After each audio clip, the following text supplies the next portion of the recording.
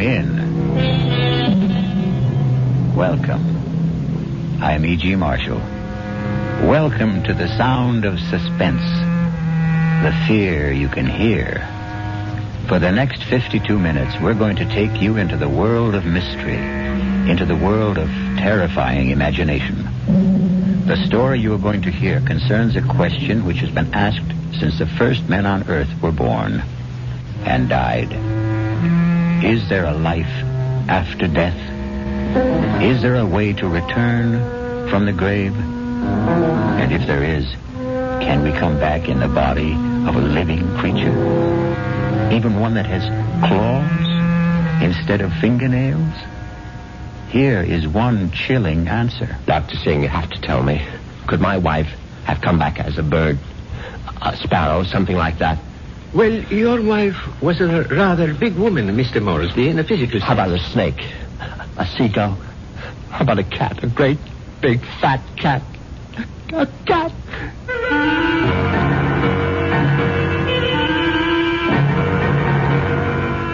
Our mystery drama, The Return of the Moresbys, was written especially for the Radio Mystery Theater by Henry Slessor and stars Patrick O'Neill. I'll be back shortly with Act One.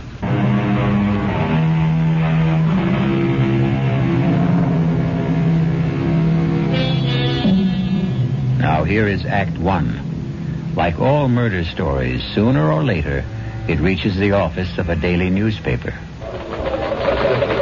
You wanted to see me, Chief? You bet I want to see you, Prouty. Come in and shut that door. I bet I know what it's about. That story I filed on Richard Moresby, right? I got a flash for you, Prouty. This is a newspaper office, not a fiction magazine. You take this story of yours and see if you can sell it to Weirdo Digest or something. But get it off my desk. Now, wait a while, Max. I know it's offbeat, but I thought I handled it with a kind of a light touch. Stories about murder can't be handled with a light touch, not on this paper. But it's accurate. I mean, this is exactly what the guy Moresby told me, just before he died. Well, he must have been out of his head. He asked for somebody to hear his story. That's how I got to meet him. I was at the hospital covering that subway accident. Now, that story made sense to me. Nothing but nice, clear facts. But this nonsense... Please, let me tell you about this guy. Maybe you'll change your mind. All right, what about him? Well, for one thing, he was a real distinguished-looking guy.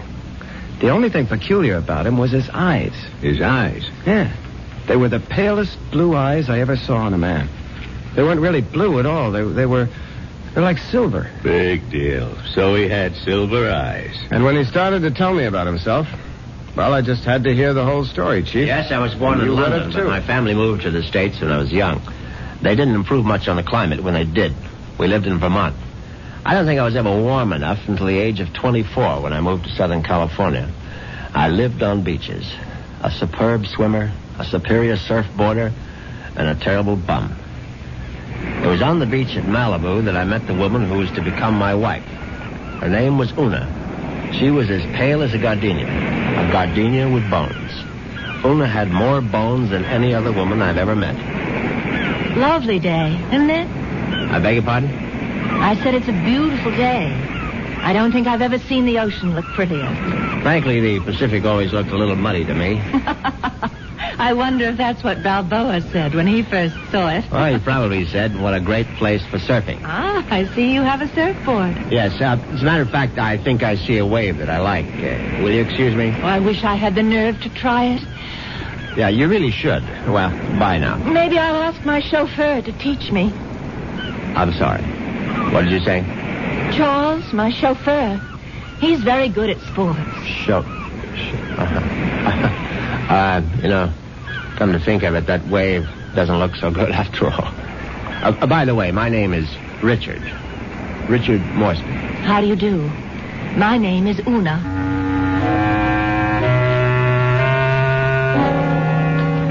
Una Vandermeyer. That was her name. As soon as I realized that she was from the Vandermeyer family, she didn't seem half as bony as she did before. In fact, not only did I become accustomed to Una's appearance, I was even able to tolerate her inane conversation. Can't you just feel the mystery of the stars, Richard? Sometimes I feel their vibrations as if they're trying to communicate with me. Do you ever feel that? Well, sometimes, I suppose. I really think we must be one with the universe, don't you? I really believe there's just one great universal soul, and we're all part of it. Don't you think so, too? Yes, of course. Right on, as they say.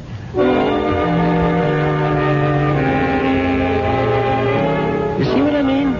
She talked that way all the time, from the first day of our honeymoon. Well, it was a fine honeymoon just the same. It lasted a whole year on the beaches of the Caribbean, on the French Riviera. I got browner and browner. Una got freckles. Finally, we returned to our home in Los Angeles and settled down to a quiet, comfortable marriage.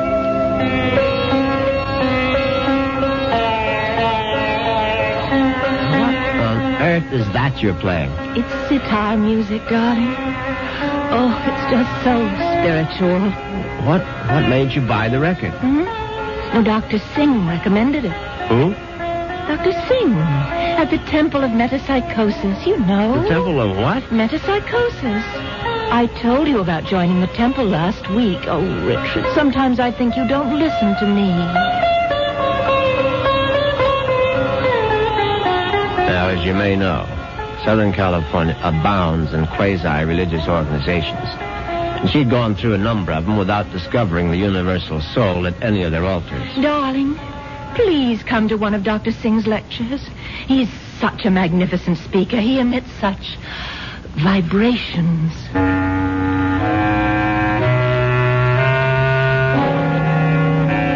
And I went. You see what an obliging husband I was?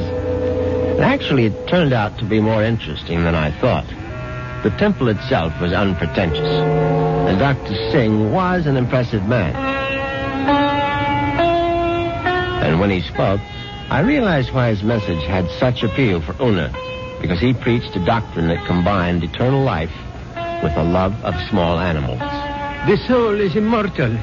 The soul cannot die. The soul, upon leaving the body, must make its passage elsewhere. There is a science called eschatology, which deals with the last four things: death, judgment, heaven, and hell. It is the most ancient of all sciences, and from its wisdom has come the inescapable certainty of the transmigration of souls. Yeah, I know it's a bit weird, but stay with it. And where does the soul go? According to the wise men of all generations past, the soul departs from the mouth of the dying. It is consequently a small thing. A bird, a snake, a mouse, a dove, or a hawk, a dog, a cat, an insect. For these small creations of God are empty vessels placed upon earth for only one purpose: to house the departing souls of humanity, so that they need not wander forever in a trackless eternity. Yeah, it's pure rot, of course. But that's what the man said, and Una sat there and believed every single word. Oh, wasn't he marvelous, Richard? Isn't it wonderful that the soul never dies? That we can all come back as little animals? I'm not sure I want to come back as an animal. But you'd still be you, Richard. Oh, don't you see? Well, by the way, what was that envelope you handed Dr. Singh after the meeting? The envelope? Oh, that was my donation, of course. Your donation to the temple? Yes, to support the work of Dr. Singh, to open other temples around the world. Well, how much money was in the envelope? Now, what does it matter, Richard? I'm just curious. $2,000. Una, you go to that temple once a week. Do you always give that kind of donation? Oh, it's all in a very good cause, Richard. Well, in an equally good cause, that of finding out exactly how much of my wife's money was supporting this nonsense, I sneaked a look at Una's checkbook. The answer astonished me. Not only had my wife put more than $30,000 into Dr. Singh's collection plate, she had also donated some $20,000 more to various institutions for the care and feeding of cats, dogs, and birds. It was so kind of you to honor us with a visit, Dr. Singh. I know how terribly busy you are. On the contrary, you were kind to invite me to your lovely home. Oh. Now tell me, Dr. Singh, what determines the kind of animal one becomes when the soul escapes after death? Mrs. Moresby, that is a question which has baffled wise men for countless generations. But isn't it possible to do, well, research? Yes, Mrs. Moresby. I don't doubt that we could find the answer to such great questions if only we had the proper resources. But, unfortunately, that would require money. A great deal more money than the movement has at present. Well, it seems to me you don't do badly.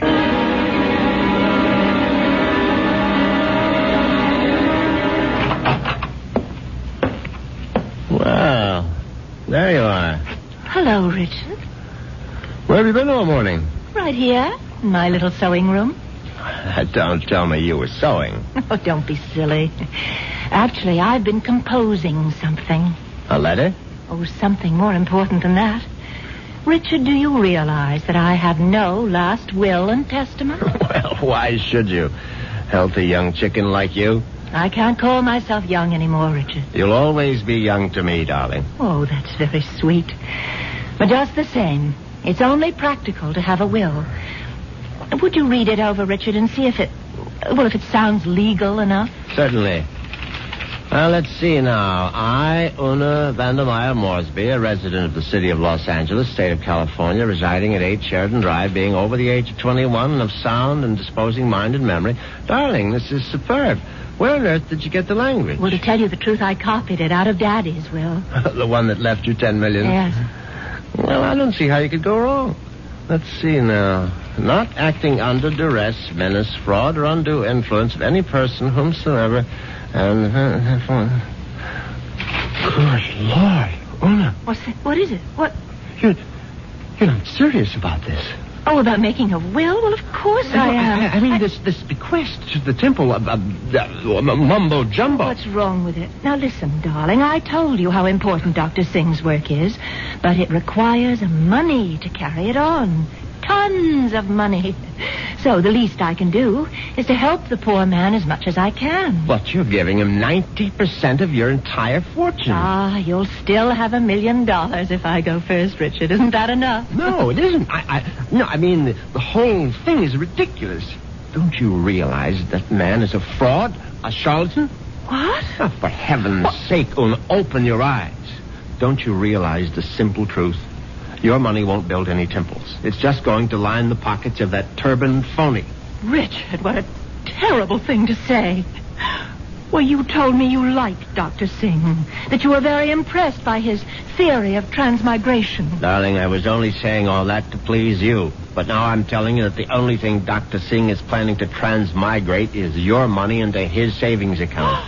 And frankly, I'm not going to let him do it.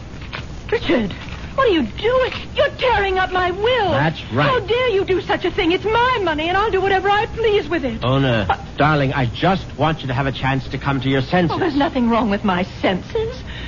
I can see very clearly what the real trouble is. If I didn't leave a will, all my money would go to you, wouldn't it? Well, naturally, I'm your husband. You don't have any other relatives. And that's why you're acting this way. It's just plain and simple greed. Una, listen to me. No, it's all right. It's all right. I'm glad you tore up that will, Richard, because I realize now that I was quite wrong. Do you? Yes. It's a mistake to leave only $9 million of my money to the temple. I'm going to leave all of it to Dr. Singh. When Una actually drafted that incredible document and called our attorney for a Monday morning appointment, I realized that I had to do something very drastic before the weekend was over. I had to kill my poor, misguided wife. I had to make her one with the universe.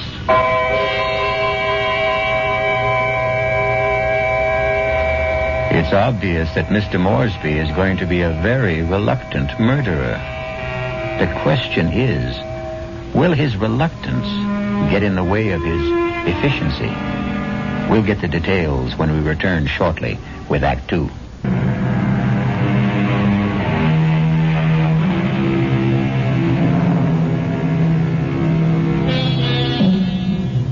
let's return to Richard Moresby.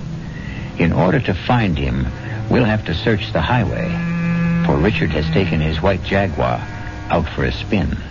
But there he is now. On Saturday morning, I took a little spin in my XKL and did some thinking on the open road. I didn't want to kill poor Una, of course. The whole idea was repellent. But on the other hand, the thought of Dr. Singh spending the fortune that was rightfully mine was even more abhorrent. However, I decided I would make one more stab at a reconciliation. Darling, may I come in? It's your living room, too. It doesn't feel like it. Matter of fact, I've felt like a stranger in this house for the past 2 days. I suppose that's my fault. Well, you haven't been exactly cordial, have you? I've hardly been home, Richard. I spent all day yesterday at the temple and all morning at the Pet Breast Kennels. And how are all the little souls doing? You just won't stop being irreverent, will you? It's been my money all along, hasn't it, Richard? From the very beginning, you were attracted to my money. Well, now, darling, if you thought that, you would never have married me. I didn't want to believe it. I don't want to believe it now. Well, now, how can I prove to you that you're mistaken? Richard, do you really want to prove it? Of course, I'll do anything you say. All right. Now, I know exactly what you can do. You can let me leave my money to Dr. Singh and the temple. The whole $10 million? Yes, because that's the only way I'll know that it's me you love.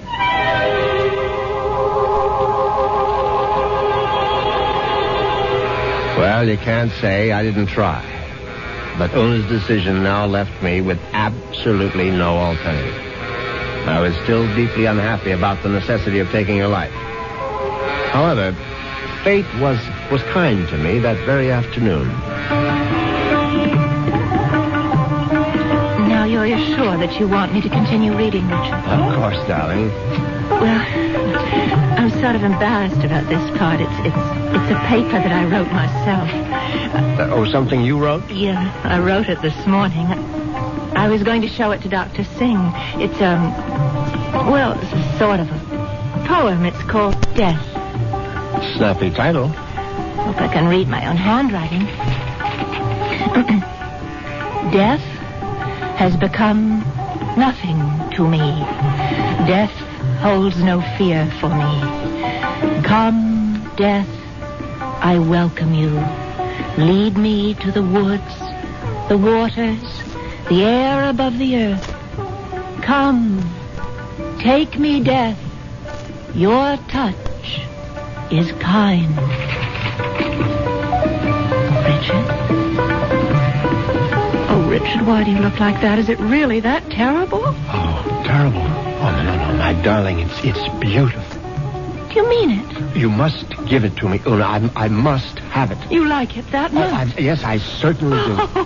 Oh, well, I'll type it up for you, Richard. No, I must have the original. Now, just the way you wrote it. Oh, darling, I'm so flattered. What will you do with it? Oh, I'm going to put it in a frame, of course. And I know just where I'm going to hang it.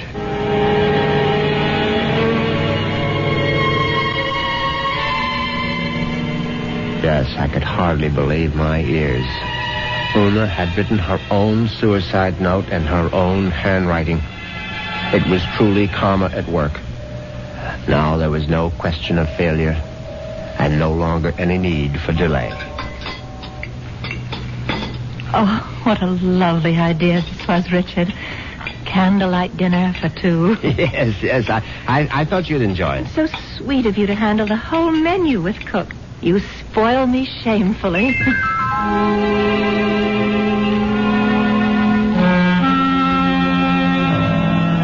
And that night, I spoiled her just a bit more by bringing hot cocoa to her in bed.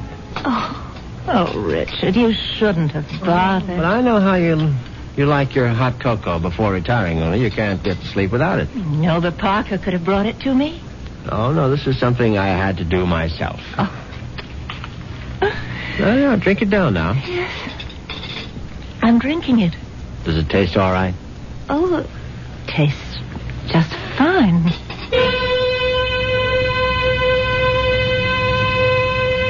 Now, that was very good news, because I'd prepared the hot cocoa myself, and I had no idea whether 25 melted sleeping pills would seriously affect the flavor.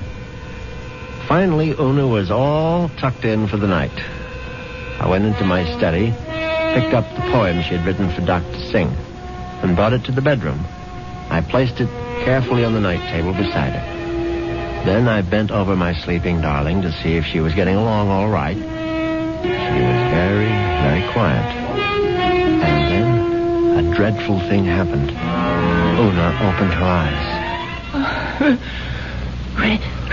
Richard. Oh, Richard.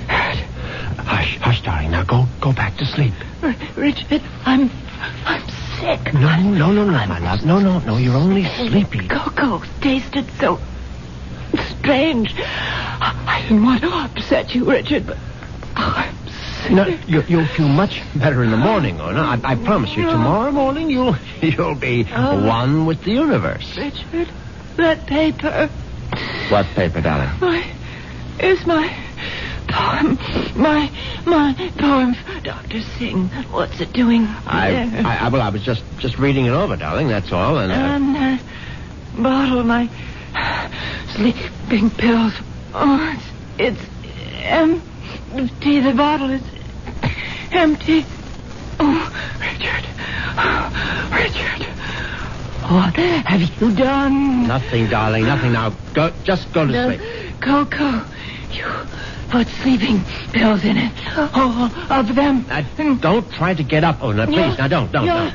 Trying to kill me. You're trying to murder. No, for heaven's sake, Una, now stop saying things like that. Do you want the servants to hear? Help somebody. Help. Now, come on, lie down. Lie down, Una, for heaven's sake. Come on, now, lie down. Lie down. There. That's better. You won't get away with it. You won't get away with it, Richard. I promise you. Anything you say, darling. I'll come back, Richard. You know I'll be back. Yes, of course. Just welcome death, Una. The way you wrote in your little poem. I'll be back. I swear it. Oh.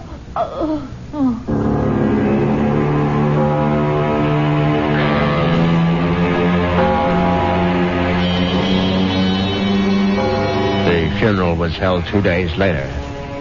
It was a magnificent occasion, of course. I gave Una a farewell that was consistent with her vast fortune. Everything was the best. Coffin, flowers, preacher, everything. Her burial place was one of the choicest bits of real estate at Forest Lawn. The only discordant note was the fact that Dr. Singh insisted on saying a few words at the service. They were familiar words, but frankly, they gave me a slight bit of a chill. The body of Una Moresby is dead, but her soul lives on. The soul cannot die. The soul is immortal. It has left the earthly remains of this woman and has sought the body of a small living thing. There it will abide until the Almighty is ready to choose its next home. Mourn not the end of Una Moresby, for there is no end. I couldn't help congratulating myself on how well everything had gone. When I called for medical attention the night of Una's death, the physician was only too ready to declare her a suicide. The police had to be informed, naturally, and they, too, agreed with the doctor's verdict. Una had died by her own hand, and she had died without a will. There was simply no question that the matter would be probated in my favor. Suddenly I realized I was not only rich, but a rich widower. What vistas opened for me? The devil. Look out, you stupid mongrel! Dog trying to get run over. I admit I was shaken up by it. I mean, it was sort of a coincidence, you know? Right after the funeral and all that.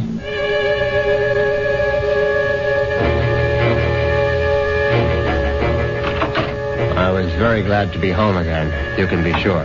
Excuse me, Mr. Moresby. Yes, Parker? Cook is worried about the raccoon, sir. The what? There's been a raccoon at the kitchen door all morning, and Cook is badly alarmed, I'm afraid. I've tried to scare it away, but it keeps returning. A raccoon, for heaven's sake? Why don't you just shoot it and make a coat out of it? I was wondering if you wished me to call the game warden, sir. Oh, please, Parker, do whatever you please about it. I'm going to take a nap. Yes, sir. Very good, sir.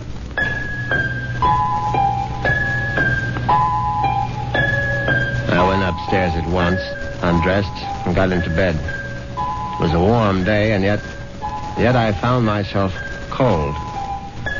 I got out the electric blanket and soon felt very cozy indeed. In fact, I felt so much better that I made a phone call.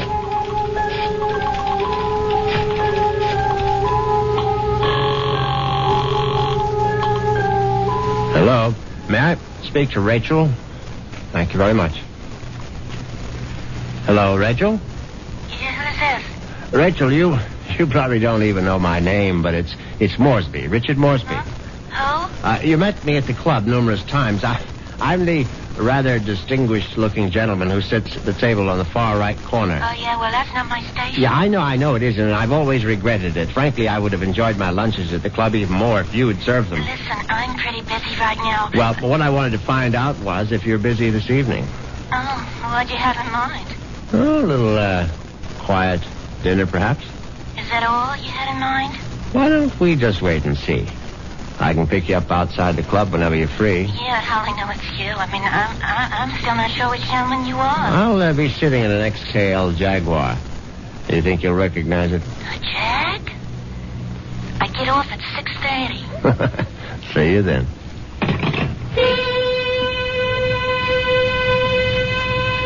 Yes, I was feeling very good now. Very good indeed. I would have drifted off into a pleasant sleep except for one thing. For a moment I thought a bomb had gone off in the room.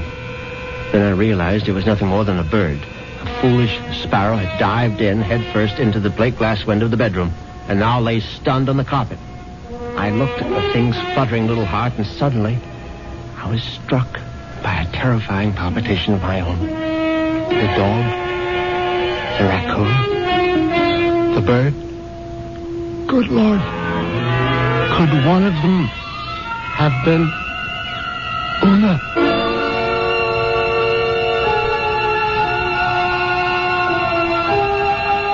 Has Una Moresby returned from the grave? Nonsense. Such things don't really happen. But perhaps we should reserve judgment until I return shortly with Act 3.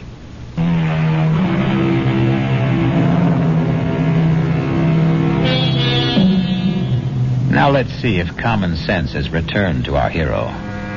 He's doing a sensible thing right now. He's taking a good, refreshing shower.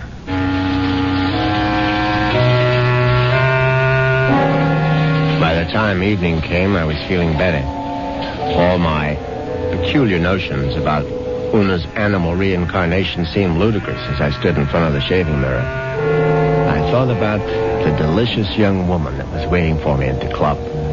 I'd admired Rachel's way with a tray for months, but ever faithful to my wife, I hadn't done more than gaze from afar. But now, things were going to be different. Yes, who is it?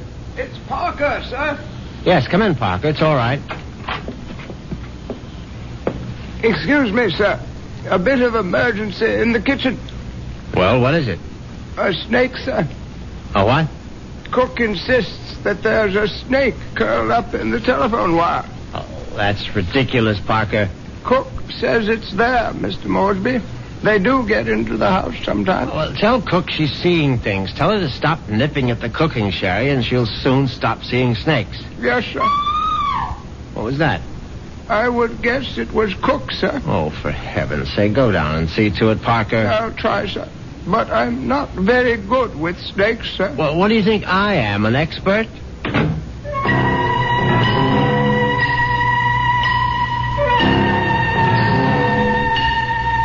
But that wasn't the end of it. 10 minutes later, Parker was back upstairs saying that the snake had left the kitchen and run into the living room. No, I suppose snakes don't run, they slither. It slithered into the living room and was now embracing still another telephone wire, obviously mistaking it for a long-lost love. But then, another unsettling thought came into my mind. What if the snake...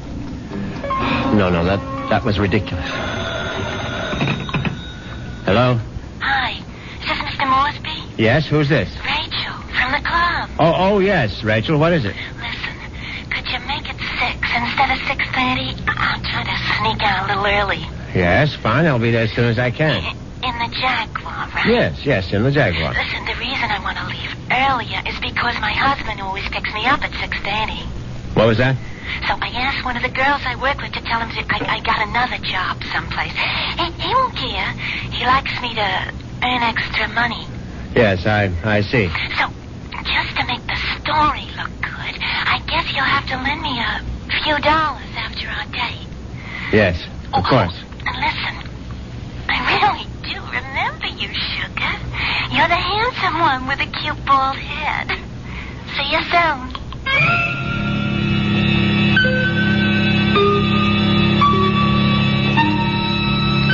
As it happens, I have a very full head of hair. But distressing as Rachel's telephone call was, an even more disturbing thought intruded. The snake was in the telephone wire. What if the snake had been trying to listen in on the extension phone? I knew the idea was absurd, but I couldn't help a superstitious shiver of dread. In fact, I was so troubled that I decided to forego my date with Rachel, the waitress. It wouldn't matter anyway. She'd be angry at some man at the club with a cute, bald head. The next day, I did the only thing that really relaxed me. I went to the beach. It proved to be an excellent idea. I stretched out on the golden sand and let the sun warm me. I listened to the waves beating against the shore. I listened to the haunting cries of seagulls circling overhead. Suddenly I was aware that the gulls which had been hovering over the water were now hovering over me. Now, instead of their cries being sad and plaintive, now they seemed menacing. I stood up hastily, but the gulls seemed to be increasing in number. I saw their sharp, pointed beaks, their raking claws. They were predators, of course. How many times had I seen them swoop into a dive and snatch up some poor fish out of the sea? And there was one seagull in particular. Its beady eyes seemed to be staring at me.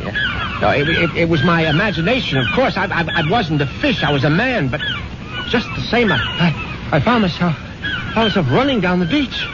Running for dear life. And that's when I knew it was time to see a doctor.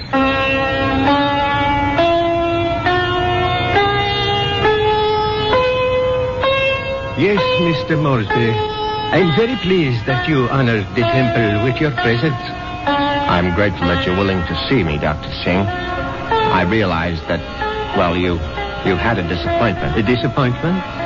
I'm afraid I don't understand. I know my wife made certain promises to you concerning her will. I believe she mentioned some modest donation. She wasn't in her right mind, of course. I mean, when she took those sleeping pills. Yes, it was very sad. I trust that she has found the peace and happiness that she sought. Frankly, that's what I wanted to talk to you about. I mean, about whether you really believe that my wife is, well, that she's some kind of animal right now. But of course I believe it, Mr. Moresby. I don't merely believe. I'm positive. When your wife passed from this world into the next, her soul made its escape. Yes, I know how it goes, but what I'd really like your opinion about is what sort of animal do you think she might be now? I told you, Mr. Moresby, we have no way of knowing. But can't you take a guess? I mean, you said it might be influenced by a person's karma. Am I quoting you right? Yes. The kind of person she was in life may well determine the kind of animal she is now. Your wife was soft. Your wife was gentle. Your wife was independent in spirit. Now, what animal does that remind you of? I don't know. I can't think. Then go home and think about it, Mr. Moresby. Go home and try to be one with the universe. I went home, and I tried to be one with the universe. And when that didn't work, I tried being one with a bottle of scotch. I was still in the library, asleep in the big leather chair, when I heard the noise in the cellar. I simply had to investigate. I looked into the cellar and found that one bare bulb wasn't enough for a thorough search. I found a flashlight and went down the cellar steps. At first there was nothing I could see. But then, there's an empty oil can.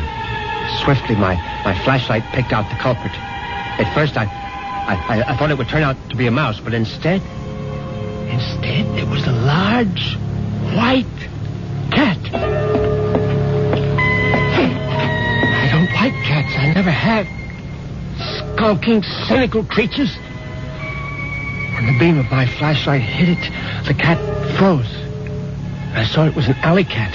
Its fur shaggy, its eyes baleful in the light. It was fat, and yet it was bony, too. I said scat, but it didn't scat. Instead, it started to walk toward me.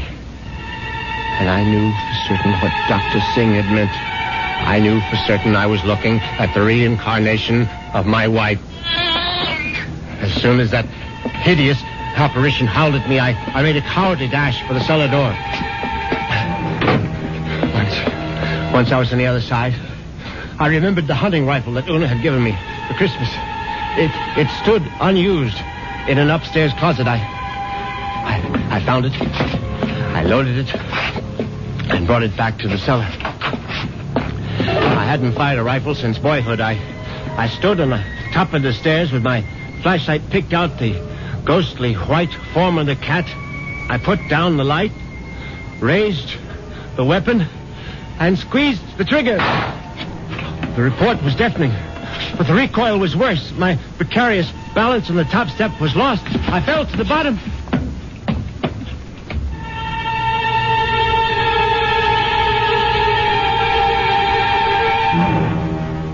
I tried to get up again, but the pain in my right leg was agonizing. I found out later that it was broken. But the cat was still alive. And it was regarding me at eye level now. Its fur matted with plaster dust. Its eyes filled with hatred. I tried to crawl toward my fallen rifle.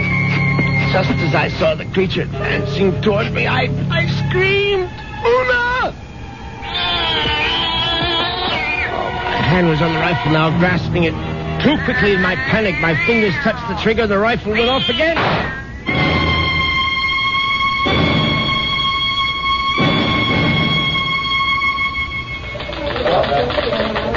Well, that's how Moresby ended up in the hospital, Chief, with a broken leg and a bullet in his hip. And then he died. But I think he was telling the truth. You could see it in his eyes. His silver eyes, right? Yeah, his silver eyes. And you really believe that the guy's wife came back as a cat to get her revenge? What does it matter? It's still a good story. Sorry, Prouty, I can't okay it. Well, what if I got more details? What if I talked to this Dr. Singh? If I went to the Moresby cellar and found that cat? And what would you do then? Ask her if she's Mrs. Moresby? I still think it's worth a try, Chief. I'll tell you what, Prouty. What are you doing for lunch? I hadn't thought about it. Well, think about buying my lunch. You? There's a pretty good restaurant right around the corner where the Moresbys live. Now, we can get a bite there and then check out that cellar.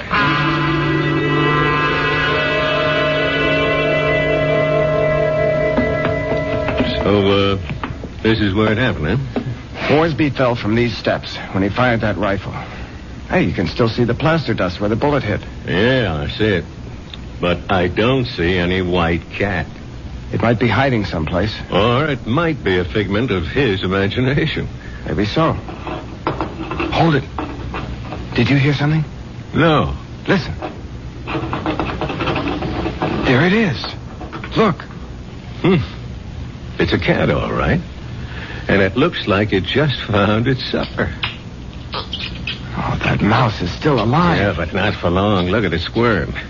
He's eating it. Yep. And there goes your mouse. Oh, my God. What's the matter, Prouty? Never see a cat eat a mouse before? Chief, did you see that mouse? Sure I saw it. But didn't you notice something? Like what? Its eyes. Chief, did you ever see a mouse with eyes like that? They were so pale blue, they were almost silver.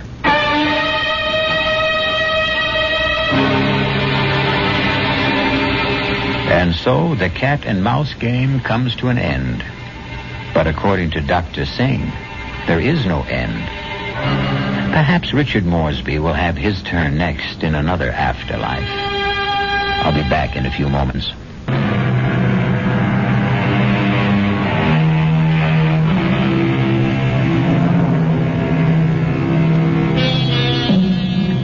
Do you believe in reincarnation? Do you believe the dead return? We have to believe it, because here we are, the reincarnation of radio drama. We hope you'll keep us alive by listening again to the Radio Mystery Theater. Our cast included Patrick O'Neill, Marion Seldes, Nick Pryor, and Dan Ocko. The entire production was under the direction of Hyman Brown. Was written especially for the CBS Radio Mystery Theater by Sam Dan and stars Larry Haynes. I shall be back shortly with Act One.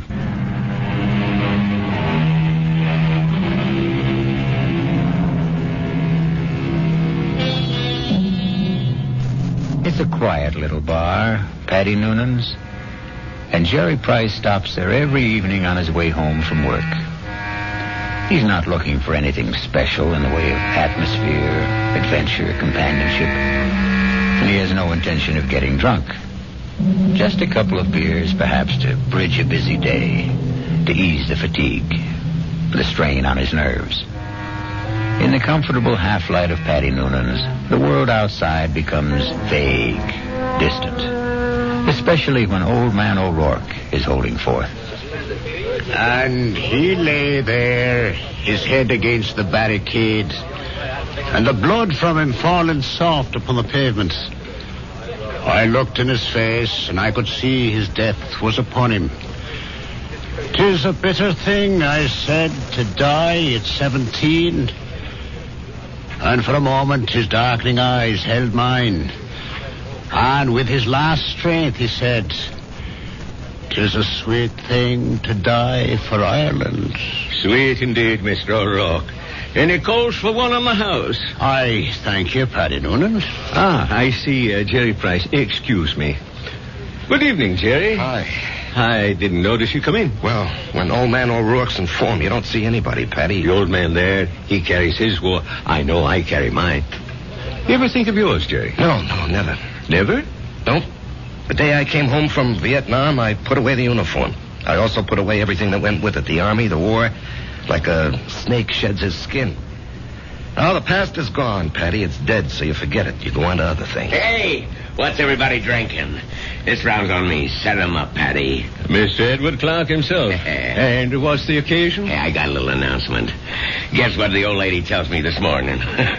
Number 10 is on its way. Oh, that event, the round must be on the house, Mr. Clark. Just a quick one, Paddy. Hey, I got the truck outside. What are you hoping for this time, Ed, boy or girl? Let's see. What do I got now? 4 boys and 5... No, I got 5 boys and 4... who can keep them straight? All I know is I'm always tripping over somebody. 10 kids in 12 years. Well, you can't tell me it isn't exciting to hear there's going to be a new baby. Oh, yeah. I know it's going to be a kid that'll wet its pants and keep me up half the night. It's another mouth I got to feed. Yeah, well, guys, I got to ride. I'll see you tomorrow. You know, Betty, it's funny. People who don't want kids, can't stand kids, can't afford them, can't raise them, they can't help getting kids. Whereas, guess there just isn't any justice in this world. Well, there may be no justice, Jerry, but there's always hope. How long have you been married? Right after I got out of the Army, it'll be 9 years. A fellow used to come in here, and they were married 15 years before they had their first. Am I really out of the Army 9 years? Tell me, Patty, you're an old philosopher. Where does it go, huh? Down the hatch and try another. Yeah, don't mind if I do. Oh, wait on a paying customer first. Where? The fella standing at the end of the bar. What are you saying, Jerry? There's nobody standing at the end of it. In the brown hat and a raincoat. Now, Jerry, what are you saying? I know. That's Paul. Tell me what's the matter, Jerry. Paul. Jerry, listen to me. There's nobody. Paul. Hey, he was just standing here. Where'd he go? Where is he? Jerry, where is who? Are you all right, Jerry? Yeah, I'm all right. But I saw him. Who? Oh, a guy I was in the Army with. The two of you. Were you close? He was my buddy. Well, when was the last time you saw him in person? The night he was killed. Have you ever seen him again? Like you thought you did just now? No, this is the first time. Well, maybe you need a rest, Jerry. Hattie, why now? Why tonight after all these years? Well, you say you saw him last the night he died in battle. Well, the sight of him dead must have stayed with you always. But that's not how I just saw him, Patty. He wasn't in uniform. He was in civilian clothes. You might have pictured him as he looked at a happier time. I never saw him in civilian clothes. We met in the Army. And, Patty, I didn't see him as he was then. We were both kids, about 20. I saw him the way he'd look today, about 30. His face was more mature. Jerry, are you sure he's dead? He is dead, Patty. I just saw him. I know I saw him.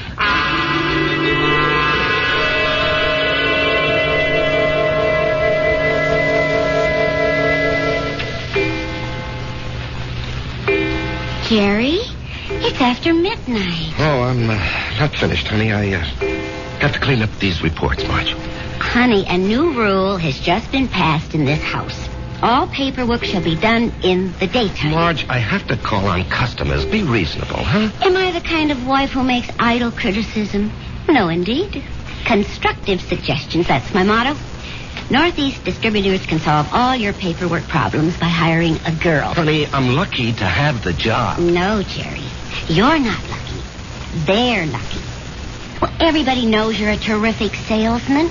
Wait, you could get another job tomorrow. More money, less headache. Honey, I couldn't walk out on Joe Keller. Why not? Well, I'll never forget what that man did for me. I came home from the Army, a kid with no experience. I needed a job. He took a chance with me. Now he needs me. Oh. Well, I'm just worried about you, Jerry. You look so tired all the time. No, I'm in great shape. Will you go see Doc Steiner? I did, today. Oh, well, it's about time. You needed a checkup. Well, I didn't just go for the checkup, honey. I went for the other thing. Oh, Jerry. Well, he said some people, men, well, they're okay in every way, but it just doesn't work out for them. Jerry, it's all right. No, honey. It's all my fault. Oh, honey. It's just unlikely there can ever be any kids. He said unlikely. What he meant was impossible. We've got each other. Yeah. If only you didn't want a child so badly. Now we'll definitely think about adopting. Okay? Yeah, okay. Sometimes that works out even better. Come on, honey. Let me see you smile. Marge, I don't know what I'd do without you. Oh, that makes us even. I don't know what I'd do without you. Come on, get to bed. Yeah, I'll just have a cigarette, huh? Well, honey, why'd you turn on the music? To make sure you don't try to sneak in some work. I know you can't concentrate with the music going. I'll just be a couple of minutes, honey.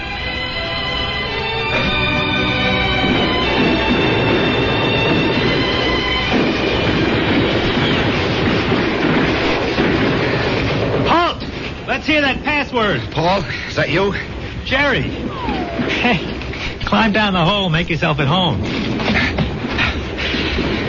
Man, I'm so beat I can't even remember the password. That's all right. I don't even know what it is. I got a cigarette? What'd they want back at the CP, Jerry? Patrol. You going? Yep. But you went out yesterday. Well, maybe I better write to my congressman, huh?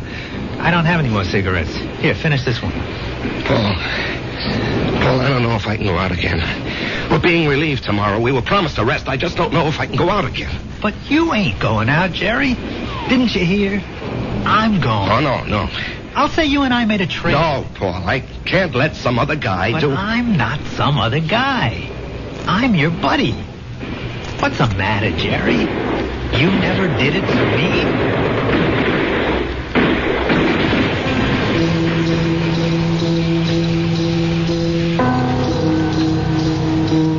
Can I have a drag on that butt, Jerry? Paul, you're alive. I'm alive, Jerry. I'm here with you. In your living room. No, you can't be here. I went out afterward. I found your body. I carried it back. Maybe it wasn't you. It was me. But you were dead. You were killed. Yes, Jerry. I was killed. Jerry, will you turn that radio off and come to bed? Marge, he's here. Who's here? Can't you see him? Jerry, I don't see anyone. Paul, why can't she see you? She will. They all will. When? Later. I have to go now, Jerry. No, Paul. Paul, tell her. Jerry. She'll think I'm crazy, Paul. Paul. He's gone, Marge.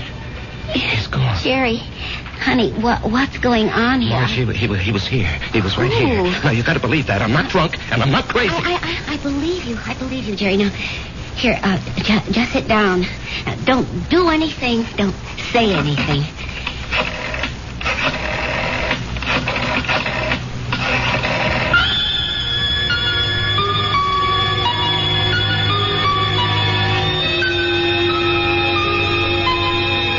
And we know who she's calling. But can a doctor help what ails Jerry?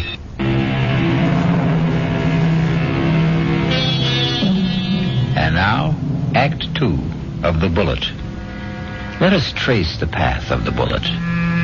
We have a worried Marge, a concerned Dr. Steiner, and a distracted Jerry. Tell me about this man, Paul, you called him Jerry. I said we were buddies, Doctor. That tells it all. Jerry, please don't be so hostile. Dr. Steiner's only trying to help. You were buddies. You came back alive and he didn't. Yo. There's an extensive medical literature on the subject. Oh, I'm sure there is. Jerry. I'm not being hostile, Marge. I know I saw him. Of course you saw him. Well, finally. But that doesn't mean he was there. You see, Jerry, the death of a wartime comrade remains an eternal reproach. All who survive are sentenced forever to feelings of guilt. No. Doctor, the wars are fought by kids in foxholes. The literature is written by doctors and authors. That's hardly fair, Jerry. I'm the authority on war, Doctor, because I was a kid in a foxhole, and I don't feel guilty about my buddy. You don't? No. Tell me why. No, you wouldn't believe it. Try me. All right. You see, there's a bullet, and it's designed especially for you. And if it's your bullet, it'll find you no matter where you are. You can't evade it, you can't avoid it. It was meant for you. It was meant to be. You and the bullet. Both of you were dust, originally. You were dust because the Bible says so. And the bullet was also just dust in the ground. Well, that bullet was mined and refined and cast into metal. It was shaped into a slug and joined with a shell. It was one of billions of bullets, but it was yours. All yours. And at the right time, there'd be a tremendous explosion of gases in a narrow chamber. And the bullet would be torn loose from the shell case and spun around the grooves of a gun barrel and hurled through space. This is the bullet you don't hear. You don't hear it, Doctor. You don't hear it whine past your ear or ping off a rock or thwack against a tree. That's because it's your very own bullet. It's coming to meet you, or you're going to meet it. It's been arranged. You see? It's an appointment that can never be broken. The dust that had become the bullet would encounter the dust that had become you. And after a while, both of you would become dust once again and return to the ground. Your original home. Jerry, I know you're overworked, you're overwrought, you're overtired. I keep telling him to slow down. Okay. I know I'm under a strain. I know I'm working too hard, but what can I do? Jerry, try to understand. Right now, you're having what is popularly known as a nervous breakdown. This alleged visitor from another world. I say he's an illusion. I say you have subconscious feelings about him which you're not aware of. And I say they burst through because of heavy pressure on your nervous system. Yeah, I knew you'd say that. Prove me wrong. How? Go away. Get out from under. Rest a while. Relax.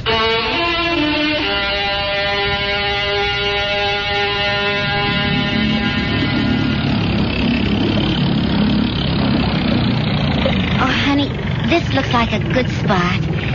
You want to stop here and try for some fish? Well, Marge, I think I'd like to go back and play 9 holes this afternoon. Great. I need more practice with my irons. Honey, you know, you've been getting a lot of sun. Maybe you better take it easy for a few hours, huh? And besides, you have an appointment with, what's that name? Biscayne Appliances. See, Jerry, I wasn't sleeping when you called that number this morning. Now, Marge, I've been good all month. I was just getting restless, that's all. Look, they're a big chain down here. If I can open them up, I'll justify the trip. Justify? To whom? Why do you have to justify anything? Isn't your health important enough? Honey, Joe Keller was very nice about it. Joe Keller had no choice. Marge. Honey, Steiner was right. I was beat. I don't know how I managed to drag myself along. So I did the right thing. I chucked it all. Now I'm fit, see? I never felt better in my life, and I'm raring to go. Great. In a month or two, we may think about going back. I'm not used to being idle, honey. Neither am I. But I am learning to love it. Oh, Marge. Why didn't I meet you when I was young? Young? Jerry, you weren't even 21. No, I was already made when we met. I had already become what I was going to be. You know, I've got a certain amount of ability. A tremendous amount, Jerry. But I'm not confident, honey. I doubt myself. I guess I didn't have very much encouragement when I was a kid. You know, my brother was a great athlete. My sister was a great beauty. I was kind of clumsy and funny looking. Anyway, Frank and Alice were sent to college. When my turn came, the money had run out. Or maybe they thought I wasn't worth the effort. That's why I enlisted when I was 18. I had to get away from the house and my father. There was no place else to go. You never told me this, honey. I decided if I ever had a kid, I'd never make jokes at his expense or tear him down in any way. I know how these things cut inside where it doesn't show. I would do everything to build him up and give him confidence. I will never have any real confidence, Marge. Oh, yes, you will. No, baby. You won't get it from a pep talk. I think we can go back home now, Marge. All right, on one condition. You'll just have to slow down. I promise. And, honey, there's only one way you can really slow down. That's to get a partnership from Joe Keller. Now, Marge. Don't you deserve it? Of course I do. Well, we're going to adopt a child. Which means I'll quit my job, and you're not going to spend time on the road. That kid will need both of us, won't he? Yes, honey, he will. Then we need that partnership, don't we?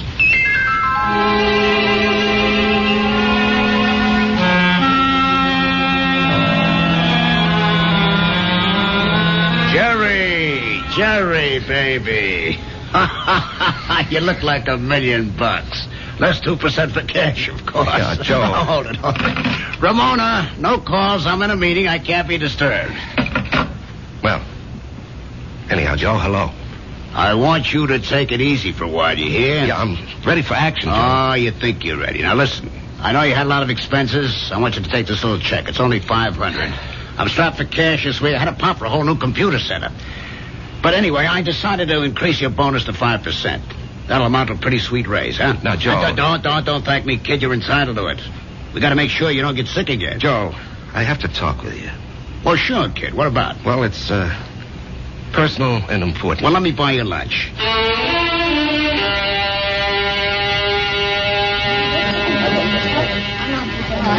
Well, Jerry, what are we going to talk about? I'm fresh out of polite conversation. Joe,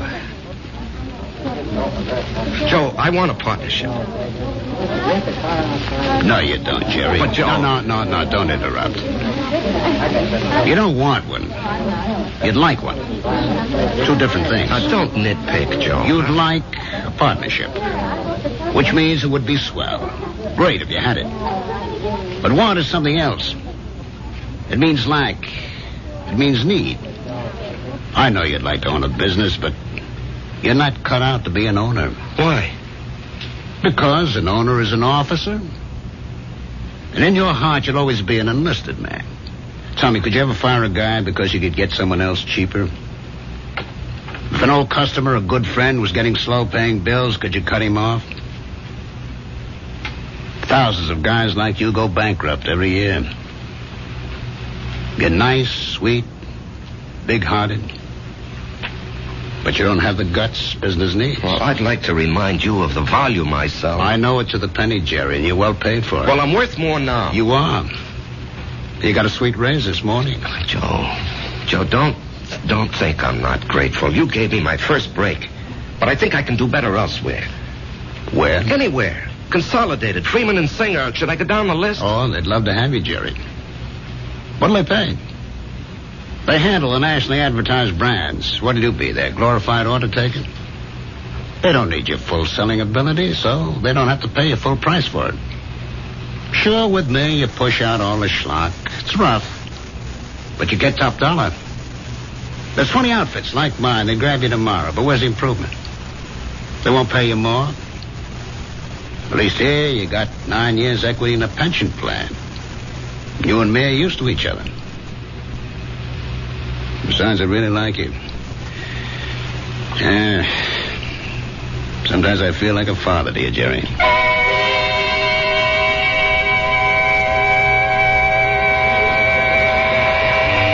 was a fiasco, Patty, a fiasco. And how do I break it to March? Oh, what's it all about, Jerry? Well, at least I don't have to put up with Ed Clark tonight. I think I'd punch him right in the mouth. We'll be deprived of his wonderful company in the next 2 weeks. He's tooling that trailer into the southwest. Hello, Jerry. What? Patty, is someone standing behind me? No, Jerry. Paul, will you tell me why? I'll tell you everything, Jerry. When? Soon. I think maybe tonight. Paul, why do you keep popping in like this? I don't know, buddy. I can't control that. Yeah, but Paul. Patty, don't you see anyone? No, Jerry. You didn't hear anyone talking to me either. No. Patty, do you think I'm crazy? Well, maybe you should see a doctor. I saw a doctor. Well, how about one of them psychiatrist fellas? I never even told my wife. I did see a psychiatrist. But after a while, I figured why pay him $50 an hour when I can come in here and talk to you for nothing? Well, there must be more to them fellas than that. Oh, sure. He said that the roots of my problem go back to my unhappy childhood. But, Patty, I have a brother, Frank, who feels terribly insecure. He goes to a psychiatrist, too. Why? He had a happy childhood. Put it this way. If you see someone, and I don't, the flaw can be in me and not in you. Drink? No.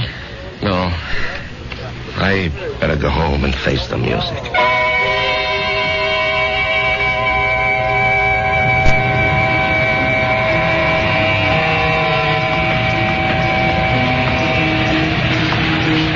Jerry? What? Oh. Let's go someplace and talk. Where? Let's go to the parking lot. Sit in your car. It's cold. That won't bother you, will it? Not yet. Turn the heater on for yourself. When will everyone else be able to see you, Paul? In 2 weeks. Oh, that's great. No, it ain't. Why not? Because you'll be dead.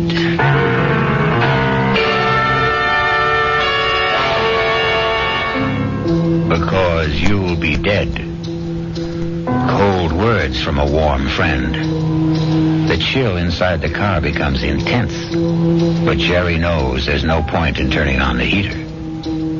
We'll rejoin these two friends when I...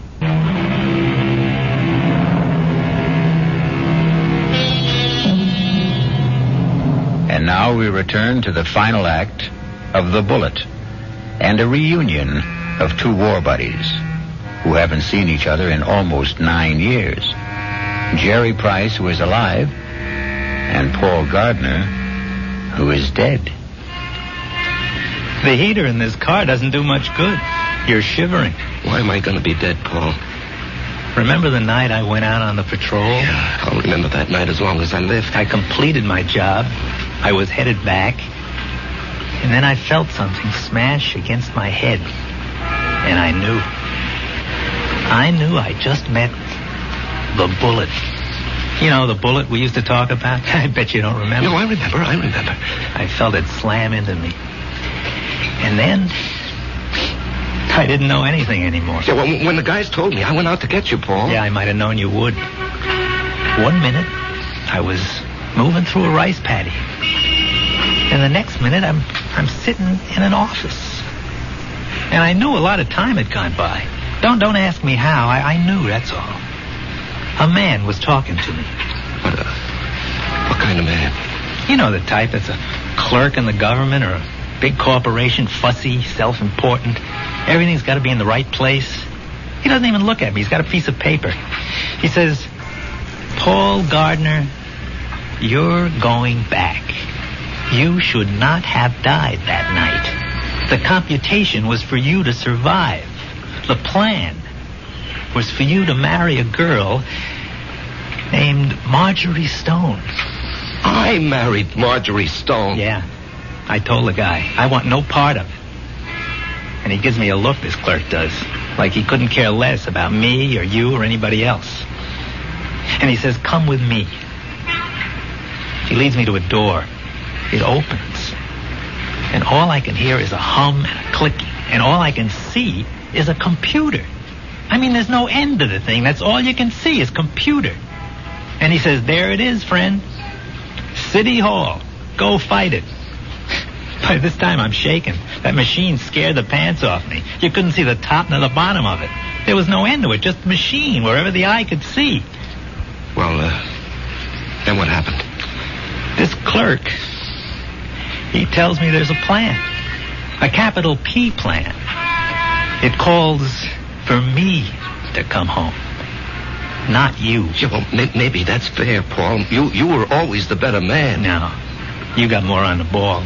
You never got a break, that's all. I had a chance to go to school, become somebody. I could have gone into the old man's business, become the biggest hardware dealer in Atlanta. You and me. We both run away to join the army. You because you had nothing. Me because I had everything. But why are you coming back? Because Marge and I are supposed to have a boy. A certain kind of a boy. He'll grow up, I don't know, discover something, create something, or be somebody the world needs real bad. They wouldn't tell me what. Anyhow, 40, 50 years from now, he has to be here. And of all the millions of men and women, he could only be born to me and Marge. When am I leaving? I told you. In 2 weeks. How? 9 o'clock at night. A trailer truck will go past Patty Noonan's saloon.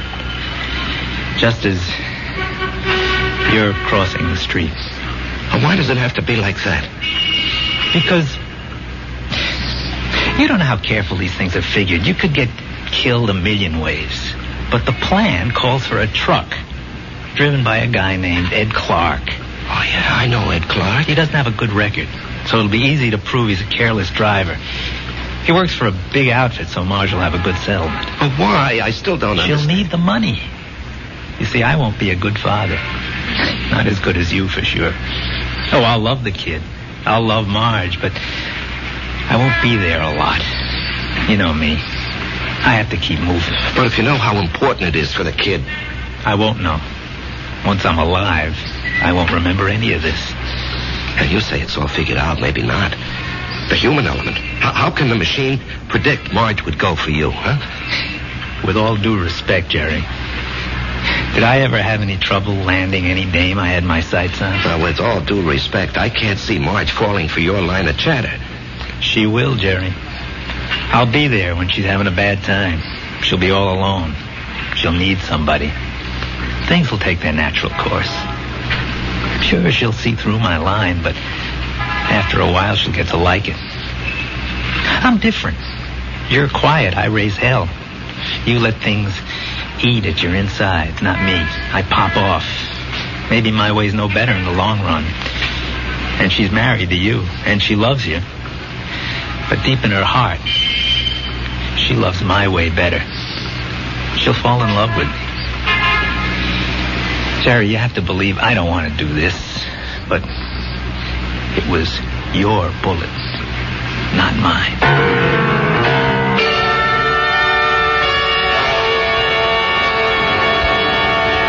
Jerry? What are you thinking about? Oh, a guy downstate wants to cancel a carload of refrigerators, so I'm figuring an approach. Didn't we agree we'll work at home? Yeah, well, honey, this is just thinking. Did you talk to Joe Keller about the partnership? Yeah. And? He said no.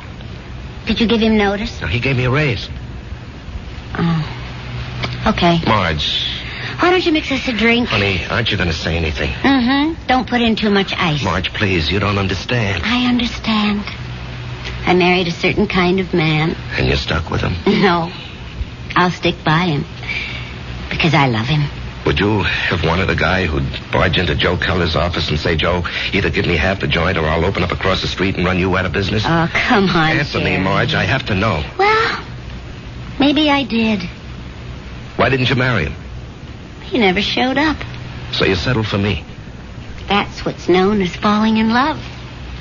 Come on, honey, take me to the movies. No, I don't want to take you to the movies. Let's go downtown and see a play. But that's a lot of money. Are you going to worry about money?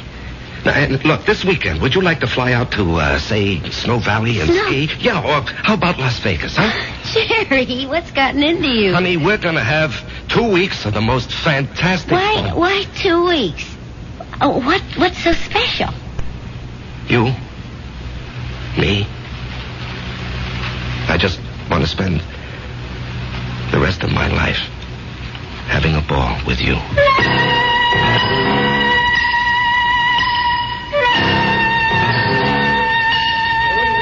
Well, hello, stranger. Hi, Patty. Haven't seen you. Why, it must be weeks. Where have you been? Oh, giving Marge a good time. Well, I must say, it's done wonders for you. You look so calm. Do I? Do you ever see the little guy who wasn't there? No. Well, that's good. Let's drink to it. Jerry, if I'm not being forward, what did he want from you? You wouldn't believe it, Patty. Do you believe it? Well, I just dropped in to say hello, Patty, and goodbye. Jerry. Yeah? Something's the matter with you. Well, I understand Ed Clark is due back here tonight. I don't want to run into him. I just don't want to talk to him. Well, if that's how you feel, I'll bar him from the joint. Now, Jerry, something's wrong with you. No, nothing, Patty. Now, look, I'm an old soldier, Jerry. I can tell. No, it's really nothing. Really, is it? No, Jerry, you got a look on your face. What kind of look? I've seen it before in the war. I've seen it on men who go out on the impossible mission. The look of men who know they're not coming back. The resigned look. What are you resigned to, Jerry? You have a vivid imagination. I have an imagination. Jerry, whatever it is, don't be resigned to it. Fight it. You can't fight City. I knew it. You're in a fight, Jerry. Well, you can fight anybody. You're an ex-combat soldier, and you weren't afraid of anything. When you were out there, you faced up to death, hunger, despair. What happened to you, Jerry? Where did you lose it? Face up to it now. Whoever he is, spit in his eye. Patty, I can't do anything. Jerry, I'm going to throw you out of here for your own good. Now leave town. Go far away for a while. Fight it, Jerry, fight it. Patty, wherever I go. Listen to old Patty, just take off. Don't you see there's a plan? Who cares? Put up a fight. Why are you so upset, Patty, huh? I don't know. But listen to me. Fight now. Now get out of here.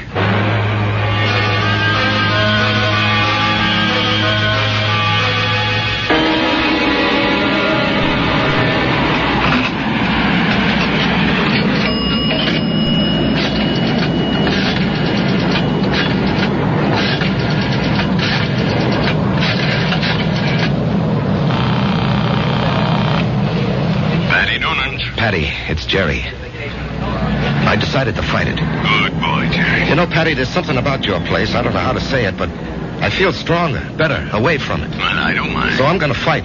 What have I got to lose, huh? Why should I do what he tells me? Why should I believe him? I don't know what it is, but I agree. I'll see you around, Patty.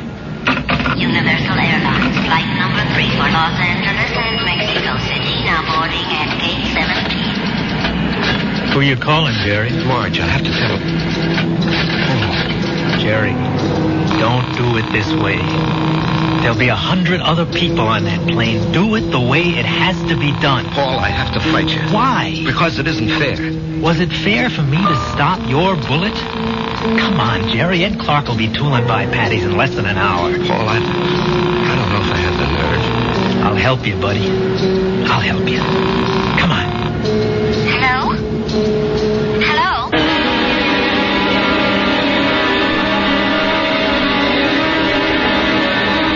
What is it, Mr. Noonan? I called you, and I hope it wasn't out of turn, Mrs. Price. It's about Jerry. What about Jerry? He's sitting back there in a booth. Now, wait. Don't go to him yet. He's in trouble. Well, it can't be. We've had such a glorious 2 weeks. He's in trouble. Well, what kind of trouble? I don't know. We have to help him somehow. Is it that Buddy? I think so. Well, the time has come to lay that nonsense to rest once and for all. And I'm going to... That won't work. Agree with him. Show him anything he wants is okay with you. Don't fight him. All we can give him is love. Hi, honey. Hi. Buy me a drink. Oh, sure. You know, I never knew you had those little gold highlights in your hair. Oh, I'm using a different bottle this week. I love you. I love you, too. And I want you to be with me always. Come on, Jerry. Let's start. No, not yet. Are you talking to me? The plan calls for it. How do I know there is a plan? Ask anybody. Ask Marge. Jerry, what are you talking about? Marge, do you believe there's a plan that determines the actions of everybody in the whole world? No. You sure? I'm sure. Well, then how do you think things work out? Well, every which way. Come on, Jerry. It's time. No, I won't go. Where won't you go? Then, Marge, as far as you're concerned, there isn't any plan. Oh, well, what do you think, Jerry? No, that's not important. What do you think? Well, yes. Yes, there is a plan. I can prove it. You can? Yes, but you started me thinking there has to be a plan. Otherwise, you and I, we just never would have met. Remember that day? Yeah. You were taking cash at Ryman's drugstore. That's the only reason I walked in there. Well, I'd already given notice. I was going to leave. And then you walked in and asked Doc if you could open a charge. Then and there, I decided to stay. And where? Where were you going? Oh, away. Pull up stakes. Why? Well, my folks were gone. My friends were married. The neighborhood had changed. The girl I went to school with had a father, a construction engineer. He'd been transferred. Well, she took a job in his new office, and she wrote and said she found a nice crowd. They needed secretaries down there. She could fix it up. Well, why not? I was set to go. But it was not to be. You came wandering into Ryman's. Obviously, there's a master plan that rules our lives. And where was this wonderful place you almost went to? Atlanta. Atlanta? Oh, what's so remarkable about that, Jerry? It was definite you were going? Well, sure. And only because you met me. Only because I met you. Otherwise, I'd have gone to Atlanta and married a southern millionaire. But evidently something had been planned for me. Aren't you flattered? I met you, and it changed my whole life. Are you ready to go now, Jerry? Marge, will you come with me? Yes, Jerry. Where do you want to go? Well, I have to do something. I'll come with you. No, wait here, darling, please. It's time, buddy. Just like going out on a patrol. Jerry, where are you going? It's all right, Patty. It's all right. I didn't want this, buddy. I know. I don't want you to take my bullet either. Goodbye. Goodbye, Jerry. Yeah, goodbye, Paul. Take care of her for me, huh? You know I will.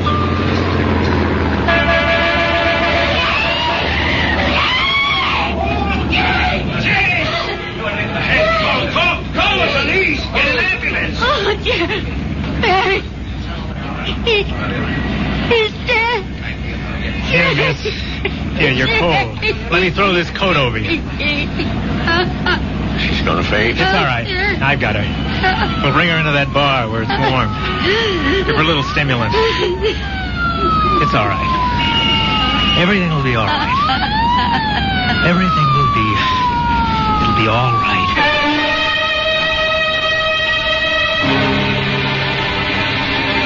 So many people preface what they believe with, "It is written."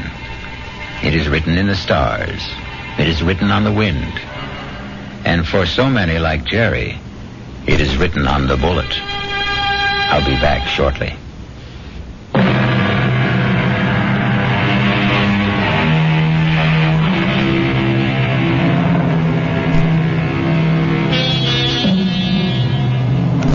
I remember an old soldier once told me he wasn't worried about the bullet that had his name on it.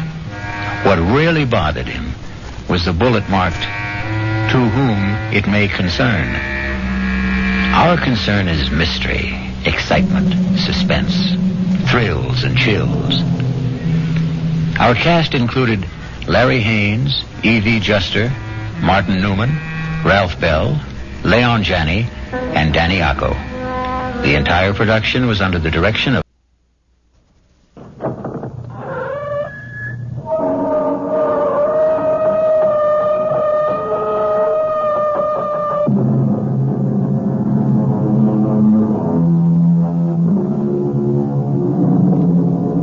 Come in. Welcome. I'm E.G. Marshall. Welcome to the world of mystery. The world of terrifying imagination. The story you are about to hear is called Lost Dog. Yes, a dog story. But please don't expect a charming family tale about man's best friend. In fact, you may even decide that the dog in this story is man's worst enemy. It all depends on whether or not you share the particular terror of our heroine, Miss Julia Smollett. Please, George, take him away! Give me a dog, for Pete's sake. He's not going to hurt you. Get him out, George! Please!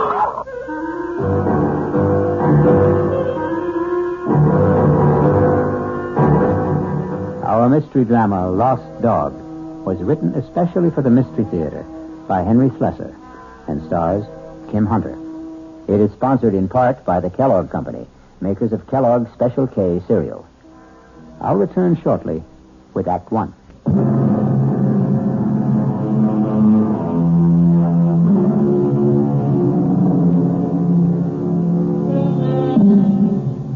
Our story begins in the quiet parlor of a small suburban house at the end of Elm Street. Well, not completely quiet, since young Ronnie Hughes is once again practicing his scales under the gentle, watchful eyes of his piano teacher, Mrs. Julia Smollett.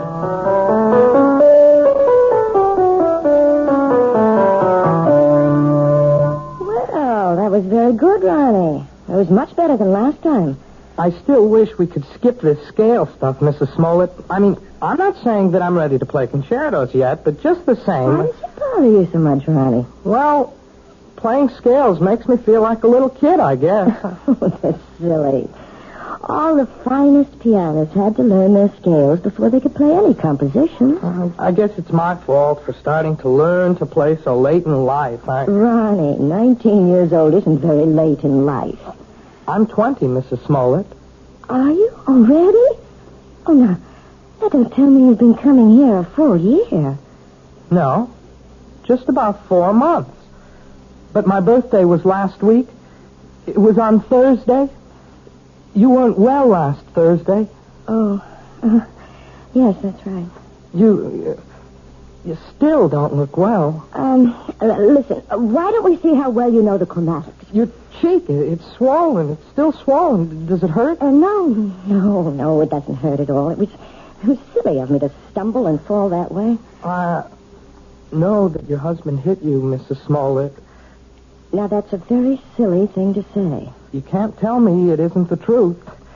I remember the first time he did it. At least the first time I knew anything about it. Now, I'm going to have to put a stop to this. Yes. I wish you would. I wish you'd call the police or something the next time it happens. Now, listen to me, young man. You've been listening to a lot of foolish town gossip. Then tell me it isn't true. What I'm telling you is that it isn't any of your business. Yeah, I guess that's right. It's none of my business. I should never open my big mouth. I'll just keep it shut from now on. Ronnie. Yeah? All right, my husband and I had a quarrel. He was drunk, wasn't he? George is in a very difficult occupation. The competition is very keen, and, well, the people he has to deal with aren't always very gentle. I don't know anything about the trucking business, Mrs. Smollett. I just hate the idea of anybody hurting you. That's all. I just can't understand why he'd do such a thing. What did you do to him? Well, if you must know, Ronnie, I won't allow him to have a dog. You what? It sounds silly, doesn't it? And you're right, it is. It's silly on my part. But I'm absolutely terrified of dogs. And unfortunately, my husband wants one. He wants one very much. And that's why he hit you? Well, the argument goes back a very long ways, almost since George and I were married 7 years ago. Well, it wasn't much of a problem when we lived in the city. George didn't have his trucking company then. He was just a driver. But when he got the chance to buy into a firm out here, well, we bought this house. And I guess having a house in the country made George think about dogs and things. But I just don't see what's so important about it. Well, some things become important in marriage. Oh, now, just look what all this talk has done to the time. It's after 6:30. My husband's going to be home in half an hour, and I haven't even started dinner. Will he beat you for that, too? Ronnie, if you keep talking this way, well, I just don't think it would be wise to continue giving you lessons. You don't mean that. I'll see you on Thursday, Ronnie. Yeah. Sure. Bye, Mrs. Smollett. Goodbye, Ronnie. And happy birthday, Ronnie.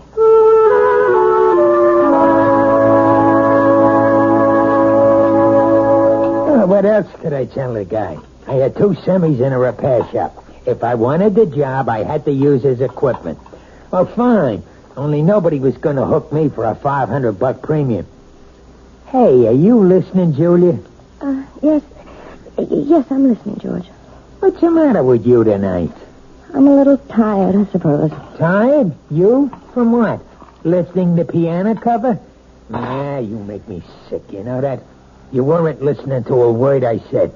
You don't care about what happens in my business. You never cared. Well, I never understood much about it. You always talk to me as if I'm one of your associates. I know what's eating on you. Think I don't know? You're sitting there like the last judgment. You're sitting there blaming me for taking that swipe at you last week. No, you're wrong. Look at yourself. You didn't even bother putting makeup on that cheek of yours. Makeup wouldn't cover the swelling. Yeah. You want to remind me how much you suffer. Well, I got a hot flash for you, kid. The one who suffers around this house is me. I could enjoy this house plenty. I could have a great time if you weren't so sick in the head.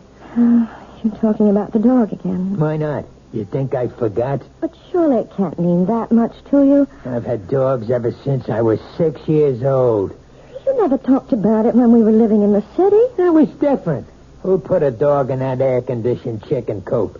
But now we've got a house. A real, honest-to-God house, Julia. A house needs a dog. Oh, George, you know I feel terrible about saying no, but I can't help myself. It's just something in me. It's a phobia, I guess, but dogs terrify me. Even small dogs, tiny, harmless little dogs. I go to pieces when one comes near me. It's all in your mind. Yes, but isn't that enough? No, not for me it isn't. Can't you understand that it's like a sickness, like a disease? Okay, so if it's like a disease, how come you never got cured? How come you never saw a doctor about it? A doctor? Yeah, that's right. You're telling me you're sick? We'll just find out. Well, where are you going? I'm going to get you an appointment, a doctor's appointment. I'm calling Dr. McCann right now. At this hour? I'll call him at home and make an appointment for tomorrow. We're going to settle this thing once and for all.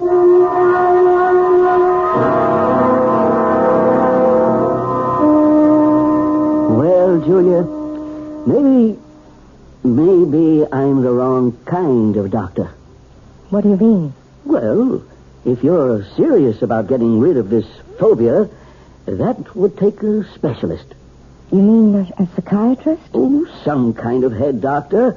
I'm sure you realize that people who are afraid of certain things, well, they've usually had something happen to them in their childhoods, some traumatic experience or other that gets stuck in their mind like a burr and won't come out. Doctor, you know we couldn't possibly afford going through analysis. George's company isn't doing that well. He'd never stand for paying all that money week after week. Well, maybe you don't need all that couch stuff. Maybe there's something else you might try. Like what?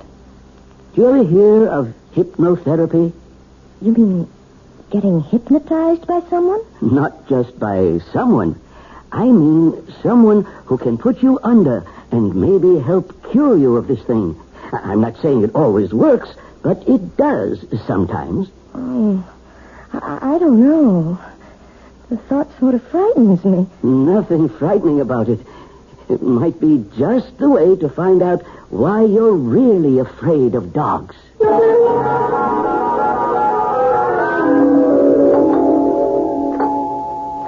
1 minute. What'd you do? Forget your key? Yes, George, I'm sorry. Where you been so late? It's almost 7:15. I went to a movie after I saw Dr. McCann.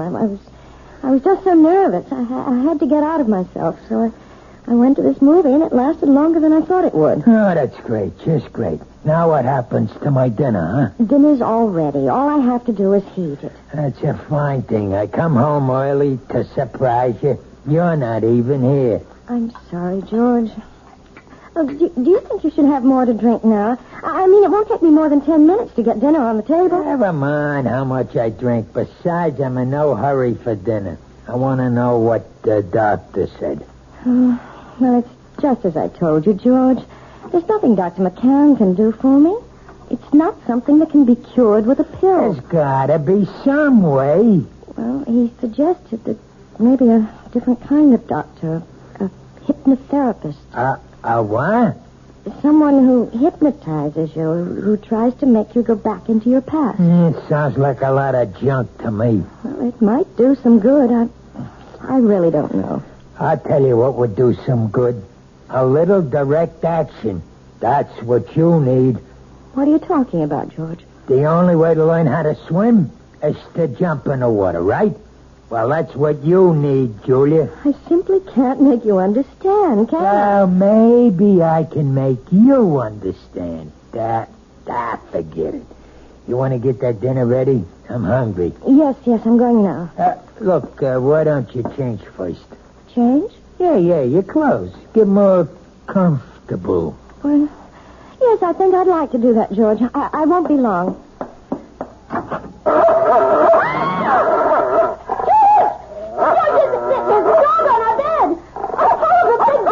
Take it easy. That's my surprise. That's it. Tell her. Get him out of here. Please, George, take him away. It's only a dog, for piss sake. He's not going to hurt you. Get it out,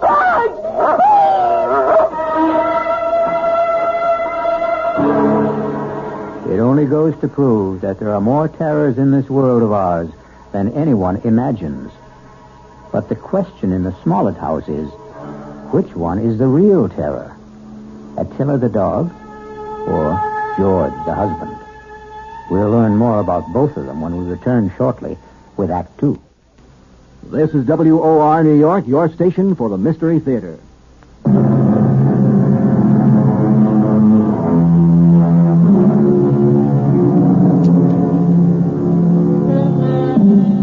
Now let's return to the plight of Mrs. Julia Smollett, the woman whose nightmares take the shape of a barking dog. How long do you want me to board the animal, Mr. Smollett? I don't know. Until that wife of mine gets her head on straight, I guess. Beg your pardon? My wife doesn't like dogs. Took one look at Attila and screamed the house down. Well, some women get scared of Dobermans. This dog's only 6 months old, for Pete's sake. Practically a puppy. Can you board my dog until my wife gets through with her treatment? Treatment? I don't think I understand. Just give me a straight answer. Oh, yes, sir. Certainly. We'll take the dog for as long as you like. We'll see how long that is.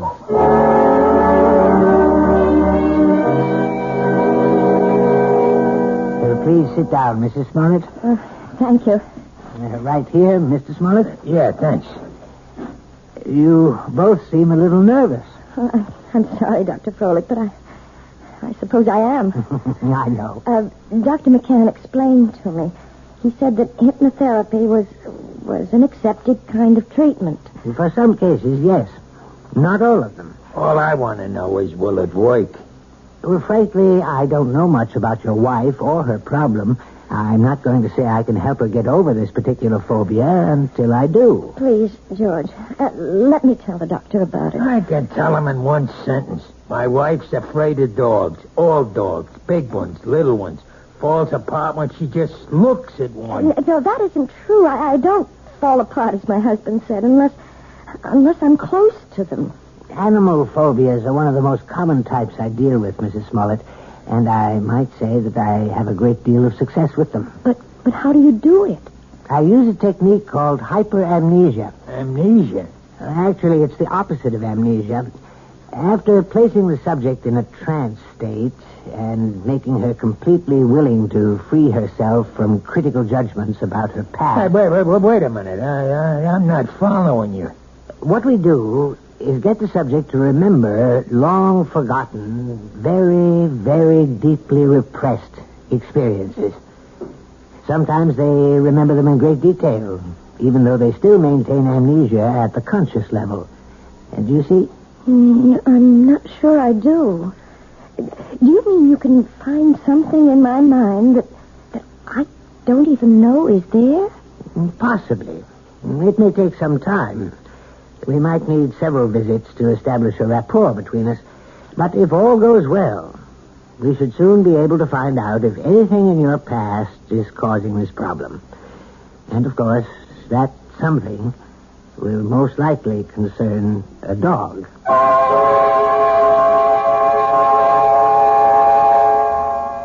That wasn't one of Hank's longest passes, but it was a bullet right at Joe Flax, deep in enemy territory. George? 3 minutes left in the half. You home already? Whether an operation to try to go all the way. Well, what happened? How'd it go at Froelich's?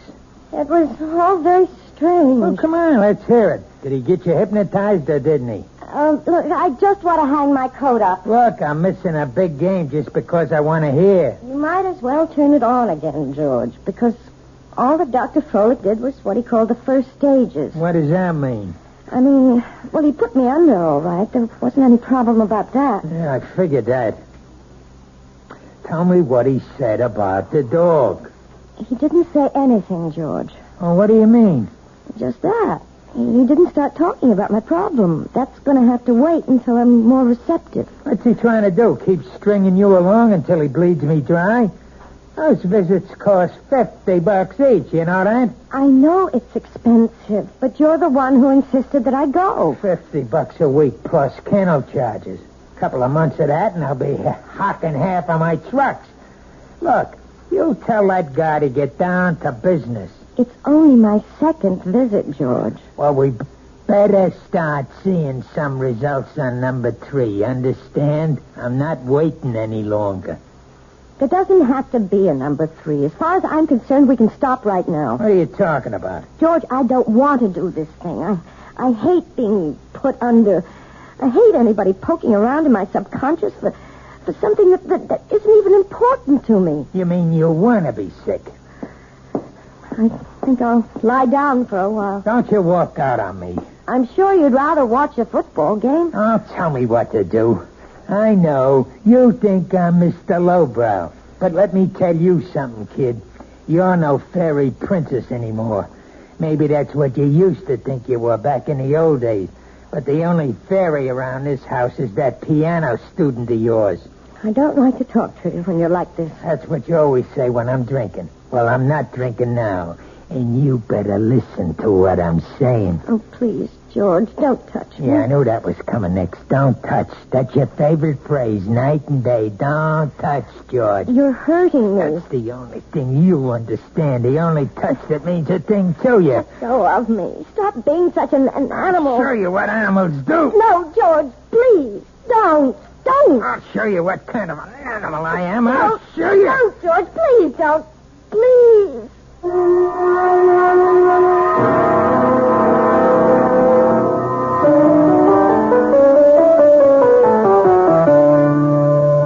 Well, I guess that wasn't much better, was it? What? You didn't think much of the performance. I mean, it wasn't exactly Horowitz, was it? No, it was perfectly all right, Ronnie, really. But you're not all right, are you? Oh, yes, I'm fine. You look awful. No, I didn't mean that. You never look awful. But you're acting so funny today. I'm sorry. I guess I have something on my mind. Can I take a guess? No.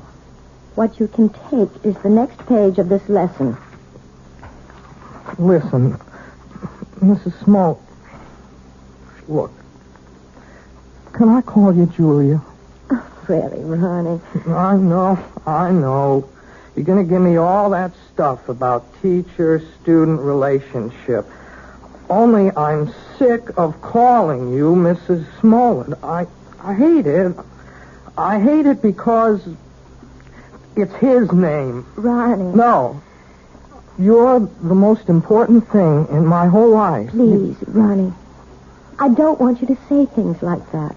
They're not true, and they're just making it impossible for me to teach you. You know how I feel about you. I'm sure you do. You're just too smart not to have seen it. I know that you're 20 years old. Is that why you don't want me to talk about it? Because I'm younger than you are? It's flattering that you feel that way, Ronnie, but I know it's just a little crush you have. Boys go through that sort of thing all the time. Boys? Crush? Look, you're treating me like a kid. If you ask me, that's why you keep me on those damn scale exercises all the time, so you won't have to think that I'm any more of a man than those 10-year-old kids that you teach all the time. No, Ronnie. I know you're a man. Of course I do. Well, and if you think that, treat me like one. Just once. Please. Please. Let me kiss you, Julia. Just once. Ronnie. Please, Julia. What is it? What's the matter? It's nothing. I just bruised my neck a little, and when you touched it... Your neck? Yes, it's nothing. Is that why you're wearing the scarf today? Let me see. No, Ronnie, don't. Oh, my God. It was just an accident. Nothing but an accident. You're all bruised. Your whole neck. Look at it. I can see more bruises. Down the shoulder. What did he do to you? Look, please don't talk about it. I can't bear to talk about it. You don't have to. Julia, you don't have to. But he's going to talk about it.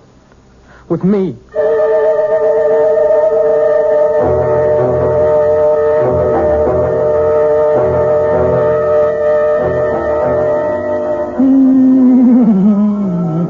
Hey, listen to that, will you? Doesn't that bring back memories?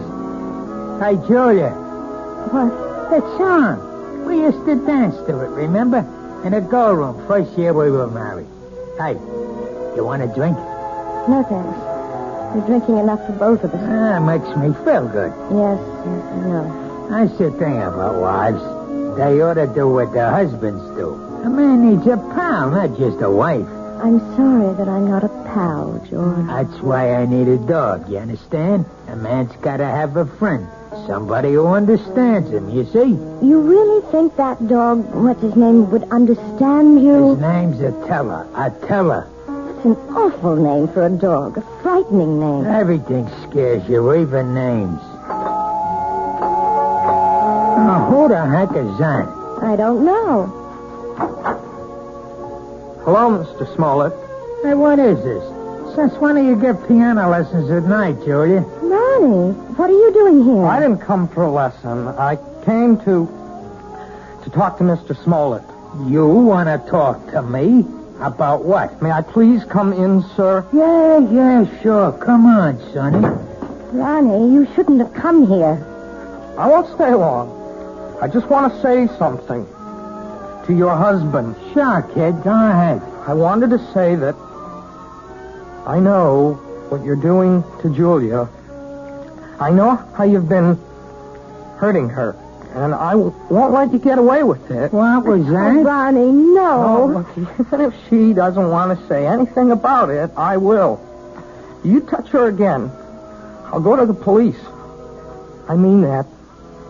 See, there are laws in this country. I think maybe I'm hearing things. I swear, Mr. Smollett, you ever hit her once more, you're going to go to jail. So I'm going to jail, huh? And you're going to put me there. Ronnie, I begged you not to do this. No. It's okay, Julie.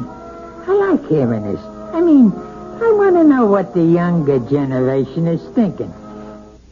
You don't want me to hit my wife anymore, is that it? That's it. You sure you know the difference between hitting and just giving little love taps? Please, Ronnie, go. Go right now. I mean, maybe you made a mistake, kid. For instance, this is a love tap. Oh, George! Now, that's a love tap, Ronnie, baby.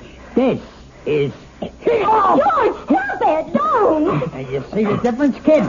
You better be sure you know the difference before you talk to the cops. George! George, don't! Oh, no!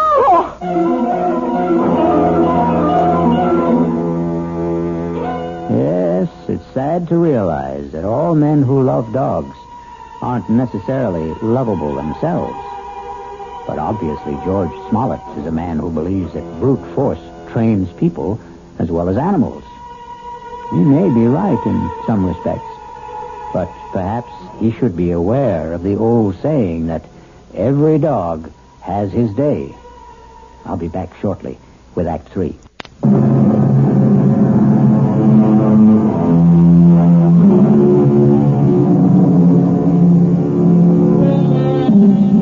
An important day has arrived in the life of Julia Smollett and her husband George, because Julia is on her way to the offices of Dr. Froelich, who has promised that this is the day which may bring her back to the forgotten days of her past, perhaps to the very day when she equated the word terror with the friendly eyes and wagging tail of man's best friend.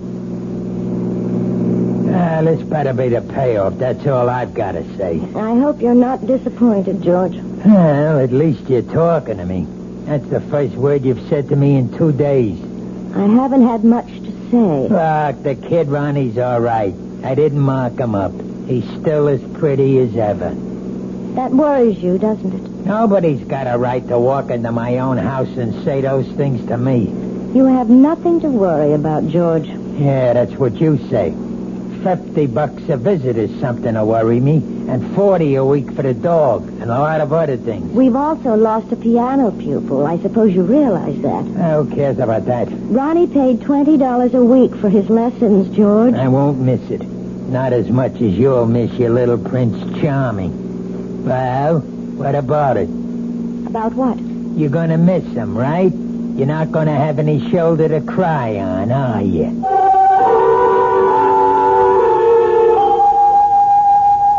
I think I'd better explain exactly what I plan, Mrs. Smollett. We're going to try something called age regression. Age regression? It sounds as if you're going to make me younger. That's almost exactly what we'll try to do. Well, if you can, Doctor, you'll have every woman in America on your doorstep. All I'm going to do is attempt to take your mind back into your own past. I'm going to see if you can relive some of your earlier years. You mean that I might actually remember things from my early childhood? I'm hoping that you'll recall one particular thing. The thing which you've been concealing from your adult self for a very long time. It's rather frightening, isn't it? No, you mustn't fear knowledge, especially self-knowledge. Now, we'll just draw the window shade and we'll get started.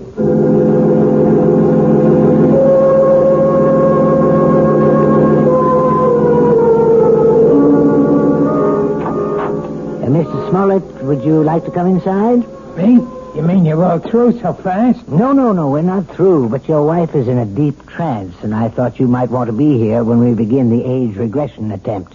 Well, sure, if you want me in there. Hey, she looks like she's asleep. But she isn't. Hypnosis only resembles the sleep state, but it's not. Mrs. Smollett is very much awake. Yeah? Mrs. Smollett. Julia, you may open your eyes now. Ah, that's fine. Now, tell me, do you know what day it is today? Yes, Wednesday. No, you're wrong. It's Friday, Julia. Is that right? Yes, Friday. No, Julia, it isn't Friday either. Do you know what day it is now? No. I don't know what day it is. In fact, right now you don't know the day or the month or even the year, Julia, do you? No.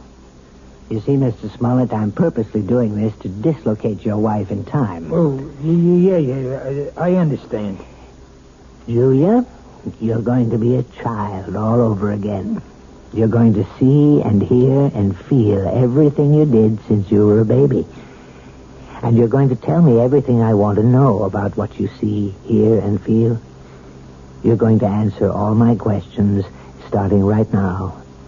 You understand? Yes. Julia, you are 1 year old. Do you hear me? You're an infant, only 1 year old. Tell me what you know, Julia. Tell me if you're afraid of dogs.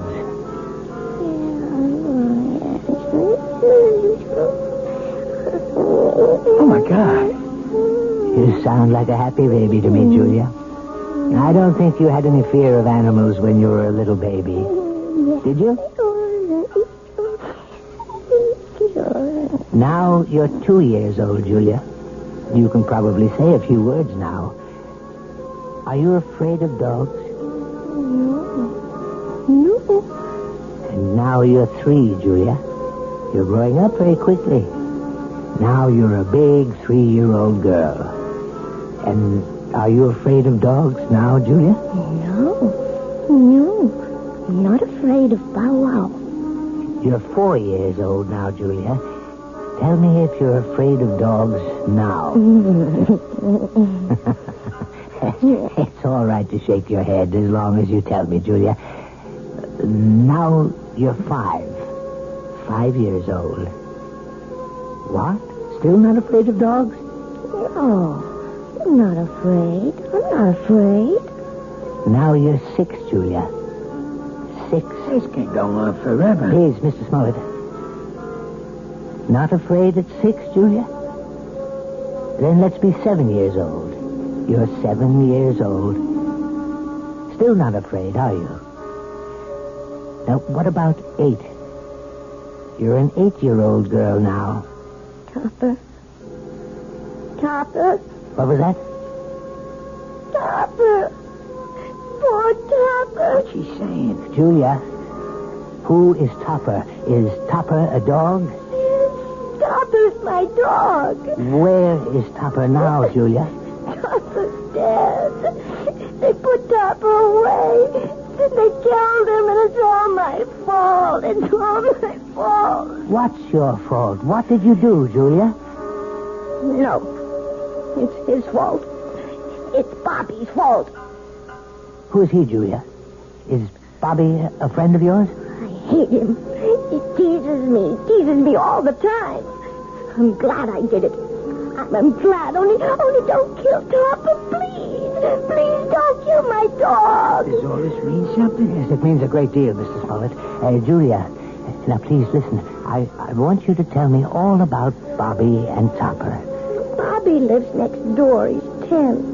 He teases me. He pulls my hair. He tore my dress. He put mud in my shoes, and he hit Topper with a rock. Mommy! What happened, Julia?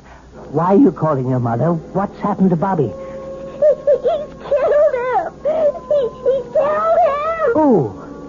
I warned him. I told him what I would do. I told him. Was it Bobby you warned? Sick him, Topper. Kill him. Kill him. Kill him. Oh, my God. Quiet. Hey, Julia, listen to me. I want you to explain everything to me very clearly. Did you tell your dog to hurt Bobby? Yes. Did he hurt Bobby? Did Topper kill him? No, he hurt Bobby. He didn't kill him. He hurt Bobby in the neck, but they killed Topper. They killed my dog. And it's my fault. It's my fault. Well, I think we found the lost dog.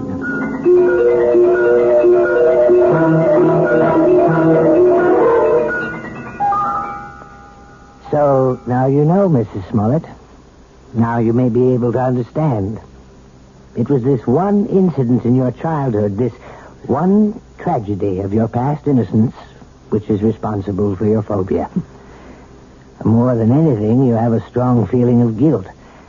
You blame yourself for what happened to little Bobby, when in all likelihood you were not in any way at fault. No, Dr. Froelich. You're wrong about that part. It was my fault. I remember it all now. You probably just wished that Topper would turn on the little boy, and you saw your wish become a reality. So you accused yourself of a crime. I didn't wish it. I told Topper what to do. I hated Bobby so much I wanted him to sink his teeth in that little boy's throat. Well, at least you've brought it all into the light, Mrs. Smollett. And something tells me that it won't be long before you'll willingly accept the love and friendship of a dog again.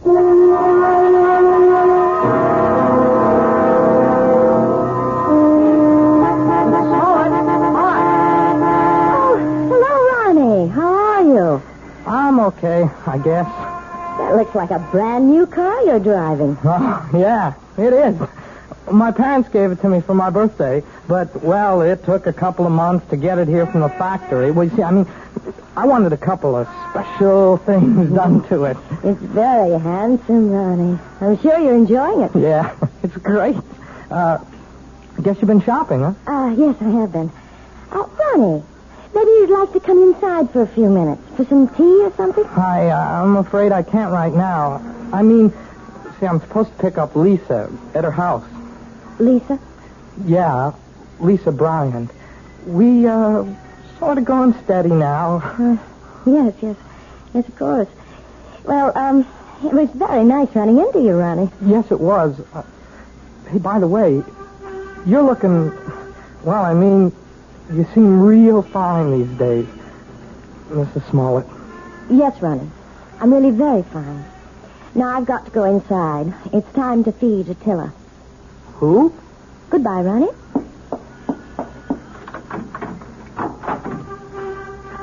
Attila! Where are you? Attila? Here, boy. Oh, where's that animal? Oh, well, I suppose he's playing in the yard or something. Oh, or maybe he's in the bedroom. Attila? No, not in there. Oh, I See, George's jacket's back from the cleaners. I hope they haven't taken all the smell out of it. No, they couldn't do that. Nothing will ever take the smell of George out of anything. Now to find that animal. Attila! Where are you? Attila? Are you here? Oh, there you are. Oh, for heaven's sake. Are you still tied up, you poor thing? Well, don't worry. I'll have you out of that in a minute. We can't have you tied up, can we, boy?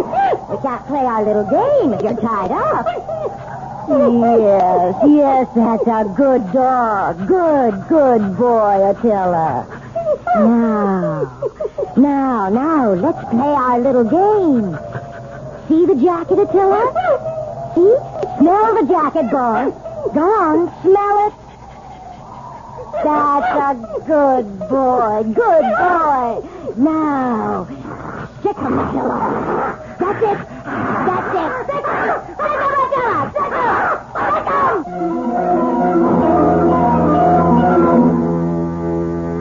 Who said a dog has to be man's best friend? Why not woman's best friend? Especially a woman like Julia, who is just learning how really helpful a dog can be. Or rather, she's remembering how helpful. And one day soon, George Smollett will come home to a very surprising greeting from his own pet. I'll be back shortly.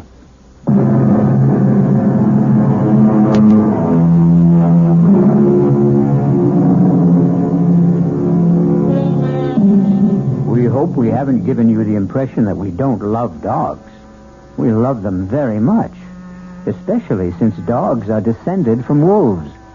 And the wolf is not only a fascinating creature, he also does something wonderful for all lovers of mystery stories. He makes this chilling sound. Our cast included Kim Hunter, George Matthews, Robert Dryden, Gil Mack, and Mandy Patinkin. The entire production was under the direction of Hyman Brown. Radio Mystery Theater was sponsored in part by Anheuser-Busch Incorporated, brewers of Budweiser. This is E.G. Marshall inviting you to return to our Mystery Theater for another adventure in the macabre. Until next time, pleasant dreams.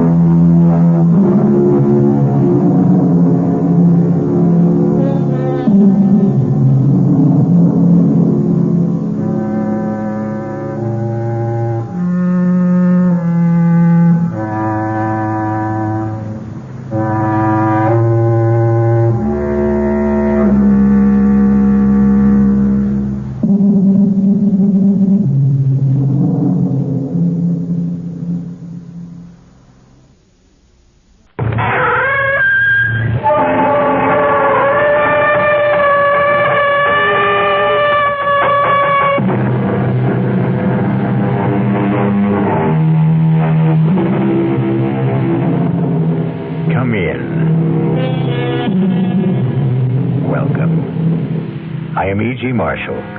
Welcome to the world of terrifying imagination. Our story deals with fate. Some call it luck. Whatever it is, it works in the strangest ways to reward us or defeat us. Fate walked into Charles Powell's life in the person of Clint Livitz. Now, look, Clint, or whatever your name is, I don't like you, and I don't like your insinuations. Now, if you don't get out of my office and leave these premises immediately, I'll have you put out. You must be putting on an act, Mr. Charles Powell. Maybe this'll jolt your memory. 3541063. What? Yeah. I thought that would do it, Charlie. I thought that might help you remember.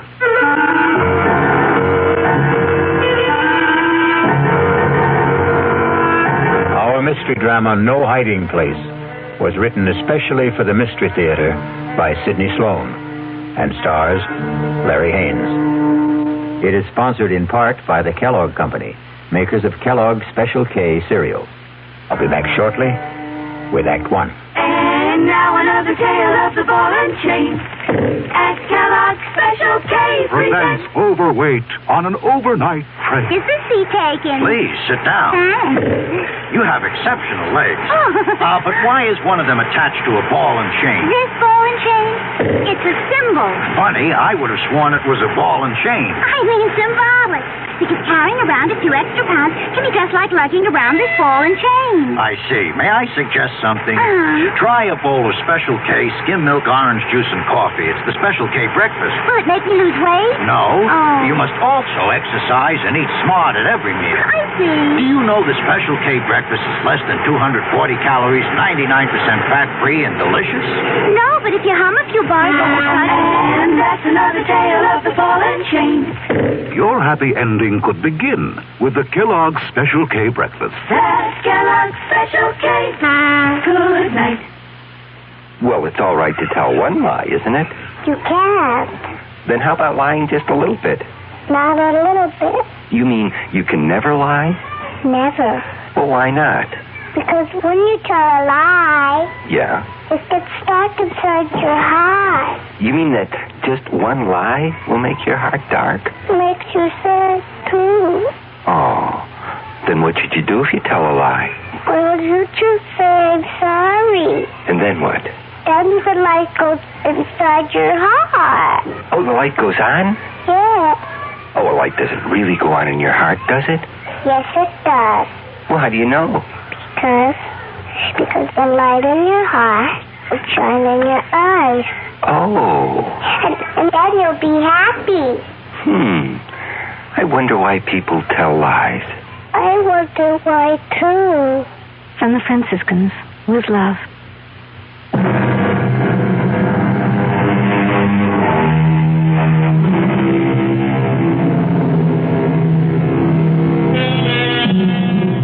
Everything looked right to Charles Powell that crisp September morning when he walked into his executive office at the J.P. McCready Company. And why shouldn't it? Charlie Powell was a big shot there. At 37, executive vice president of one of the largest manufacturers of heavy construction equipment in the country. And he had done it all in less than 12 years. It was a real-life Horatio Alger story, even to his being engaged to J.P. McCready's daughter, Allison. How could anything go wrong? But it did, the moment he walked into his private office. Yes, Elsie. There's someone to see you. Appointment? No, sir, but he says that you'll see him. Mr. Powell, maybe I'd better come in and explain. Yes, all right, come in. Sorry if I sound strange, but really, Mr. Powell, that man is kind of frightening. Frightening? Well, he just sits there and grins at me. I told him he didn't see people without an appointment. He said, oh, he'll see me. Just tell him it's an old friend, Clint. You know anybody by that name? Clint? No, it doesn't ring a bell. All right, send him in. I'll get rid of him. Okay. Don't say I didn't warn you. Mr. Powell will see you. Nice of you to see me, Mr. Powell. Well, I try to see everybody, Mr. Just Clint. I don't think you ever knew me by anything but Clint. You must remember, Mr. Powell. Well, I'm sorry, but I don't... Come on, give it a try. Give it a good try. Now, look here, I'm busy, and I have neither the time nor the patience. You must be putting on an act, Mr. Charles Powell. Maybe this will jolt your memory. 3541063. What? Yeah. I thought that would do it, Charlie. I thought that might help you remember.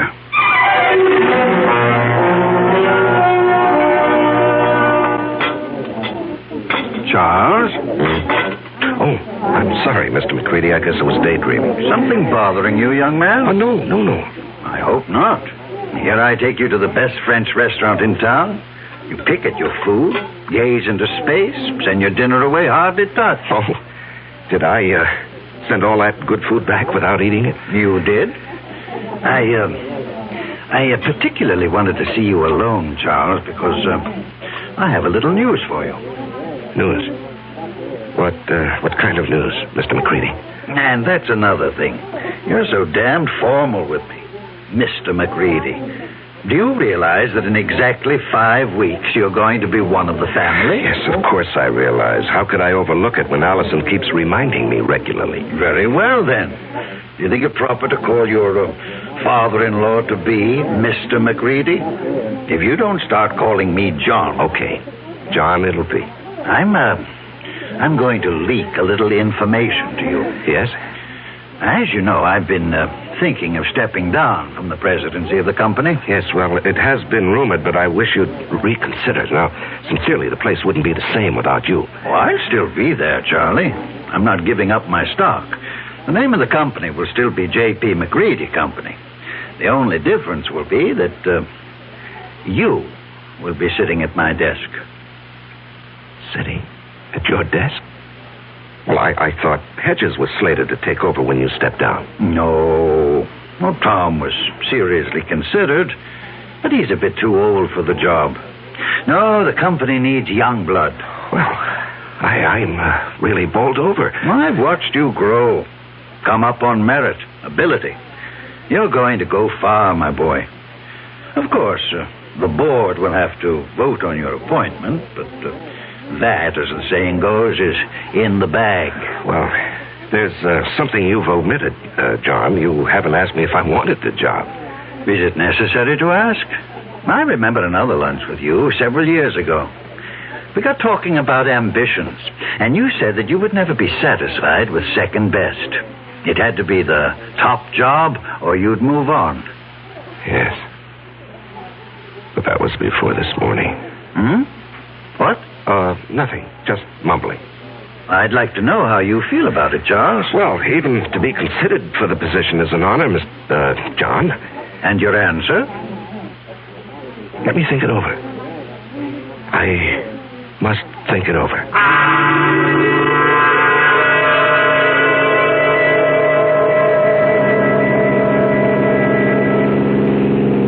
Trying to collect your life insurance, Charles?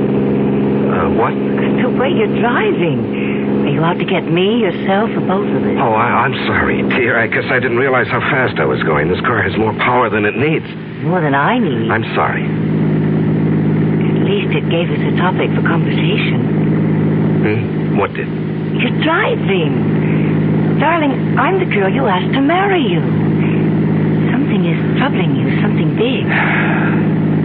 Allison, did your father tell you what he's planning? Dad never tells me anything. I have an idea he thinks of me as a bird brain. He wants me to take over the presidency of the company. That's marvelous. Couldn't have made a better choice. Well, you're prejudiced. But it's a nice kind of prejudice. I don't think I'll accept. What? But, darling, it's right for you.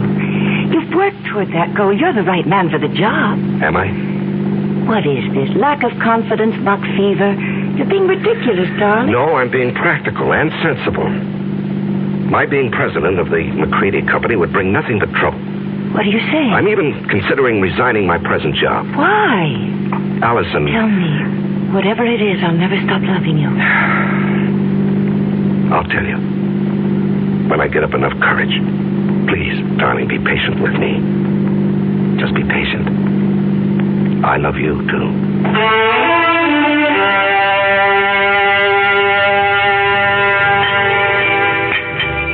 So you finally got here. Thought you were going to forget our appointment. You didn't really think that, Clint. Oh, I knew you'd come. You wouldn't dare not to come. Sit. You got it with you? Yes, I've got it. In small bills. 5s, 10s, as specified. Let's have it. Here. And a pretty manila envelope, too. Nice and neat. Thanks. Now, look, I don't know how much longer I can do this. You'll do it as long as I say. And if I run out of money? You'll just have to scrounge around and find more. Well, I'm thinking of quitting my job. You wouldn't want to do that, Charlie. Well, suppose it gets too much for me and I say, go ahead, spill what you know. No, you wouldn't do that. You're going to marry a very rich girl. A couple of extra yards ain't going to change your manner of living. Even a couple extra grand. How long are you going to suck my blood? I don't like the way you put that, Charlie. I'd rather you'd think of it like it was sort of sharing the wealth. You got the bread, I got nothing. This way, we both got something. I got a nice living, and you got your freedom.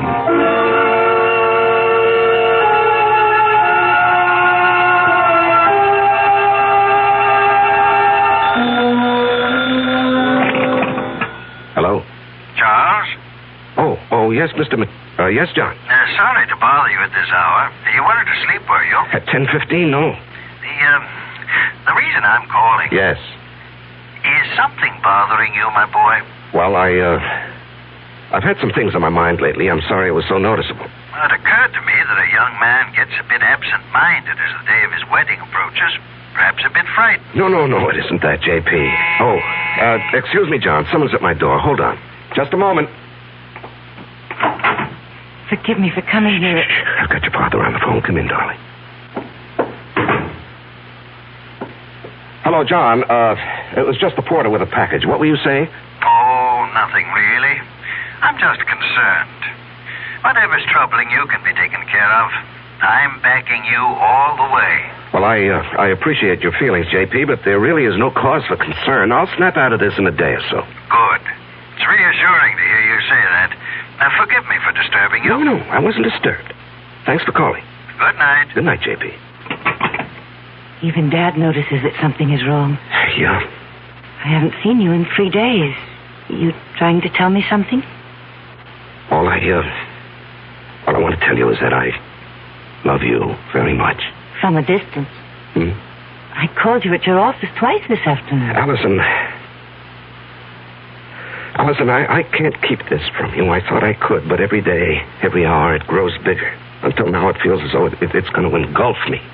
And you, our life, everything that has meaning for me. Darling. No, hear me out.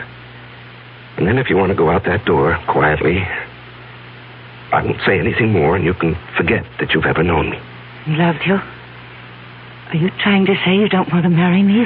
That you stop loving me? Darling, it's because I love you that I'm going to tell you.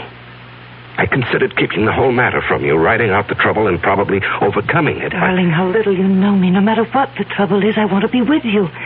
If you want me.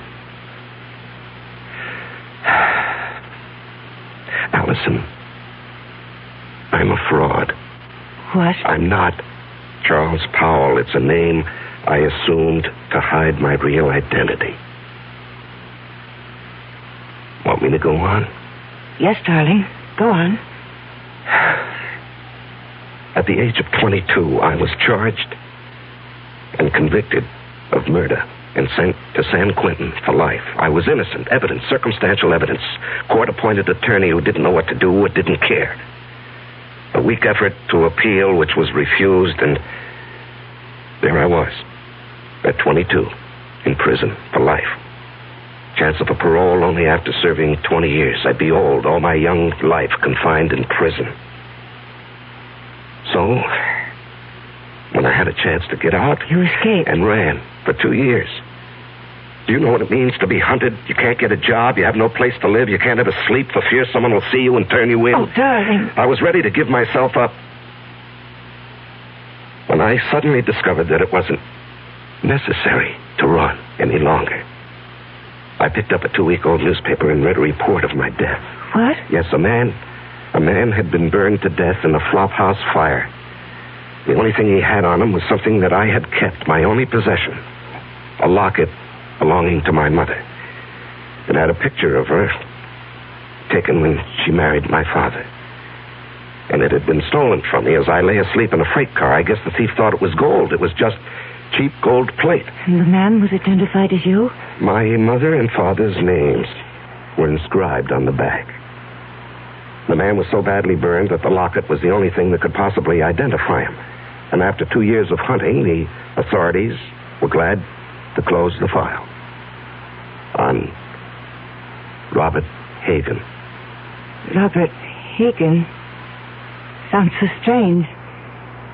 The name doesn't fit you. Well, it sounds strange to me, too, now. Darling, I'm innocent. I never did it. It was all a mistake. I don't doubt that for an instant, dearest. I only wish you'd never told me. I had to tell you. You see, someone knows who I am. He's blackmailing me.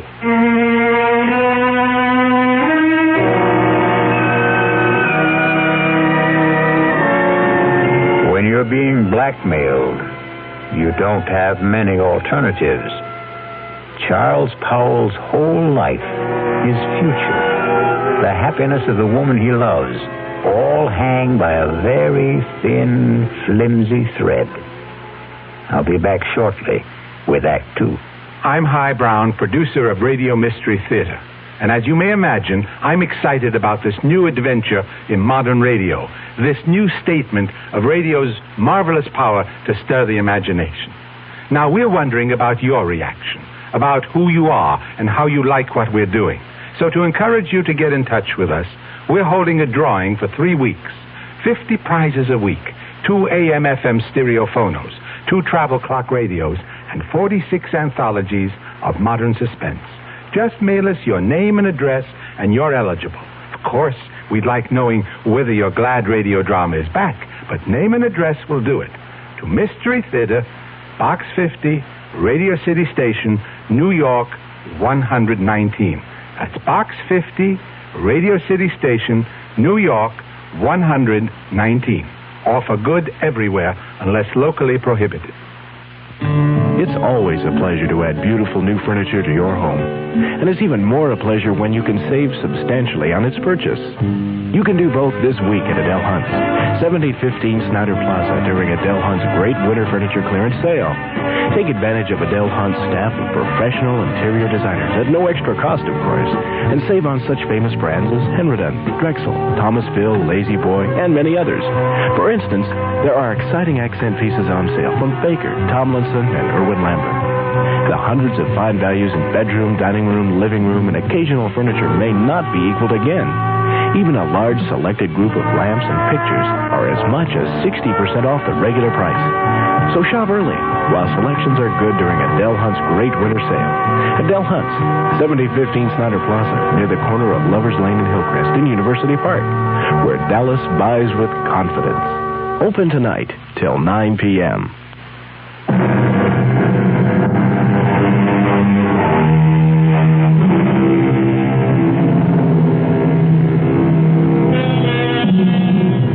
When Charles Powell chose to give in to his blackmailer, he didn't envision the trouble that was building up for him. Just keep paying and I'll keep my mouth shut, his blackmailer assured him. But then something happened that threatened to destroy Charles' fragile security. Yes, Elsie? Mr. Hamill is here to see you. George Hamill? Well, we're not playing tennis until tomorrow. I know that, Charlie. I've got something else to talk about. Business. Business? Yours or mine? Mine, but it concerns you. Okay, come in, George. Sorry to barge in on you. I know you're busy. Well, I'm never too busy to see George Hamill, rising young district attorney and next governor of the state. Your humor creaks, Charlie. Seriously, I've got something that sort of disturbs me. Oh? What does? Last night in a bar over on the west side, a man was bashed over the head with a bottle. He's in serious condition. Well, what has that got to do with me? Well, the man who did the bashing, an ex-con by the name of Clinton Livitz. Yes? He's asking for you. Says you'll go as bail. Now, what I want to know is, how does a guy like you get mixed up with a Joe like that? Now, George, what did you think? That he and I were buddies or something? I didn't know what to think. Well, I do know the man. He applied for a job with the company a week or so ago. The foreman who interviewed him discovered he was an ex-con, and he refused to hire him. It was brought to my attention when one of the societies that helps ex-cons called me. So you got him a job in the plant? No, I couldn't. I mean, I wouldn't go over the head of the foreman, but I did see him, and I handed him a couple of dollars. A couple of dollars? You know how much money he had on him when we brought him in? $276. Oh, well, maybe he got lucky at the races with the money I gave him.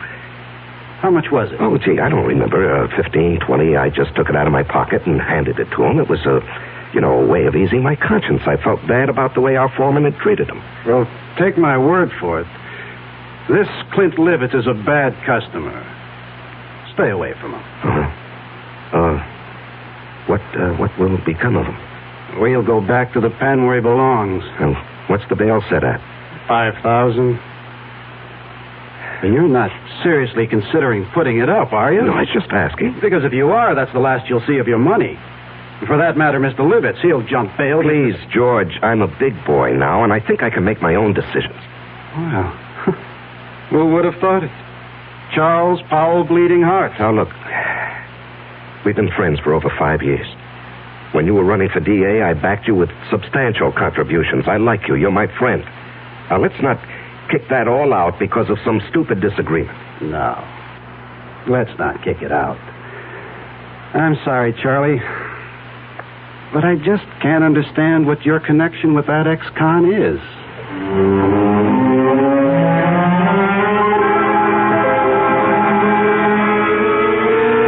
Now, Mr. Powell, I hope you'll understand. I accept Clinton Livitt's case with strong reservations. Yes, I understand, Mr. As an Hargrave. attorney, well, how shall I put it? You don't like your client. Exactly. However, I shall do my best to get him off, or at least get him a light sentence. I'm extremely pessimistic about Mr. Livitz even showing up for trial. Yes. George Hamill also said he expected that Livitz would jump his bail. And you would forfeit $5,000. Yes, I know. That doesn't disturb you? No, I don't believe he'll run. I see. Do you want to speak with him? He's been released. He's waiting in the other office. Not particularly. He says he wants to see you. Oh. Well, in that case, yes, I'll see him. Send Mr. Livitz in. I'll leave you alone. If you need me, I'll be in the other office. Now, come in, Mr. Livitz. Mr. Powell will speak to you. Thanks. I'll be back when you call. Just flip the switch on the intercom. Yes, I will. You sure know how to complicate things, Clint. Story of my life. Do you realize you could go up for 1 to 5 years for what you've done? No, it couldn't happen. What do you mean it couldn't happen? Because you wouldn't let it happen, Charlie. Look, even with the best lawyer defending you, he can't guarantee he'll win the case. You won't let me go to prison, Charlie. I'm doing my best for you, but... No buts. I'm not going back to the pen. Okay, you're not going back. Now, just suppose, during the trial, if things look bad... Yeah? We get you out of town and let you run for it. Forfeit your bail. Oh, you'd like that, wouldn't you? I'd be out of your hair, and all it would cost you would be the 5 G's for the bail. No. I'd give you a substantial sum. Oh, Mr. Powell. No sale. I'm too old to run. Well, suppose I got you out of the country. With a good hunk of bread stashed away for me? Swiss bank account. I don't know. Why don't we play it by ear?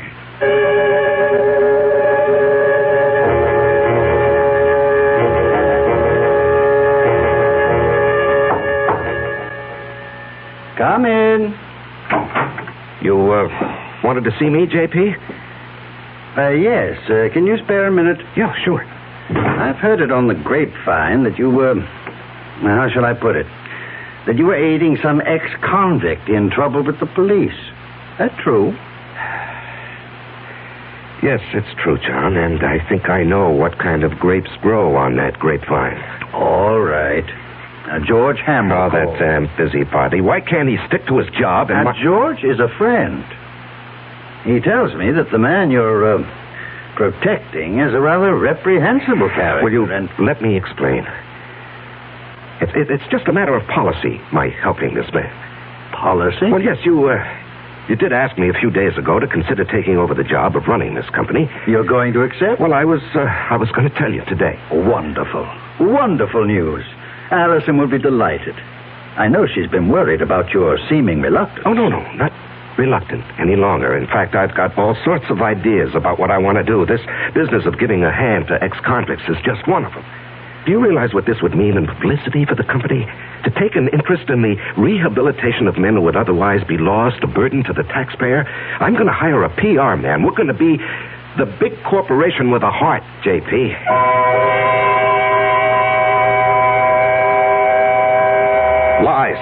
Lies, and more lies. How can I keep all these phony stories straight, Allison? It's like a long, dark tunnel with no ending. It will end, and it will all turn out all right. Don't lose your courage. No, I love you and need you. We'll worry this out together. You know what I've considered? What? Going to the authorities and saying, look, I'm Robert Hagen, the man you think died 13 years ago. No, darling, they'd throw you back into prison. Well, I'd hire the best lawyer. No, don't. Please don't take such a chance. What would I do without you? Darling, I don't know how much longer I can stand this pressure. I've got to do something to free myself. Why not give him a lot of money and ask him to go away? Promise to stay away forever. In Hargrave's office, I suggested that he jump bail and get out of the country. What did he say? Well, when I mentioned a big sum, I didn't exactly say how much. A Swiss bank account. He was interested. Did he say he would accept? Well, we were interrupted, and he didn't say definitely. Offer him anything. Just get him to go. Well, how would I get a large sum of money together? I have some small investments, a fair bank account, but what he might want would be beyond me. You forget you're marrying a very rich girl. Oh, no, I wouldn't think of that. Don't give me that male ego business. I've got money. Dad was nice enough to give me a big hunk when I was 21. Now, look, Allison. With all my earthly goods, I thee endow. We're not married yet. You're not going to back out now, not after I've endowed you with all my earthly... Or is it worldly goods? You are the nuttiest woman I've ever known. See, I've got you laughing.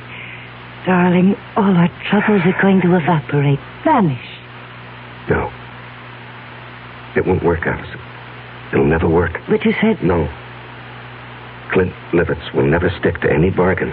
He'll want more, and he'll want more. He'll never be satisfied. If we got him out of the country. What's to keep him from coming back when he's broke or even threatening us from abroad? I gave him $1,000 in cash only a few days ago. When he was picked up in the bar, he had only about $270-some left.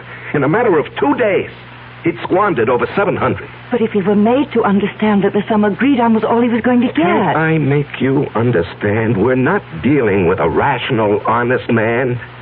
He'll agree to anything. And then when his money runs out or he decides he wants more, he'll be right back. What can you do? There are only 2 things one can do about a blackmailer. Keep on paying and paying forever. And the other? And the other? Kill him.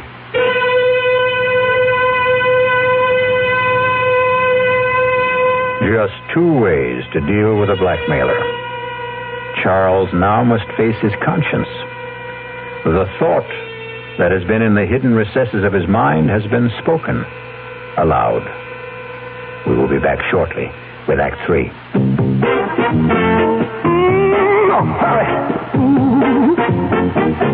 When you say butter, you said a lot of things nobody else can say, yeah. When you say butter, you've gone as far as you can go to get the very best. Think about it. Decide for yourself. Well, sure, the Budweiser people really do believe that brewing beer right does make a difference. But even that's up to you. Because the king of beer is leading all the rest. When you say Budweiser, you said it all. Anheuser-Busch, St. Louis. Who knows how to help you solve your shopping problems? The Better Business Bureau knows. Honey, the TV set just won't work. Who do I take it to? The lady down the street took hers into a place that charged her more than her set was worth. Gosh, I don't know. I'll tell you what to do, folks. Who are you? I'm the man from your Better Business Bureau. Now, before you take your set in for repairs, shop around and check into a firm's reputation. That's even more important than the price. Friends and neighbors can help, or you can ask for a few names of previous customers to find out if they were satisfied. And since the amount you pay will vary from one place to another, It's up to you to find out in advance what a service will cost if you have it fixed at home. Just another consumer tip from your Better Business Bureau.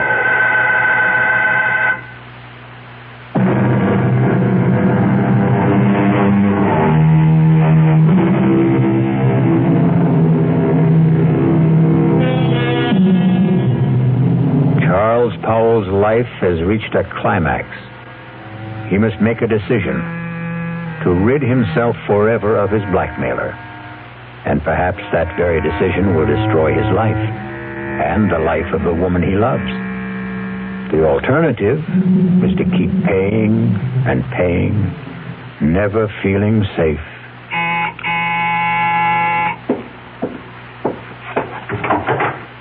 Oh, Allison, I was, You were expecting him, weren't you?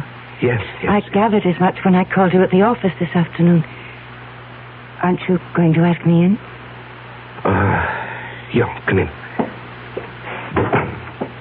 You were so evasive. Well, he, wanted to see me this evening. He, wants more money.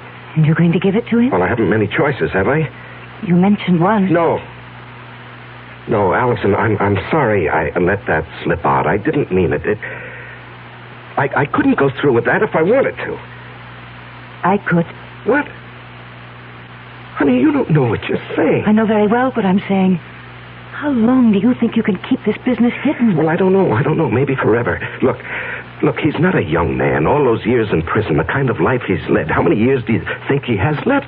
He could die tomorrow. He could do something tomorrow that would expose the whole game, and then where would we be? No, Charles, I love you. I want us to marry and live a good, peaceful life. How can we with all that hanging over us? Oh, Allison, darling, you don't really know what you're suggesting. Look, maybe if we could get him to leave the country. You said there were only two ways to deal with a blackmailer. To keep paying? No, to murder him is unthinkable. George Hamill asked me to stop by at his office this afternoon. Why? He's not stupid. The story you gave my father about helping ex-convicts as a public relations stunt didn't wash with him. He wanted to know what I know. Well, he was just fishing. The best way would be to make it look like an accident. Allison, Hear me out. A car accident. How? If I cracked up with Clint in the car, I might be the one who gets it. And what guarantee do we have that he would die? No, you can't be in the same car. If he were in another car and you were following him, and if you raced ahead of him and cut him off and forced him to crash off the road. Oh, if. It's too iffy. It's so impossible. It's so dreamlike. It was a dream. Last night I dreamt you were in a car with me. We saw Clint up ahead of us. I said, there's Clint ahead of us. Cut him off and make him crash. Faster. We've nearly caught him. Now we're alongside him. Force him over. Cut in front of him. Then I woke up. I was calling out. I was afraid someone had hurt me. Oh, my darling. It was all so real. That's Clint now. Honey, you go out the back door. I'll phone you later. I'm going to stay and meet him. No. I'm staying. I've got something to say to him. He won't like your being here. Well, it sure took long enough. What's the idea, Powell? This is my fiancée, Allison McCready. What's she doing here? Will you come in and stop being childish? I ain't saying a thing. You got nothing on me. And remember, Mr. Powell, you got a lot more to lose than I have. I'm not going to lose anything, Mr. Livitz. You're going to gain by my being here. Yeah? Mr. Powell has told me his story, and I agree that it must not get out. Go on. I've a lot more money than... Let me put it this way. Charles and I are going to be married. We want you to leave the country. I bet you do. Now, look, Clint, you'll do better by accepting our proposition. We intend to hand you $50,000. And an airplane ticket. One way.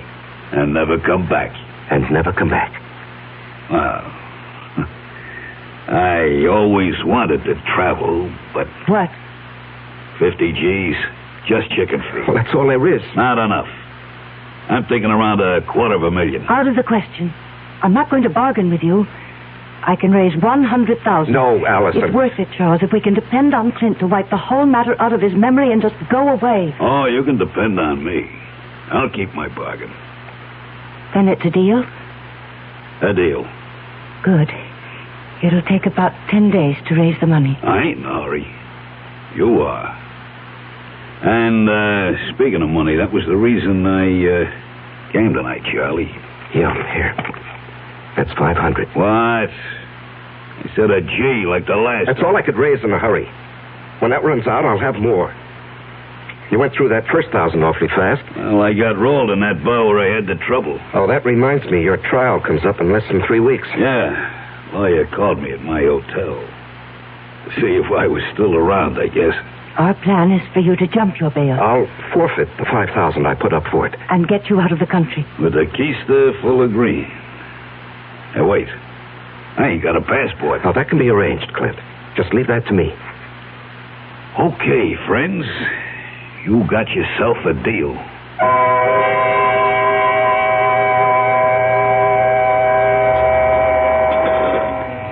Say, Charlie. You're going to put this meal on your expense account, I hope. Too rich for your blood, George? Too rich for my pocketbook. That's JP's favorite French restaurant. Oh, yeah. Nice to have wealthy, high-paid executives for friends. I'm a simple man. I like simple things. And I like simple answers. Meaning? How long are you going to cling to that cockamamie story about your helping ex-cons rehabilitate themselves? Well, it's the McCoy, George. That guy got something on you, Charles? Pardon, monsieur, the telephone for you. Oh, yes, thank you. Where is it? It is here, monsieur. I will plug it in for you. Thank you. Just like the movies. Yeah. Hello? Charles? Oh, yes, Allison. I know George Hamill's with you. Elsie told me you were lunching with him. Listen to what I'm going to say, but don't let on to George. Yes, dear. Allison says hello, and to remind you that in 2.5 weeks, she wants to see you at the church promptly at 11. I'll try to remember. Okay. He's all set, darling. Now, what's so important? It's got to be tonight. I'll have the house all to myself. Why is the color scheme so important? The housekeeper and her husband are going into town to see their 15-year-old son in the high school play. Well, I don't see that that's such a problem. Choose whatever color will make the bridesmaids happy. Rent a car and let Clint take it to drive out and be here promptly at 9. Do not come together. You come out in your own car, but first report it broken down. Have it picked up tomorrow morning. You bring it back after it's all over. Understand? We did not see each other. You couldn't get here because your car was out of order. Oh, yes, I follow, dear. I follow. I'm not sure I agree. I have a .22 target pistol. I know how to use it. Yes, I know you have to ask him to come, dear, but then what do we do with the unwelcome guest? There's a spot about 100 yards behind the house. We get him out there in a wheelbarrow. There's a hole, an old cesspool. We drop him in, quick lime. Gardener's got several bags. But, suppose the gardener wants to supply some flowers for He's it. gone over a year fired. We didn't hire one after that. As soon as it's all over, we'll take the rental car and dump it over the edge of the road near town. You know that bad place where there's no shoulder on the road and only a flimsy guardrail? Mm-hmm. Yes, I know. I know. We dump the car there. Let it smash up. If it catches fire, so much the better. Then you take me back to the house and rush back to the city. Report the rental car stolen. You've been in your apartment all evening. Understand? Yes, the color scheme suits me fine, dear. You sure have it all planned. No baubles, no slip-ups. All planned. Yes, I'll be in my office till late tonight, 9 at least, if you want to reach me. Good. That was for George's ears, wasn't it? Yes, that's correct, Allison. Now, look, I have a report to get out. If you've completed your instructions, I'll get back to my lunch with George. Goodbye, dear. Wow. That's only the beginning, Charlie. Wait till she gets you signed on the dotted line.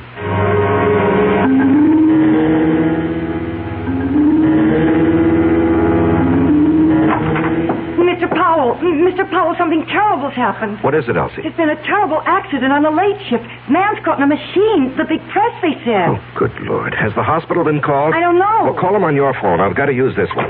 Yes, sir. I'll call. And then call down to the plant and tell them I'm coming down. If it's what I think it is, the machine will have to be partially dismantled. Yes, sir. Hello? Allison, listen, there's a change of plans. Charles, where are you? I'm still at the office. Something's Is happened. it he'll be here at 9. Yes, I know. He has the rental car. I got it for him. When will you be here? Well, there's been a bad accident on a night shift. A man's caught in the big metal press. I've got to help get him out. But us? What about us? Well, when he comes, stall him. Just tell him what happened, why I'm delayed. I haven't got the money, Charles. Tell him I'm bringing the money, the airplane ticket, and the passport. Just stall him. I'll do my best, but hurry. He scares me.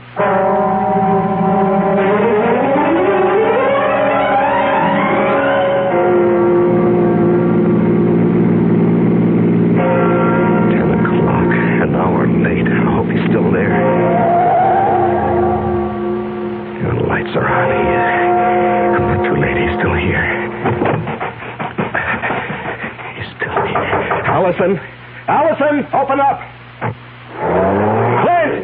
Clint, don't leave. Clint, wait. Will you wait? I'm here. Clint. I gotta stop him. I gotta catch him.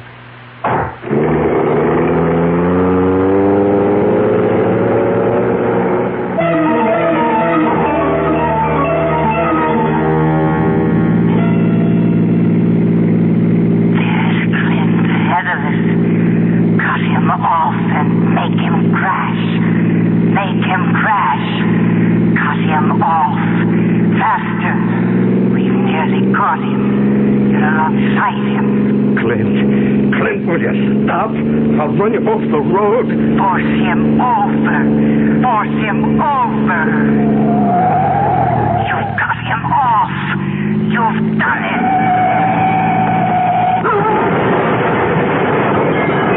Crashed and burning. Let him burn.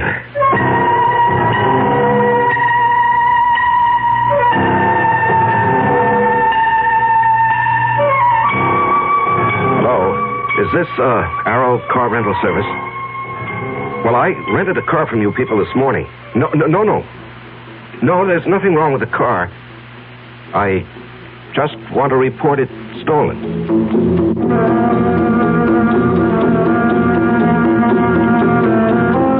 The City Foreign Car Service?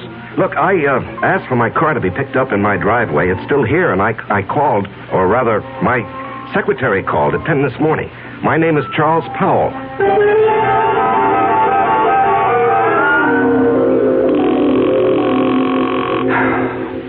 Come on. Will you answer the phone? Oh. Yeah, just a moment.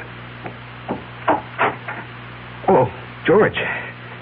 George, it's kind of late for a visit. Come in. Thanks. I was just trying to phone Allison. Well, what a night this has been. There was an accident at the plant. Peterson. I hope they don't have to amputate. I heard. Yes, and then when I got outside, I had a date with Allison. The car that I had rented this morning was missing. It was stolen. What happened to that great, big, powerful foreign job of yours? Oh, it wouldn't start this morning. Had Elsie call the service people, but they haven't picked it up yet. I just called them. They have a night answering service. You've had a busy evening. Yeah, very. Well, I think I can clear up one of your puzzles, Charlie. Your rental car was found with a thief in it. You, caught him? Dead. Burned to a cinder. Oh. Must have been going at a terrific speed. Tire marks on the road as he went off. Cracked up and burned. Yeah. Some kid? No. This may surprise you. It's your protege, Clint Livitz. We found enough of him to identify him. And a slightly burnt, but still usable bankroll of sizable proportions. Well, that closes his case, doesn't it? And opens up several others. Incidentally, where were you all evening? Home. After I got back from the plant. You didn't go out? Well, I told you my rental car got stolen. I came home by cab to change my clothes. The big car is out of commission. I won't play games with you, Charlie. I checked it in the driveway just before I came up. The engine is still quite warm. You want to explain that? No, I don't want to explain. Charlie, I'm arresting you for murder. I must warn you that what... George, what are you talking about? Are you accusing me of Clint Livett's death? No, that was obviously an accident. I'm holding you for the murder of Allison McCready, the girl you were going to marry.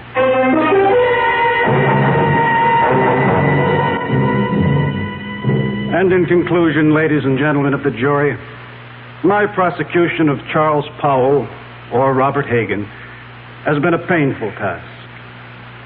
I was his best friend. It was difficult to believe that he would kill the woman he loved, but the evidence is conclusive. Charles killed his lovely fiancée because she discovered his real identity, an escaped convict, a killer sentenced to life for another murder. The testimony of the housekeeper, Mrs. Francis, cannot be doubted. She did not leave the house as he thought. She saw him run from the house, jump into his car, and race away. And then she discovered the body of Allison McCready shot through the head.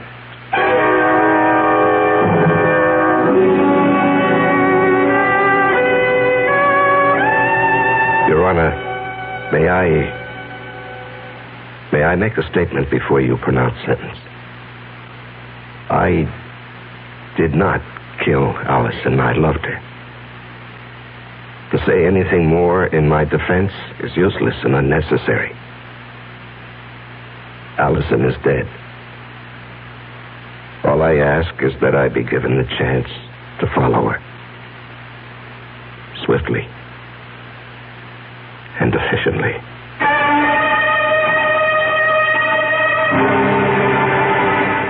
And so a man is twice accused of murder and twice sentenced for the crime. A weary man who asks only to be allowed to follow the woman he loved. I'll be back shortly. Take the time to listen. Take the time to care. If I know you understand me, then my mind is yours to share. Listen with your heart. Listen with your mind. When you really listen, love is what you find. How do you do, sir? My grandmother just died. I'm so happy for you. Meet Mrs. McNulty. How do you do? Did you know you have spinach on your teeth? Oh, that's wonderful. This is Mr. Jackson. Nice to meet you. I have bubonic plague. Oh, yes, Mr. Plague. Meet Miss... Reception lines aren't the only places people don't listen. When you really listen, love is what you find. A thought from the Church of Jesus Christ of Latter-day Saints, the Mormons.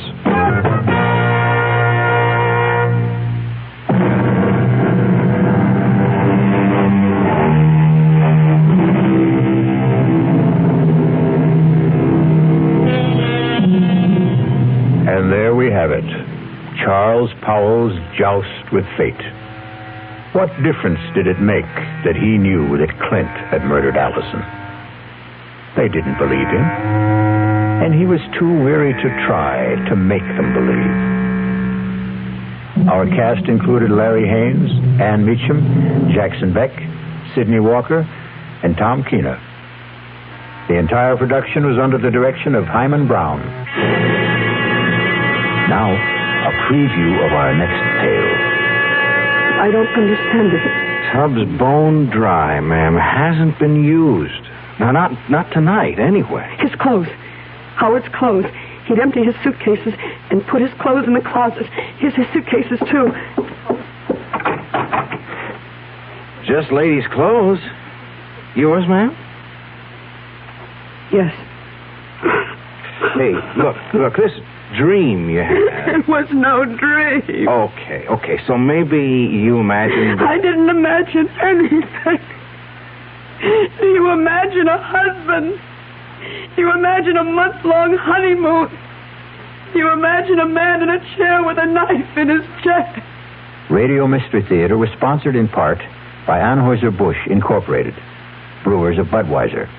This is E.G. Marshall inviting you to return to our Mystery Theater for another adventure in the macabre.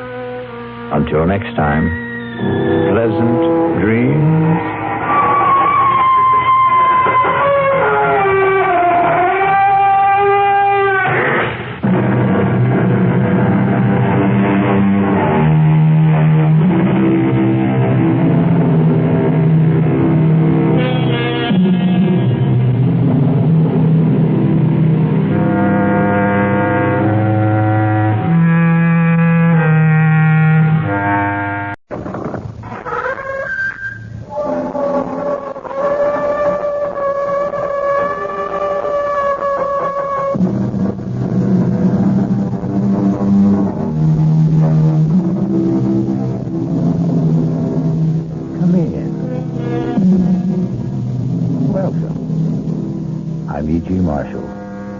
Welcome to the sound of suspense, to the fear you can hear. A psychiatrist once said that the human brain is like a spider's web. Together, all the strands are strong, but taken one by one, each can easily be broken, and the web destroyed. There are countless cases of human brains broken and smashed in just this way, step by step, strand by strand. And I can't help wondering, is this what happened to young Jennifer Brady? Please, officer, I'm not out of my mind. I didn't say you were. No, but everybody else does, and I'm not. I'm not. I don't mean you're off crazy because you had a bad dream. It was no dream. It happened. I tell you, it happened. No, ma'am, it didn't. You see, it couldn't have. A thing like that to happen. Impossible.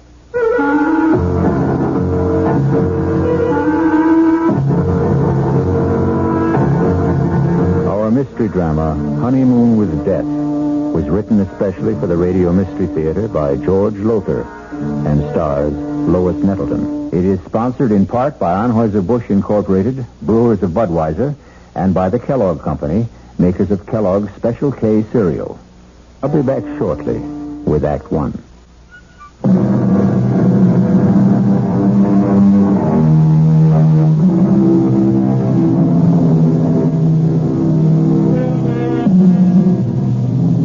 What makes Jennifer Brady think she's going out of her mind? What strange thing happened that couldn't have happened? Perhaps we can find out together. It was a wonderful honeymoon, Howard. I can't tell you how much I enjoyed it. Adored it. But you know something? Howard, you know something? What, Jennifer, what? It's wonderful to be back home. These last 10 days driving back from San Francisco, I kept thinking, when, oh, when will I be back in my own bedroom, in my own bed, in my own little old New York brownstone house? Oh, I shouldn't have said that, should I? What? Said what, Jennifer? Am I bothering you with all my chatter, Howard? Bothering me? How could you possibly bother me, sweetheart? I'm just trying to catch up with all that mail Margaret left on the living room table. Oh, hey, I haven't seen that negligee before. I saved it for a homecoming night. Like? I can see a whole month of honeymooning hasn't changed you a bit. When I've got a bride as beautiful and sexy as you, our whole life is going to be a honeymoon. Now, tell me, what was it you shouldn't have said? What? Oh, I've forgotten. Something about your own little old New York brownstone house. Oh, well, what I meant, it's not just mine anymore. It's yours now, too. And your sister Maggie's. You both inherited this old brownstone from your father. Though I must say I think that we, have the better of the bargain. What do you mean? I much prefer this top floor apartment, don't you? Oh, yes. Luckily, Maggie always preferred the downstairs part. No climbing stairs. The stairs won't bother me. I'll take them 2, 3 at a time, knowing that you're waiting at the top of them. Oh, darling. Well, you better finish brushing your hair. I'll finish that mail in the living room. Howard? Yes? About the car. Well, what about it? Do you think it's safe parked out in the street? One night won't hurt. I'd feel awful if anything happened to us. You know, sometimes on a honeymoon trip, I couldn't help wondering which you loved more, your new car or me. Oh, well, I guess one night in the street is safe enough. You can find a garage tomorrow. Howard, you locked the car. You have the keys, haven't you? Howard? Howard, can't you hear me? I asked you.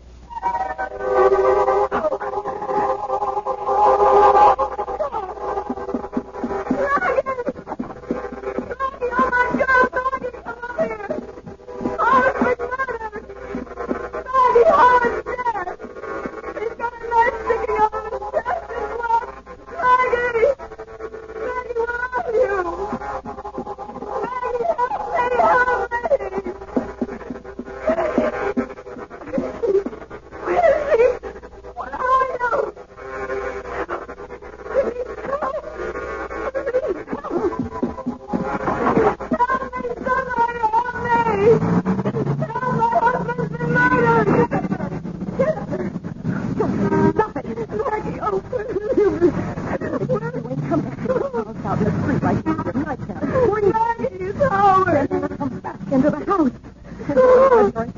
No, Howard. He's dead. He's up there sitting in a chair with a knife in his chest. Jennifer, please, now stop it. Come back in now. Come on. I'll phone Dr. Sullivan. I don't need Dr. Sullivan. I tell you, Howard. Howard. It's all right now. The neighbors haven't heard it. Now, look, Jen. You sit here on the couch and try to hold on.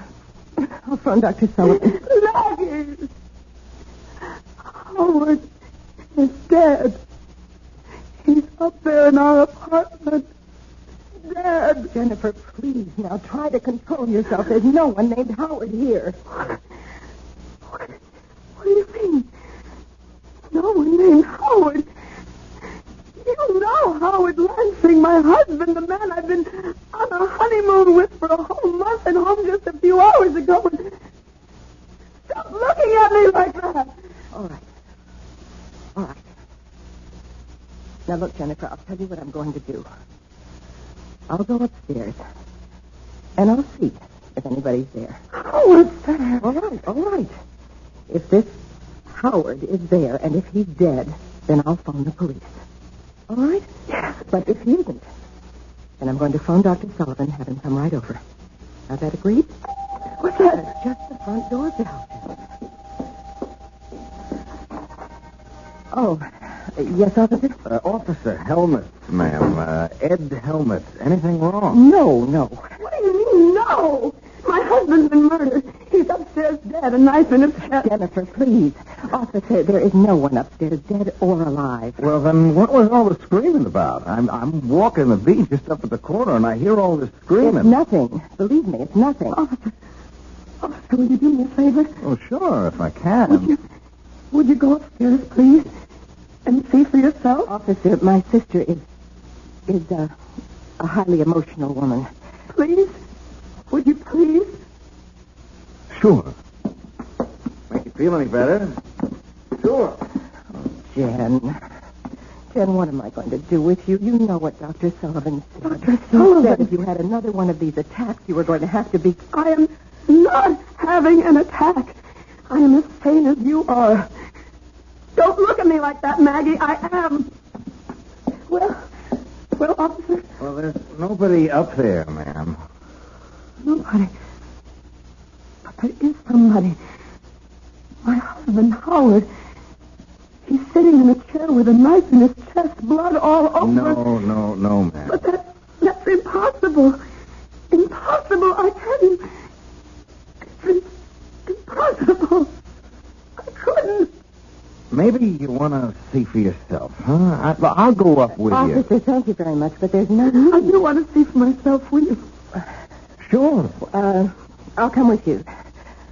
Well, no, on second thought, what's the use? I mean, I'm really very tired of this sort of thing. What sort of thing? Never mind, officer. Just, you go ahead. Now, is this the room where you, thought that, huh? I can't believe it. It's impossible. You can see for yourself. 5 minutes ago. 5 minutes ago, I tell you. In this chair. He was sitting back in this chair, and there was a knife sticking out of his chest. The mail was scattered all over the floor. Mail? We'd just come back from our honeymoon. We'd only been in the house a few hours, and Maggie had left all the mail that had collected for a month on the table, on this table. Well, you can see, ma'am, no mail. And blood. There was blood on the carpet, some of the mail. Well, no mail, no blood. You don't mind me saying so. I think you... Well, maybe you had a dream, a nightmare, huh? Please. I'm not out of my mind. I didn't say you were. No, but everybody else does, and I'm not. I'm not. It don't mean you're out of your mind because you had a bad dream. It was no dream. It happened. I tell you, it happened. Howard was here in the living room reading the mail. I was talking to him from the bedroom. I had just taken a bath, and I was brushing my hair. Wait. I know. I hadn't emptied the tub. The water's still there. It must be. I'll show you. I don't understand it. Tub's bone dry, ma'am. Hasn't been used. No, not tonight, anyway. His clothes. Howard's clothes. He'd empty his suitcases and put his clothes in the closet. His suitcases, too. Just ladies' clothes. Yours, ma'am? Yes. Now, hey. Look, don't cry.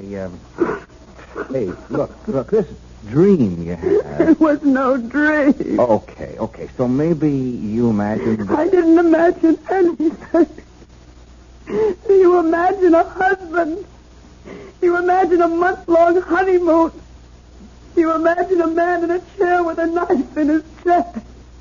Oh, I got to admit, you'd have to have a darn strong imagination. But they tell me that's what artists got. Artist? Oh, you are an artist, aren't you? That painting there on the easel? Oh, that's just a hobby. I haven't touched that since I left for my honeymoon. No? What do you mean? How long does it take paint to dry? Oh, a day, thereabouts. Oh, this paint's still wet. Plenty wet. Look at my finger. Oh, now don't start crying again. A woman crying, it makes me feel awful. I'm sorry. Look, when you dreamed it or imagined it... I didn't. Yeah. I didn't. Oh, yeah, well... I know I've had spells. Spells? What kind of spells? Oh, I've always been high-strung, nervous, you know. No, I don't know if I know. I mean, me, well, I'm the other way. I haven't got a nerve in my whole body. I envy you. You've never been to a psychiatrist. A shrink? No, me. You ask me, anybody who goes to a shrink ought to have his head examined. That's a joke. You get it? Yes. Well, then laugh a little bit. Come on, do you good. I can't. No, of course you can't. I'm sorry. I should have known better than to even try and make a joke. You go to a psychiatrist, huh? Yes. Not regularly. Sometimes. What time? Oh, when I sort of get all keyed up and start having crying spells and feeling so sad I could die. Well, what's to feel sad about? Chick like, excuse me, a pretty girl like you with everything in life to live for. What's to be sad? I don't know. Some people feel sad for no reason at all. They just suffer from depression. Oh, excuse me? Oh, yes, ma'am? Jennifer, Dr. Sullivan is on his way over. I just phoned him. All right. And, officer, thank you very much for trying to help. Oh, not at all, ma'am. Not at all. Glad to do what I could. I'll show you out. Oh, that's okay. No. Sir, I'll come with you. I'll be just a minute, Jen. Officer, I wanted to ask you, you don't have to say anything about this, do you? I mean, put it in your report or anything? Oh, no. There's been no damage or anything like that. Does she get this way often, your sister? Well, often enough. She hallucinates, you see. Huh? Come again? Hallucinate? It means, well, just what you saw. She was totally convinced there was a murdered man up there. Her husband, no less. Well, you saw for yourself. Husband. Jennifer's never even had a boyfriend. A cute doll? A pretty girl like that? Well, it's all part of her condition. She's afraid of people. Men, especially. I wish she could become less afraid, more outgoing. If these spells of hers get any worse, she may lose her mind altogether. Oh, say, I hope not. A sweet kid like that, I sure hope not. I know, so do I.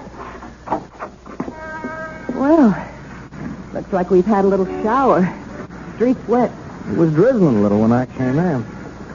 Well, good night, ma'am, and if you need... Wait! The car! The car! What car? Howard's. The little red sports car he was so fond of. It isn't there. But it was. I know it was. Officer, Thanks again, and good night. Good night, ladies. Jen, dear, until Dr. Sullivan gets here, I think you should lie down and rest. I don't want to lie down. Well, then just stretch out on the couch, and I'll make some tea for us. Oh, that's probably Dr. Sullivan now. Oh. Yes? Excuse me, ma'am. I just wanted to get something straight. Yes. Your sister, did she say... Oh, ma'am. Yes, officer. Did you say that car was a little sports car? Yes. Why? Well, nothing, only there was one parked out there in the street. What do you mean? Well, we've had a shower, see, and I happened to notice the street's dry in one spot. There must have been a car standing there while it was raining. A small car. Officer, please don't make things worse for me or for my sister. I mean, there's nothing unusual about a car being parked in the street. No, only... Good night, officer. Funny, though. Funny. What exactly is it that strikes Officer Helmut as funny? Perhaps we'll know when I return shortly with Act 2.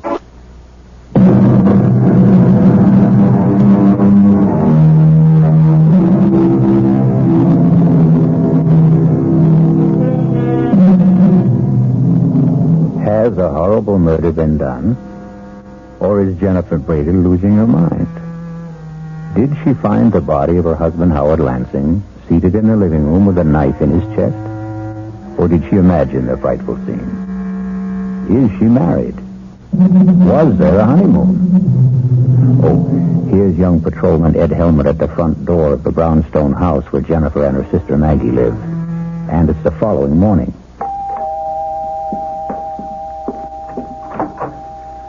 Oh, it's you. Yeah. Well, won't you come in? Thanks. Thank you for, what you did last night. Oh, just doing my job, Mrs. I don't know what to call you. I don't know what to call myself. I don't know if I'm Mrs. Howard Lansing or Miss Jennifer Brady. Not after last night. Well, suppose I just call you Jennifer. You can call me Ed. Ed Helmut. What are you doing here? Well, I'm off duty, see. I'm on the 4 to midnight beat, and I just thought I'd drop around and see how you were doing. Oh, well, I'm all right. You mind if I ask you a couple of questions, Jennifer? No. It's your job, isn't it? Well, yes and no. In fact, being off duty now, I'm kind of asking these questions on my own. You know what I mean? I don't. Not really. Well, I tell you, that car of your husband's... If I didn't just imagine a husband. Yeah, well, if you didn't, that car of his, that little red sports car you mentioned, well, there was a car parked out front last night, and it was a little sports car. If it wasn't there when you left... Well, the space it left. It rained, remember, while the car was standing at the curb? Oh, yes. So at least you were right about there being a car. I mean, you didn't dream that up. It could have been anyone's car, as Maggie said. Oh, that's for sure. Still, though, it could have been a car belonging to a guy named Howard Lansing. Couldn't it? Why are you doing this? Come again?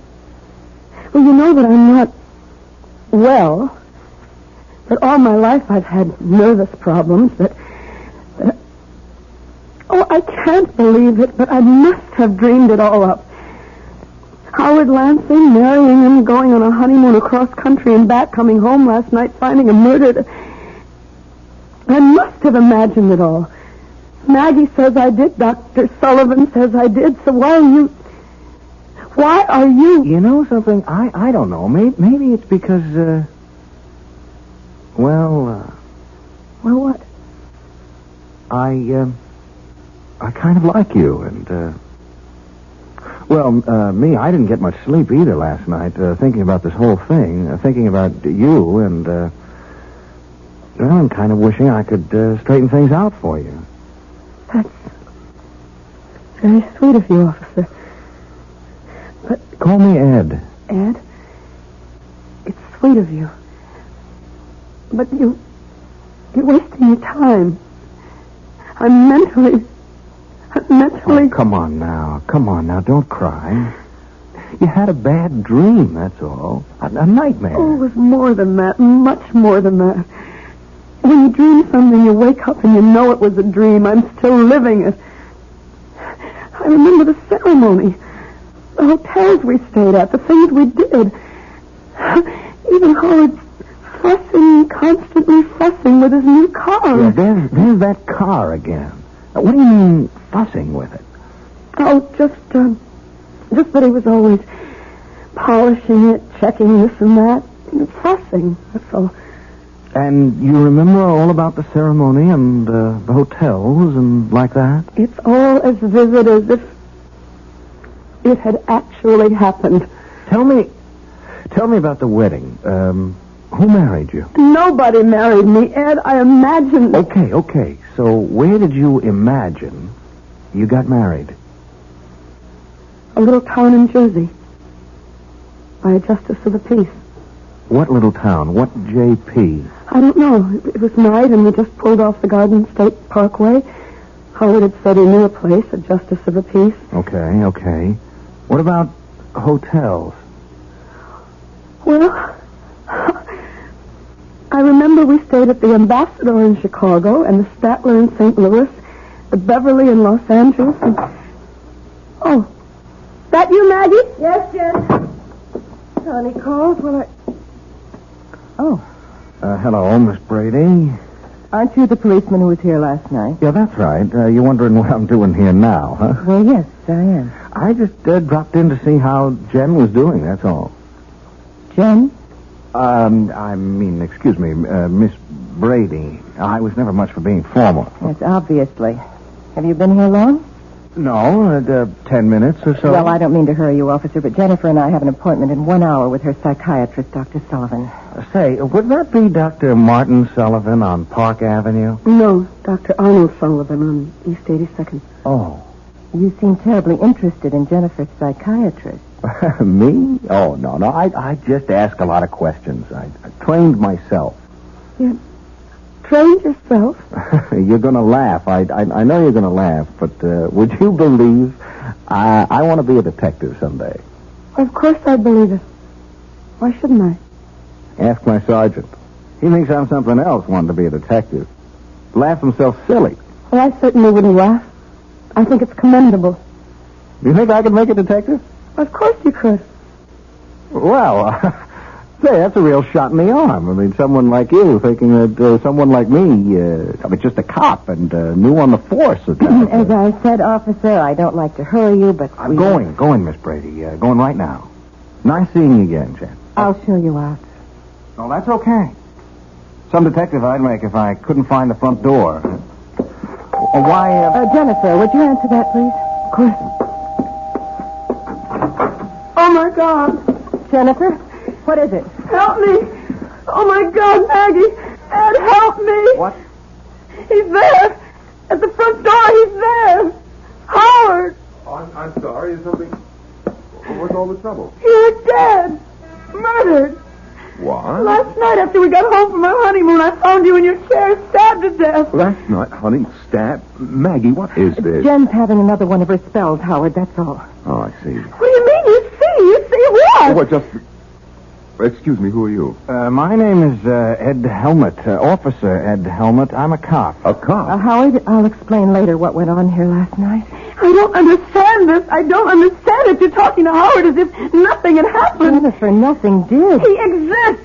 He's standing right here. He exists. And last night you acted as if you'd never heard of him. As if there was no such person as Howard Lansing. I don't remember. You did. Jennifer, stop it. Now stop it. Control yourself. Officer, you were leaving. There's some questions I'd better get the answers to Officer, first. this is a private matter. It's a family affair. Well, now that depends on how you look at it. Are you Howard Lansing? Of course I'm Howard Lansing. Why do you ask such a question? Howard, Jen had one of her Her mental lapses last night. She imagined that you and she were married. We were. And that you'd just come back from your honeymoon. Oh, good Lord. And then during this hallucination, she thought she had found you with a knife in your chest, dead. Oh, no, poor little Jenny. She ran screaming into the street. Luckily, I got her back into the house before she caused a disturbance, although this officer did hear the screams and came to investigate. Well, did you call Dr. Sullivan? Of course I did. He came over, but there wasn't much he could do except order some new sleeping pills. We're seeing him in his office at 11 this morning. Just one more question, Mr. Lansing. Yes? Just where do you fit in here? I mean, who are you? To the family, I mean. I'm Miss Brady's fiancée, Margaret, not Jennifer. Oh. I see. No, I'm afraid you don't see. Not all of it. Look, since we've gone this far, you might as well know the rest of it. Jennifer has always had a thing for Howard. She's not jealous that he's going to marry me and not her. Don't think that. But the whole situation has been a severe strain on her, a very severe strain. Almost certainly that's why her hallucination last night took the form that it did, thinking she'd been married to me and all the rest of it. Yeah, that makes sense. Well, I'll be on my way. Hey, now, you take it easy, huh? And me, if it's okay with you, I'm going to be in touch. I'll see my way out. Hey, Mr. Lansing, you have got a little red sports car. Well, yes, that's it, parked at the curb. Why? Well, Jen, Miss Brady, she seemed to make a big thing out of it. On the honeymoon that didn't happen, I mean. Big thing? Well, what I mean, she said you were always fussing with it, polishing it and like that. Sure looks as if you do. Well, I do. I'm a sports car buff, if you want to know. I wish I could own a car like that. But on a cop salary, you had it long? 2 or 3 months. Oh, like, cross country. Well, maybe someday I will, but so far I haven't had the interest. Yeah. Well, see ya. Bye. Where is she? Upstairs, changing for appointment with Sullivan. I don't know. Oh, boy. If I had a car like that, I'd go for long trips, like cross country. Well, maybe someday I will, but so far I haven't had the interest. Yeah. Well, see ya. Bye. Where is she? Upstairs, changing for appointment with Sullivan. I don't like this, Maggie. You don't like it. You don't like it. All the stupid things walking in here when a cop was here. How did I know he was here? If it comes to that, why did you let her run screaming into the street last night? Howard, come to your senses. Was there any other way? No, I guess there wasn't. I'm afraid we're going to have to move faster than we planned. Why? That young cop's pretty nosy. Come over here to the window. What? Look, down there. What the hell is he doing? He's measuring the size of your car from front to back wheel. What's he doing that for? I don't know. He's doing it. I don't like it. No, Howard, we won't commit Jennifer now. Well, if we don't commit her, what will we do with her? Kill her.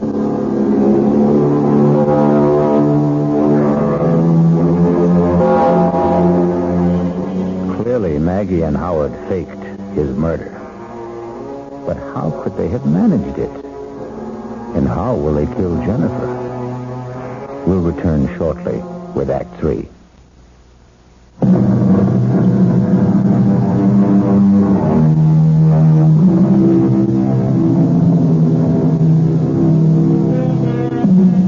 Were you as shocked as I to discover that Howard Lansing is very much alive? I can't fathom it. Can you? No more than, 10 minutes could have passed between the time Jennifer saw him slumped in that chair with a knife in his chest, blood all over everything, and the time Officer Helmut entered the room to find no body, no blood, nothing to indicate that a murder had taken place.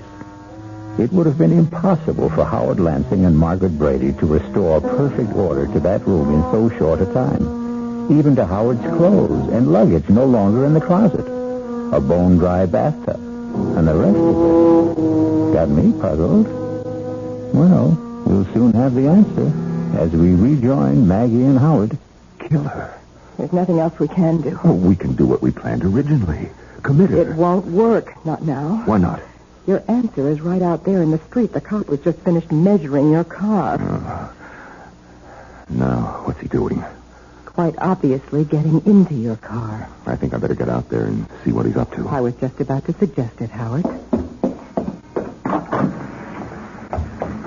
Officer, what are you doing in my car? Oh, say, Mr. Lansing.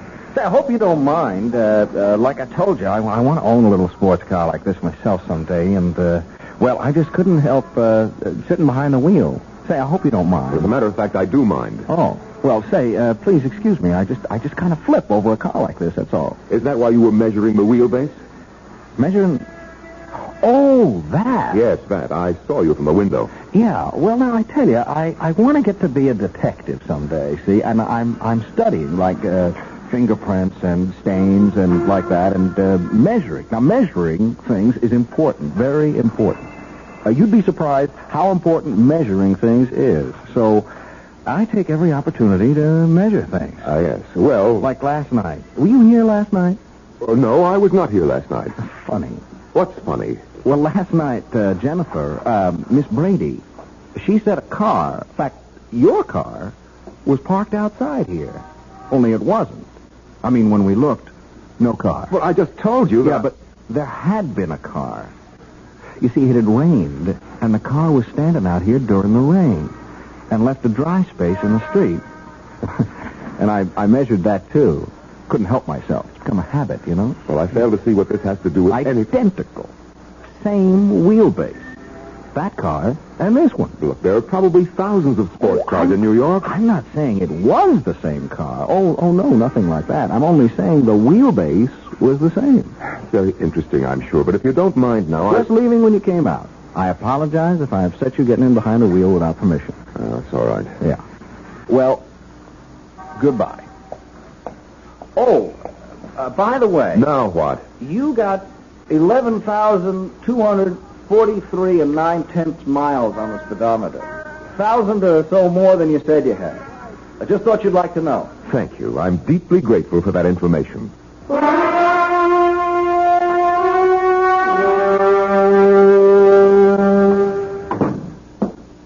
He is up to something, Maggie. What else is new? He checked the mileage on the car. What of it? Over 11,000 miles.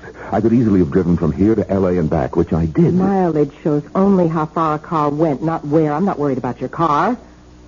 I'm worried about him nosing around. The quicker we kill Jennifer, the better. Now, look, I didn't bargain for anything like murder. Neither did I, but that's the way it is. How will you do it? How will we do it? Sleeping pills. An overdose. That's the simplest. When? Oh, tonight. Why wait? Oh, Jennifer. Oh, ready for our appointment with Dr. Sullivan, I see. Yes, I'll just get my coat. Howard? Yes, Jennifer. I'm sorry if I've caused you any trouble. Oh, no. I'm losing my mind, Howard. I must be. Marrying you, a honeymoon trip across country, returning last night, finding you dead. It was all so real. So real. And yet it wasn't. It never happened. Oh, Howard, I just can't go on like this much longer. You won't, Jennifer. Believe me, you won't.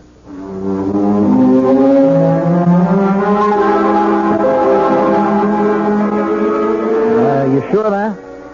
Did you check all marriage license applications? And there's no Howard Lansing and Jennifer Brady, huh? I'll be you at Beverly Hotel, Los Angeles. Right there. Okay, sorry I troubled you. Thanks. Hello? Yeah. Yeah, how far back did you check your guest register? And there's no Mr. and Mrs. Howard Lansing. Hey, Ed, another one. The ambassador of Chicago. You going on a trip or something, man? Thanks. Officer Ed Helmut here. Yeah, I think I can tell you what you're going to tell me before you tell me. No record of a Mr. and Mrs. Howard Lansing. Yeah. Well, thanks. There's gotta be a clue. There's gotta be.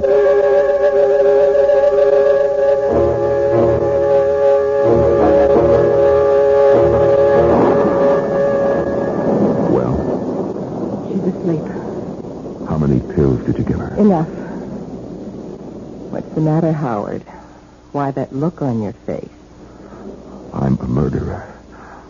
I'm just beginning to realize it.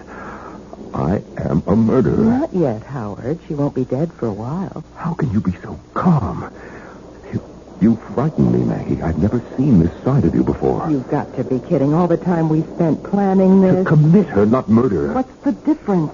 We're not doing all this for peanuts, you know. We inherited $1.5 million from my father, Jennifer and I. You and I will have all of it once she... Who could that be? I'll see. Wait. No, I guess we can't pretend no one's at home. The lights are all on. And my car's parked out front. Oh, it's you. Okay if I come in, Mr. Lansing? Oh, well, now, Thanks. Rotten night out there. Just plain rotten. It's Officer Helmet, Maggie. Yes, so I see. Getting to be a regular visitor, aren't you? To be honest with you, Miss Brady, it's a real nasty night, and walking a beat, I didn't think you'd mind if I came in for a few minutes. Also, I wanted to see how Jen's getting along. Jen is getting along very well, if it's any concern of yours, which it is not. Oh, well, I only... Officer Helmet, circumstances beyond my control brought you into this house last night, but I do control whether you'll keep coming here like this. Please leave. Oh, well, now, wait a minute, Miss Brady. I like your sister, and I have reason to think she likes me. Now, wait a second. Just wait a second. I also think she needs somebody like me, somebody to lean on, to protect her. And further than that, I'm here on official business. Official business? I'm placing you both under arrest on a charge of... Where is Jen? That's no business of yours. What's all this about? Where is she? She is upstairs asleep, if you must know. Asleep? At 8 o'clock at night? She took a couple of sleeping pills. Where are you going? How dare you go up there? Maggie, my God. Any nerve, don't lose it now. But he'll know. He'll know she took an overdose. That's all he will know. He will know that we gave it to her. He's arresting us. For what? On what charge? Whatever it is, he'll never make it stick. We've covered our tracks too well for the law to... He's carrying her down. All right, baby. It's going to be all right. Operator, this is Officer Ed Helmet. I want an ambulance sent to 127 Brockhurst, and fast. An ambulance? Why an ambulance? An overdose of sleeping pills. She took a... She didn't take them, Buster. They were given to her, shoved down her throat, you ask me. I'm changing the charge against you two. I'm booking you for attempted murder. You must be out of your mind. You're as crazy as my sister. Who isn't crazy at all. That was a real far-out scene you two tried to pull. I gotta hand it to you two. You planned it so careful, so good. There wasn't a loophole in it, except one. I don't know what you're talking about. You don't, huh? Then let me explain. You set the whole thing up, the two of you, the marriage, the honeymoon trip across country and back, the fake murder, and the whole bit. Oh, and you played it smart, very smart. Not a clue. I checked the marriage license bureau, no license. Easy enough, you could have bribed the clerk to destroy it. Now, look, I checked a few hotels. The big ones like the Ambassador, the Beverly in Los Angeles. No Mr. and Mrs. Howard Lansing listed. A piece of cake. When you registered, you gave a different name. You're making yourself look like a fool. What you're saying is you could find no evidence. Oh, but I did. One little clue that neither of you thought about. The car, Mr. Lansing. Your pretty little red sports car. I don't follow. You will. I told you I found that dry space out on the street last night because a car, a little sports car like yours, had been standing there during the rain. Well, it could have been anyone's car. Sure. Same size as yours. Same wheelbase, but I agree, it could have been anyone's. Only it wasn't. It was yours. You want to know how I know? We'd be enthralled. I know, because last night, that car wasn't parked outside this house, but the one next door. I got to wondering about that. I kept saying to myself, if it was his car, why did he park outside the house next door? I came up with the answer today when I entered that house. Nobody there. And found fake blood all over the upstairs room. A gag knife. The kind you attach so it looks like you're stabbed. Even your clothes and your luggage in the closet. Mr. Lansing. Oh, God. So you see, if it hadn't been for your car, I'd never have realized that brownstone houses in a row like these are identical. You bought this place, or leased it while Jen and him were on their honeymoon, didn't you, Miss Brady? Last night, when Jen went screaming into the street, you deliberately let her run into the street so you could bring her back to the house next door. This house. In her state, wound up tight like she was, she never realized what you were doing, as you knew she wouldn't. You'll have to prove these accusations. I will. I can. With the one little clue that nails it all down at all four corners. The little red sports car again. What about it? Well, you told me you'd never driven across country. I never have. If you're thinking of the mileage on the car, that proves nothing. Well, not the mileage, Mr. Lansing. The servicing. Servicing? You had it serviced at the Beverly Hotel in Los Angeles. A lube job, oil change, new filter, the works. And like they do at all service stations, they slapped a little sticker on the door jamb. That little sticker that carries the name and address of the service station. That little sticker that practically nobody ever notices. Anyhow, you didn't. And it says, Beverly Hotel Service Station, Los Angeles, California. Date and all.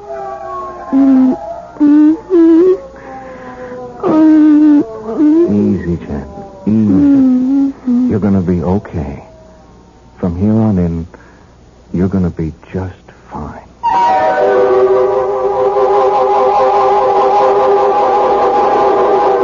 It must have been a costly business, buying or leasing that identical brownstone house and furnishing it exactly like the one next door. But then, Maggie had all the money in the world, or thought she did. I'll return shortly.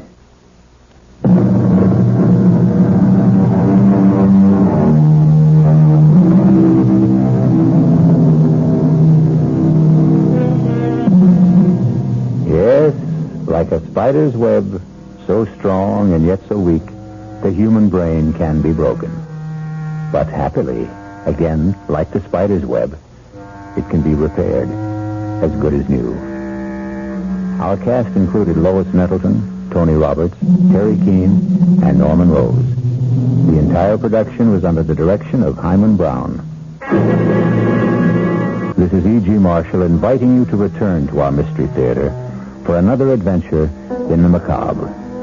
Until next time, pleasant dreams.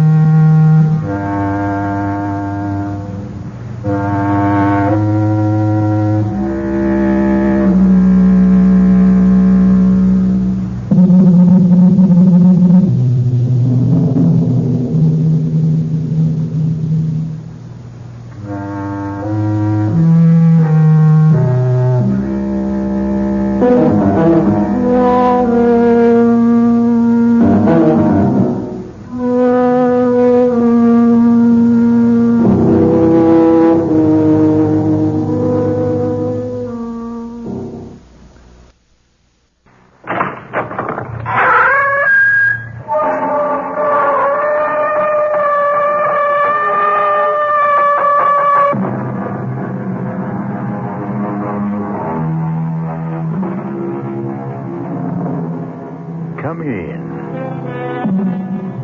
Welcome. I am E.G. Marshall. Welcome to the sound of suspense, to the fear you can hear. What do you think about witches? Not the bony hags and atrocious crones of Shakespeare and legend, or the poor unfortunates of Salem, but witches who are young, witches who are beautiful, witches who even fall in love. Excuse me. Who let you in here? Well, I hope I'm not disturbing you. I'm only trying to make a deadline. Well, if you're in the news business, I've got something for you. It better be good. I'm going to have to kill my wife. That won't be news till you do it. I know. I want you to know why. Okay. Why? Because she's a witch.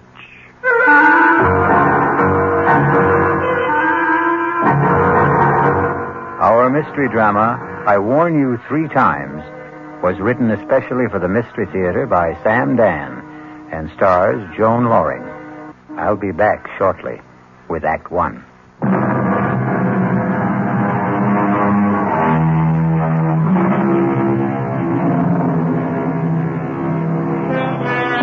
It's one of those miserable, stormy nights in the dead of winter. A thick, clinging, wet snow seems determined to smother the entire earth and everyone on it. You'd think that most people would choose the cheerful indoors, a warming fire, a relaxing drink, a comfortable bed. That's the problem with most people. You can't figure them. For instance, consider that line of cars crawling down Main Street, bumper to bumper, skidding, sliding. Where is everybody headed on a night like this? Have we become a race of lemmings? Do we follow some mysterious, unconscious drive? An interesting speculation, but we won't pursue it. We'd better consider the traffic, which has come to a complete standstill. A car seems to be stuck at the intersection. Let's go, sister. That light's green. Oh, officer. Well, what are you waiting for, lady? My husband. Your husband? The light was red, and he said he wanted to step out and clean off the rear window. Hey, mister. You finished back there? He just stepped out. It was a moment ago. Tom? Well, maybe he slipped in the snow. Tom, are you all right? Lady, there ain't nobody around the back. But he just went out to clean to clean the rear window. That's what you said. But what could have happened? Just sit there a minute, lady. Hey, lay off of that horn. I know you got one. What's wrong, officer? Did you see a guy get out of that car up? Did I see a guy get out of the car? Yeah. Did you? Huh? Are the police after someone in escape Oh, car? come on, Buster. Just tell me. Did you see a guy cleaning off the rear window of that car up front? Well, to tell you the truth, I wasn't paying any attention. I was listening to the radio. Now, there could have been somebody, but then again, I couldn't say there was. It's not that I'm not trying to get involved, officer. I'm a citizen. I know my duty, but... Well, thank you. Officer, where is my husband? He was just there. Lady, he disappeared. How could he disappear? I don't know. I do know he ain't here. What am I going to do? Well, you can't keep blocking traffic, lady. You gotta move on. Where? Well, it beats me. But you must find him. Look, you got troubles with your husband, that's your problem. But when you hold up traffic, that's my problem. Will you feed her a little gas, please? Come on, let's go. But I can't. Lady, you gotta go somewhere. I can't go anywhere. I don't know how to drive.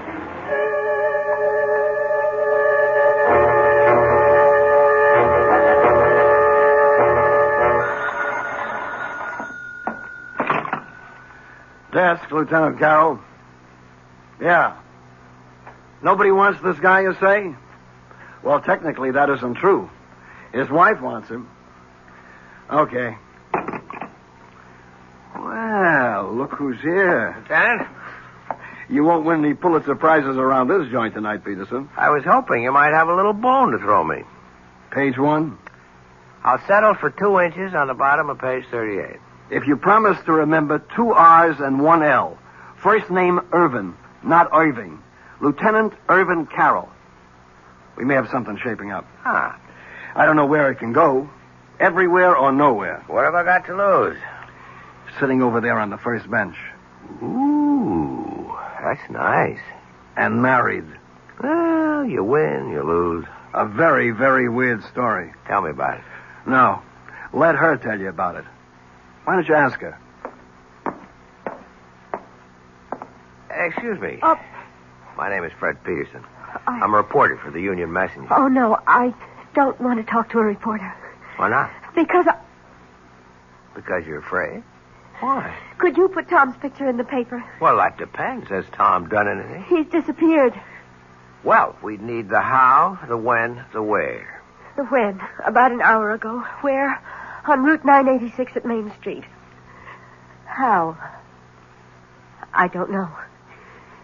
You see, we were driving south. It was snowing hard, and he said, I can't see out the rear window. The light was red. He stepped outside to wipe it off. He didn't come back. Where did he go? I don't know. Well, where could he go? I don't know. In that snow. And there's nothing around there? Could you give me a why? I can't imagine. I don't know what to do. I sit here waiting. Look, my name is Hetty Parsons. Tom and I, we've been married 5 years. We don't have any problems. I mean, we're very happy. If you print his picture in the story, maybe someone will see it who can help us. Excuse me a minute. Well? Yeah, I think I'll run with it. I don't blame you. I was always partial to girls with honey-colored hair and baby blue eyes. Ah, so you noticed, too.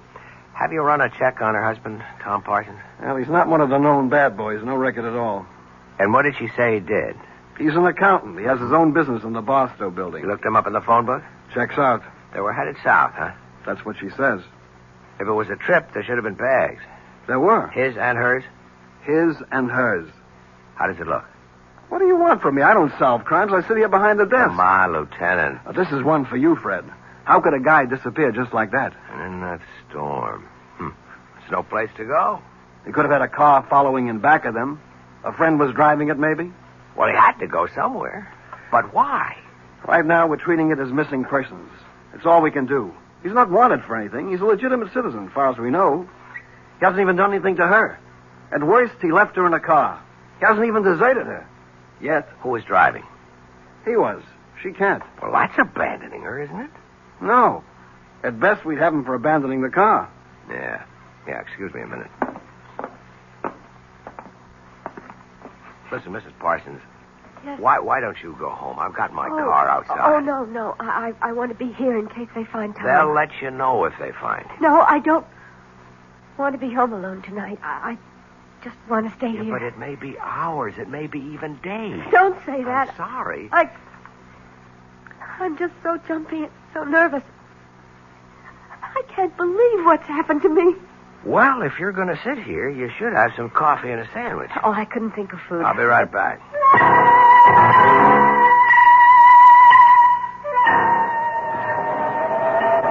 Hey there, Officer Dennis. Well, look who's here, the friendly reporter. Yeah, listen, that girl. Yeah, I was going to ask what girl, but I won't. Yeah, I want to start at the beginning. Oh, well, you know, Lieutenant Carroll's got 2 R's, but Patrolman Dennett's got 2 N's. Yeah. What did happen? Well, like she said, he went out to clean the rear window, and he was gone. Anybody see him? I checked the car and back, but who looks, who notices?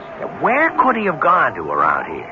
Well, on the south side, you got open fields. On this side, a couple of warehouse buildings locked up. Night watchman? Yeah, he's a retired cop. No sign of anybody trying to break in, to hide, or whatever he may have wanted to do. Okay, so what could have happened to the guy? Well, it's all very interesting, but in 15 minutes I go off duty, and I won't have to worry about it.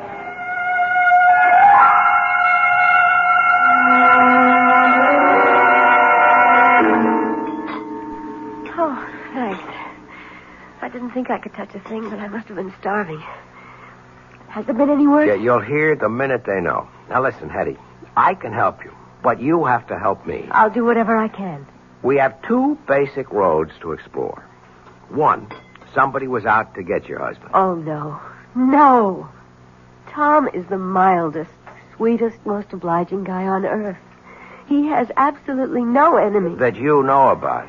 Tom and I have no secrets from each other. Everybody has at least one enemy. Tom is incapable of hurting anyone in any way. He sounds too good to be true. If he does have a problem, that's it. All right. The second road to explore. He wasn't pushed, he jumped. What does that mean? It means he walked out on you. Oh, it's inconceivable. Why? I've had a liberal education tonight, Mr. Peterson. Call me Fred. No, not yet, or maybe never. I've been introduced to a new world. I've been thrown in with people who... basically don't believe in anyone. Don't trust anyone. And perhaps they have good cause. Perhaps that's how life is in their world. Perhaps their world is the real world, but it isn't my world. May I ask, do you come from another world? It's entirely possible. I won't call you Fred unless and until we become friends. But that's just a little thing. The policeman who brought me here is a confirmed cynic. So is the lieutenant. And so are you. I must plead guilty as charged. All of you proposed two basic hypotheses. A, my husband was ambushed by enemies. B, my husband abandoned me. You can't conceive of people who... they simply don't make or have enemies. You can't conceive of people who are completely in love. I'm not a fool, Mr. Peterson. I read these attitudes. What a wonderful world you live in, Mrs. Parsons. I hope you can stay there always. We're so dependent on each other, Tom and I. We need each other. We're so complete together. But we still have the basic fact of his disappearance. Yes, but all you can see are two alternatives. There is a third, you know. Really? Perhaps he was taken ill, suddenly, and he just wandered off. Oh, maybe I should go back there. I've already been back there. There's no place he could have wandered off to. Tell me, does he have a history of any sort of illness, amnesia, anything like that? No, nothing like that. Well, then, where are we? Nowhere. Perhaps you are nowhere, Mr. Peterson. Okay, tell me where you are. I have faith. I believe Tom will be found, or he will find himself, and he will have an absolutely reasonable and rational explanation. I hope so. Hetty! Oh! Hetty! Tom! Oh, Tom, darling. Tom, what happened to you? I was so scared. Oh, darling, you're all right? Hetty, are you all right? Yes. I don't understand. I happened to tune in the news, and there it was. Tom Parsons, accountant, with offices in the Barstow building, had disappeared under mysterious circumstances. Tom, I was so worried. Mr. Parsons was driving with his wife. He stepped out of the car to clean off the rear window, and... Hetty, what did you tell them? I wasn't in the car with you. I was at home. Well, here we have the story of two people who love each other deeply, who trust each other completely. It sounds like the Garden of Eden. But we all know what happened back there in the traffic and the snow. We shall return shortly with Act 2.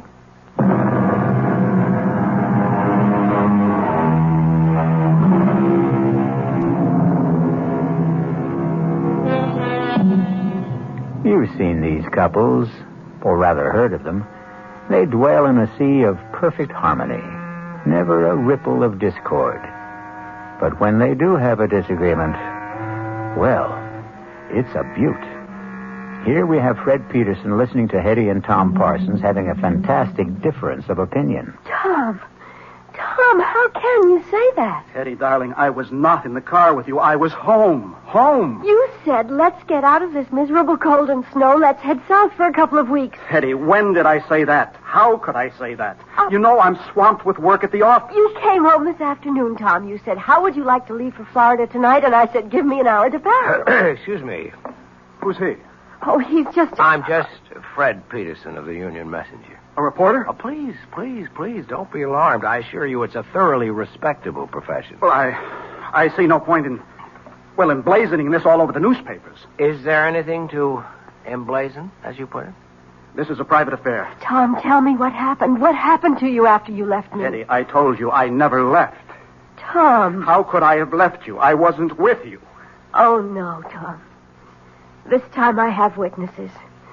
The police officer, he knows you went out to clear the rear window. How does he know? Because you told him. Mr. Parsons, now, obviously your wife seems distraught. I would suggest... Keep your suggestions to yourself, Mr. Peterson. Don't you dare imply that I'm overwrought or nervous or hysterical. I am completely calm, extremely rational, and absolutely in command of myself. I know what happened this evening. Mr. Peterson, this is obviously a private matter between my wife and me, and nobody's business but ours. What did you mean, Mrs. Parsons, when you said that this time you had witnesses? Have there been other times when... Hetty, it doesn't do us any good to air this in public. All right, Tom. Take me home. Let me talk to that officer at the desk there. find out if there's anything we have to do.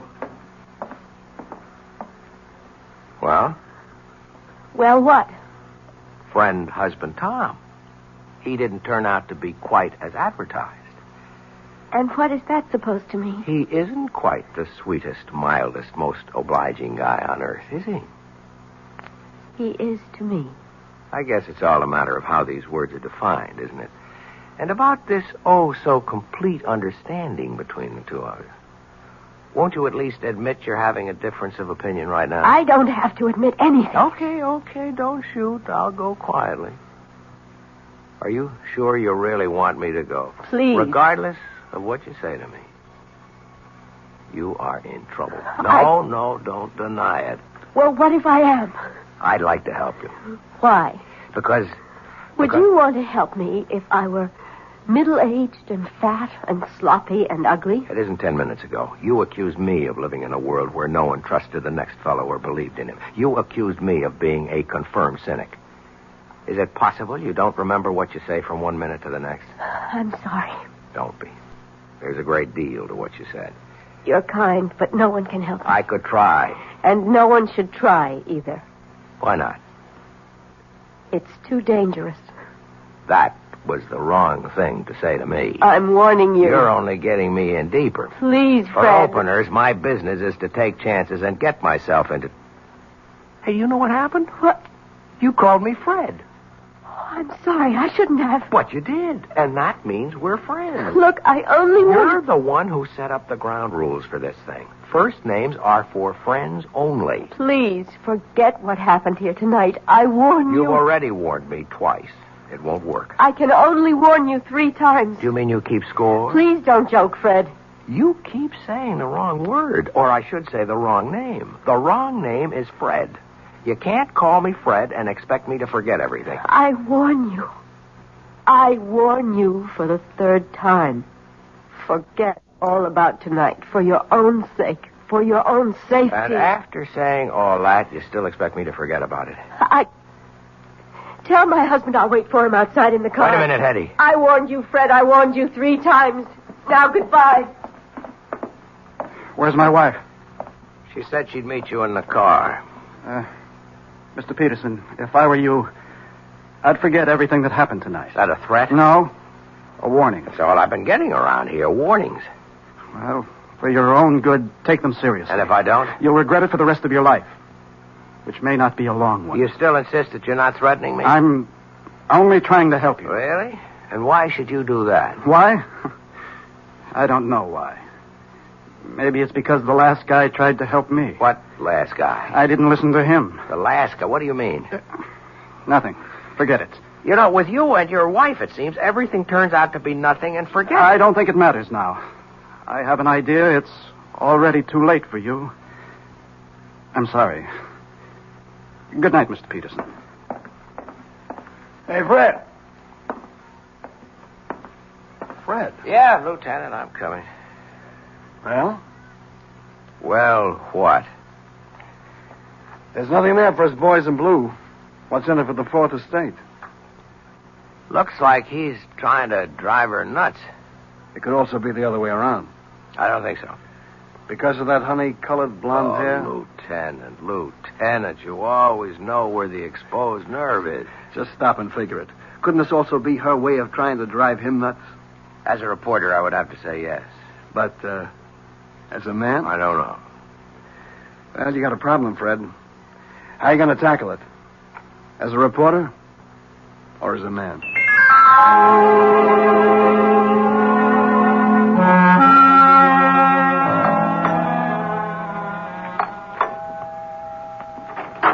Good morning. Oh, Fred, what are you doing here? Won't you ask me to come in? Well, You could also offer me a cup of coffee. It's been a long drive on a cold morning. Oh, well, I suppose you might as well come inside. How gracious. I'm sorry. I'm still upset, and you should know why. Come into the kitchen. I was just pouring myself a cup. Thanks. Charming place you have here. Thank you. I suppose Tom is generous enough when it comes to money and things. The implication being that he is not generous when it comes to what? Fred, if you insist on talking about Tom, I'll have to ask you to leave. Okay, let's talk about you. No. We can't talk about me either. What can we talk about? The weather, politics, sports. You'd be surprised. I'm a very well-informed person. We could talk about art or literature. I didn't come here to talk about those things. I know why you came here. Do you?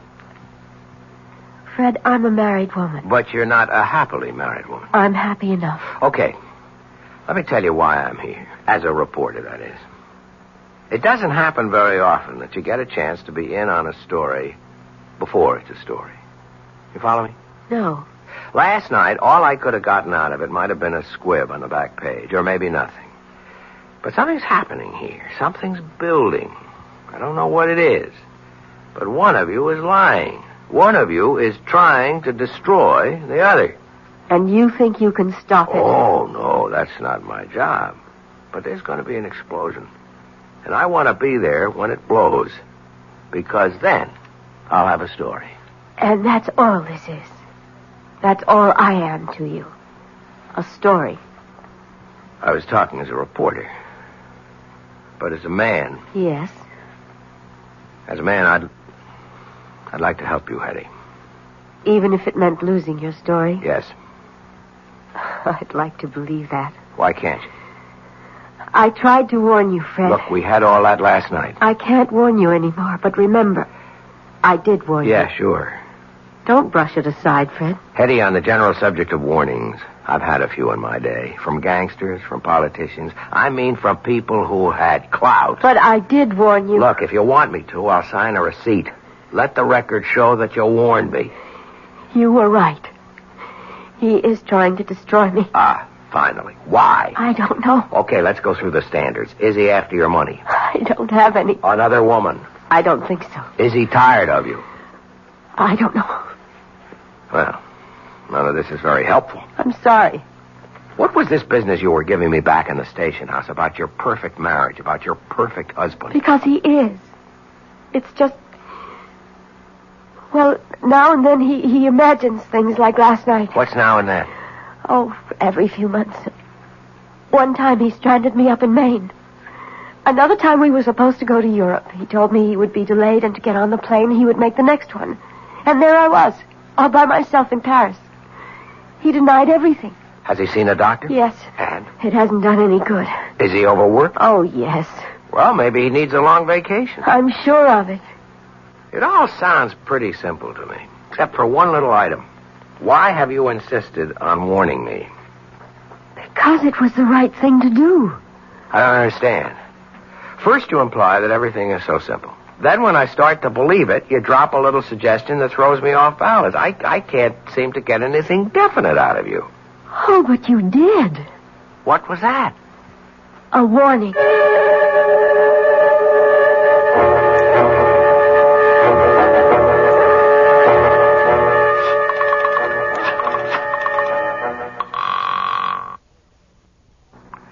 Lieutenant Carroll? Hey, Lieutenant. Yeah, how goes the Parson case? How did you know I was going to ask you about the That part? honey blonde hair. Does it really show that much? Pal, you are hooked. You know something? That's true. And she may even be playing me like a fish. So what can I do for you? Well, no crime has been committed yet, but you can bet there's one on the way. Well, till then, we're handcuffed around here. Sure, but you got all the facts. What facts? I mean, you can get at them in a routine way. Work up both of them, some past histories. That's spending the taxpayers' money. You spend the taxpayers' money every day. Something's ready to blow up there. Just be ready for it. That's all I'm asking. Actually, Fred, if you want the truth, we've already started. And? Keep in touch. Yeah? They said you're in this office. Well, look who's here. Tom, the piper's son. Come on in, sit down. Mr. Peterson, I've decided to tell you everything. Because I know you're in love with my wife. Oh, wait a minute. Now, there are all kinds of meaningless expressions. Wait a minute, see here, hold on, or a few. Let's dispense with them. You can't accuse me. I don't accuse you. I state a fact. Well, then let's be fair. I only met your wife last night. I admit she's attractive. I don't even know her. That's what I told him. That's what you told who? The last guy. The last guy she was married to. I wish I knew how to start this. Well, start at the beginning. Okay. I'm an accountant. You're a reporter. Both of us are men of the world. I mean this world. You live on facts. I live on figures. So how can I tell you? How can I expect you to believe me when I say that Hetty isn't a human being at all? She isn't? No. She's a witch.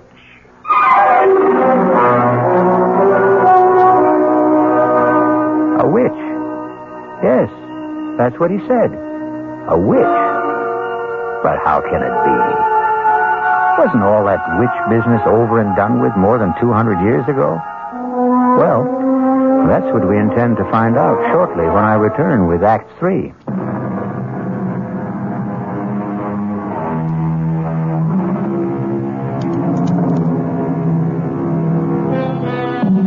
Tom Parsons and Fred Peterson sit in a newspaper office.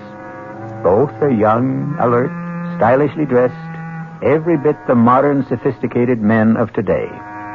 And yet, the subject, the very serious subject under discussion is witchcraft, of all things. Well, it isn't every day a man accuses his wife of being a witch. It isn't every day a man finds out he's married to one. I can only say it's incredible. I know. That's what I said when he told me. When who told you? The last guy. Tell me about the last guy. I met Hetty on a cruise ship about 5 years ago. She said her husband had just somehow disappeared. She was distraught. You know, she does the distraught bit to perfection. I know nothing of the kind. What happened? Had he fallen overboard? Well, that's what she made everybody think. Till we got a radiogram from shore. He claimed he knew nothing about the trip. Well, either he had boarded the boat or he hadn't. Okay, let's get all of that cleared away. There was a ticket in his name. There were some people who claimed they had seen him. The trouble is, there was a pretty drunk bon voyage party. Most everyone was in no shape to remember anything. Oh, yes, the steward did claim to have seen him aboard, but... But? I'm convinced the steward was bribed.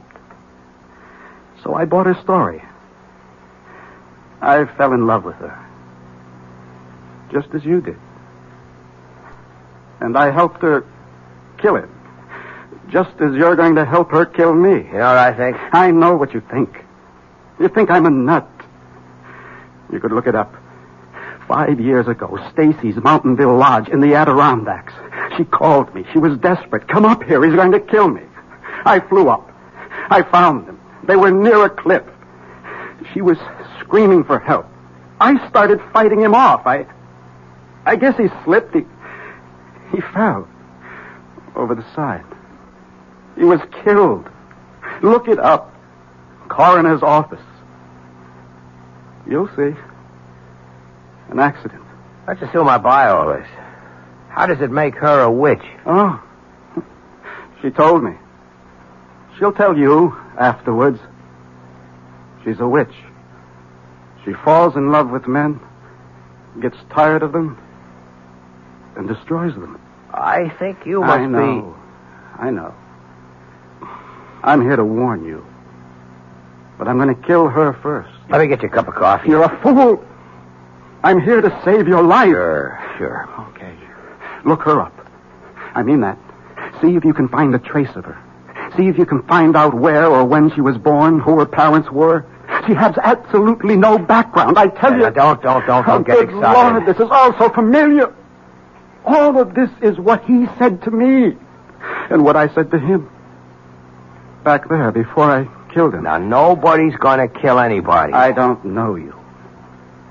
But you look like a nice guy. Take my advice. Save yourself. Save yourself.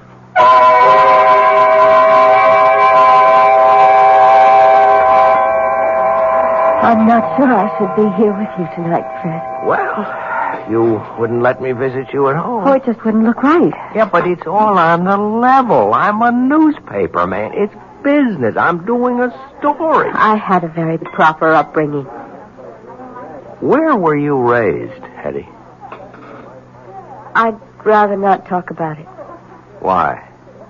Well, I told you it was proper, but it wasn't happy. I shouldn't say this, but there were times when I thought my parents were ogres. Fred, is something wrong? No. Gee, I just hope I didn't spill anything on you. No. I didn't have a happy childhood. I don't like to discuss it. Here's something we should discuss. I spoke with Tom this morning. I think I know what he told you. So far out, I even hesitate to mention it, but obviously he believes it. I insisted that he see a psychiatrist. In fact, we both went. And it's the doctor's opinion that Tom is riddled with guilt. You see, he thinks he murdered Larry. Larry? My first husband. But Larry was a brute. I was very young, and we're really too young to know anything about people. Larry was a drunk. I didn't know that either. And when he had a few, he would abuse me.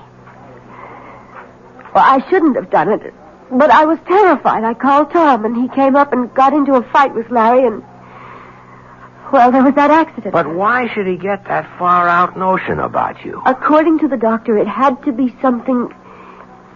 Well, something he could live with, something that could justify what he did, and he really has a vivid imagination. Strikes me as a very sober-minded person, aside He was a lit major at college. He became an accountant because he had to make a living. I don't know what I'm going to do about him, Fred. I've had so much trouble in my life, and he's really a wonderful guy, and I love him.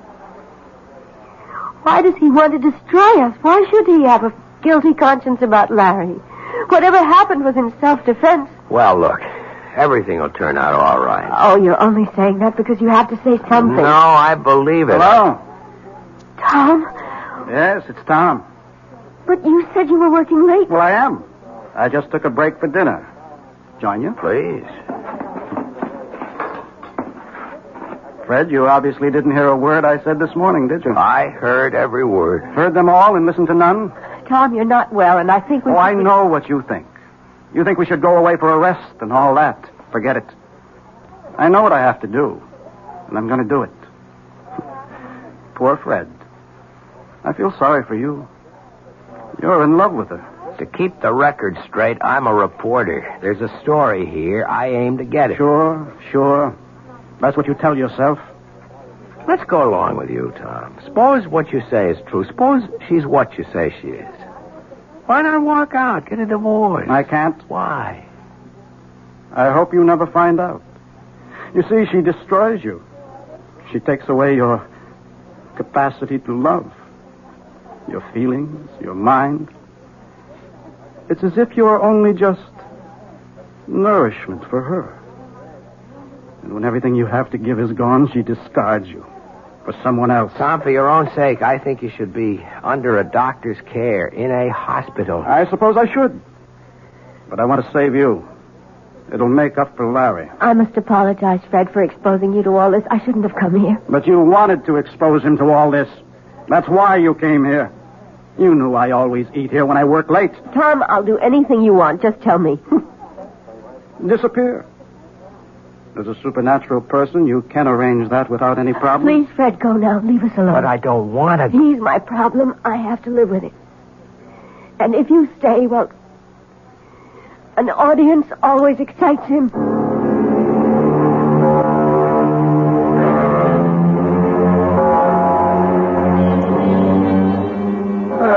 Now, look who finally showed up. What happened to that Nobel Prize for Journalism you were working on? Lieutenant, there is no Nobel Prize for journalism. Oh, well, what happened anyhow? I got off it all. Couldn't make heads or tails. Well, we're still on it. As a matter of fact, information keeps pouring in all the time. On her? On him. Funny duck. He was always interested in spirits, that kind of thing. He wrote his master's thesis on something called demonology. Well, there's nothing there for me. As a man or a reporter? Both. You know, I've been married 10 years, and I've never been tempted. But if I could be, she could do it. Oh, that dame is something. I'm surprised at you, Lieutenant. But there's hope for you. If what you say about the husband is true, he winds up in the loony bin, and after a respectable interval, she could be yours. That's what's in your mind, right? You are the most cynical person I know. Come off it. We're two of a kind. I'd even wait for her myself. Lieutenant Carroll. Is Fred Peterson there, please? Hold on, I'll see. It's the girl you love. Cut it out. Okay, the girl we love. You hear? Yeah, I guess I'm here. Take it. Hello? Fred, I'm scared. What's the matter, Hetty? Don't ask any questions. Just come to my place. Quickly.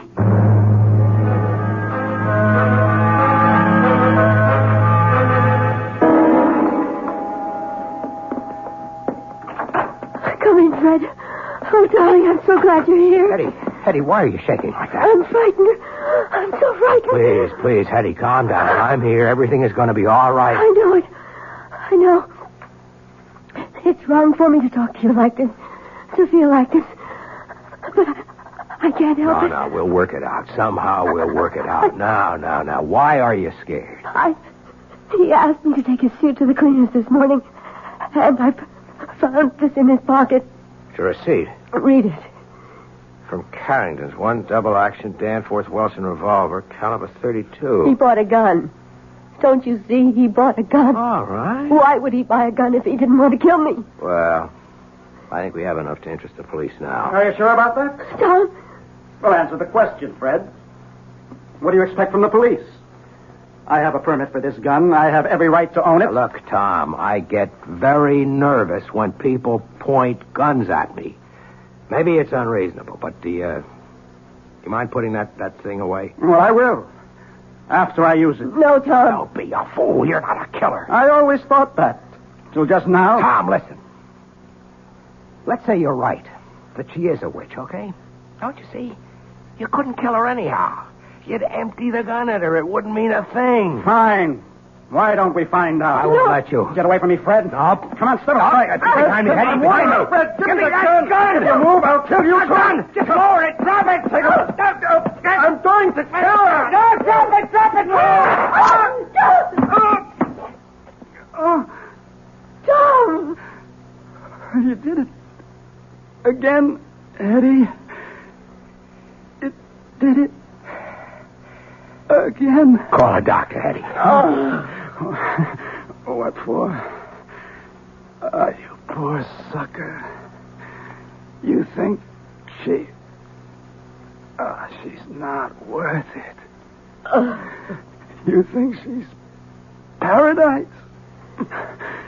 She is. She is.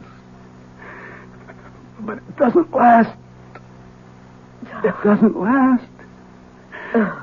And then she'll kill you. She'll kill you, too. Tom. He's dead. Tom. You saw there was nothing I could do. I know. Better call the police.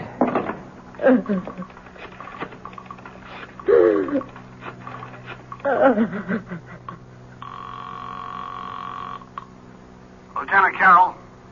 Lieutenant, it's Fred. Hey, Fred, I got news for you. What I mean is I have absolutely no news for you. Lieutenant, listen to me. You know, we drew a complete blank on that dame. We traced her back to St. Louis City Hall, where she married a guy named Larry Bellows. She gave her home address as Charterville, Illinois. But there's no such place. Listen, Lieutenant. It's as if this dame just materialized out of thin air. No background at all. Wait a minute. Hetty. Who are you? Hello? Oh, Fred. Fred, why did you call? Who are you, Hetty? Fred, what's on your mind? Hetty. I warned you 3 times, Fred. I warned you 3 times.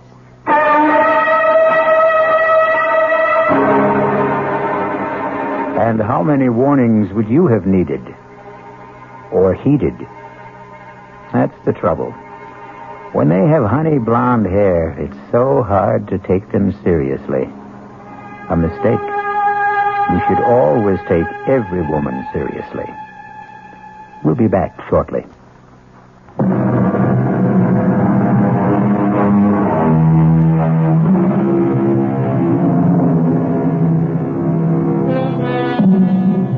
Are there really witches?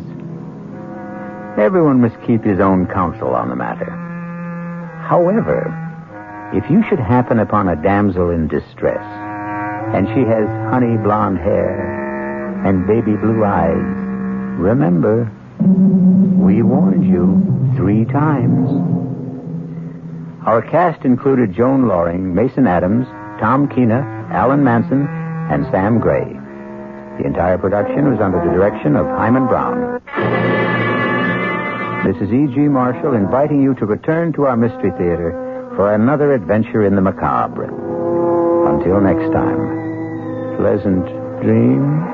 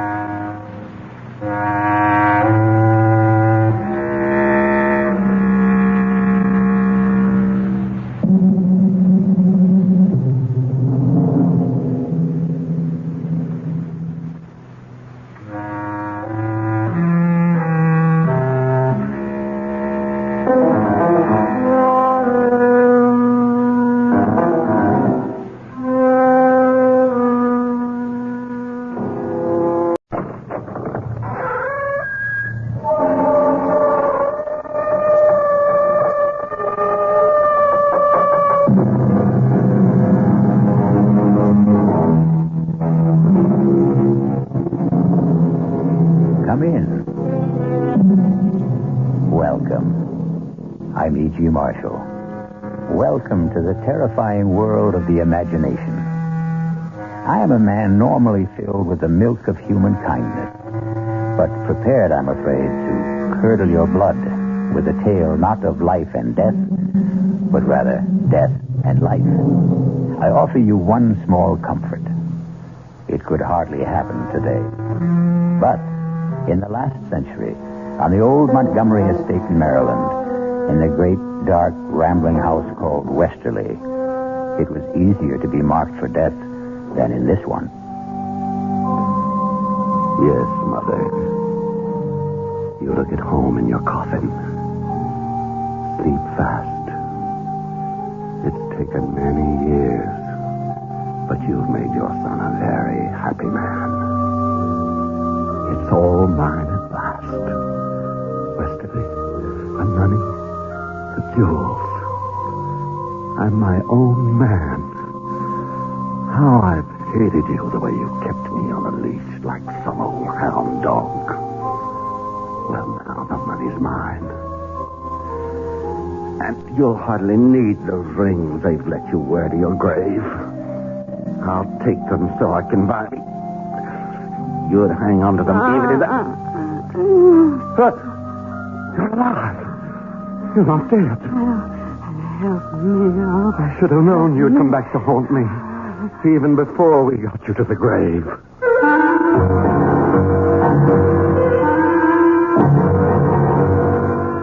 Our mystery drama, Cold Storage, was written especially for the Mystery Theater by Ian Martin and stars Ruby Dee and John Barragray. It is sponsored in part by the Kellogg Company, makers of Kellogg's Special K cereal.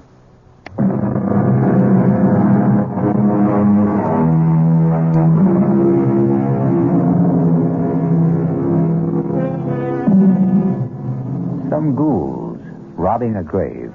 Many years before Buford Montgomery found himself engaged in essentially the same activity, were every bit as shocked when the corpse whose rings they were tearing off suddenly sat up, alive.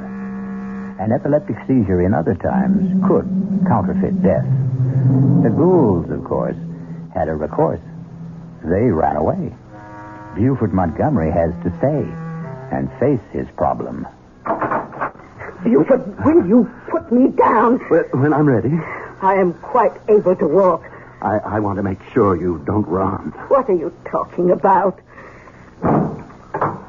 What are you doing? Locking me in?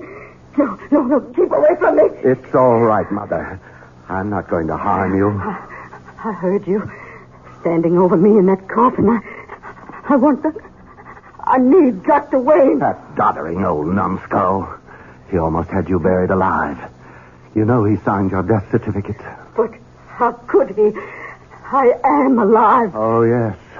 I'm quite satisfied you are no ghost. But what happened? Another of your epileptic seizures. Oh. We were all convinced this one was fatal. At last.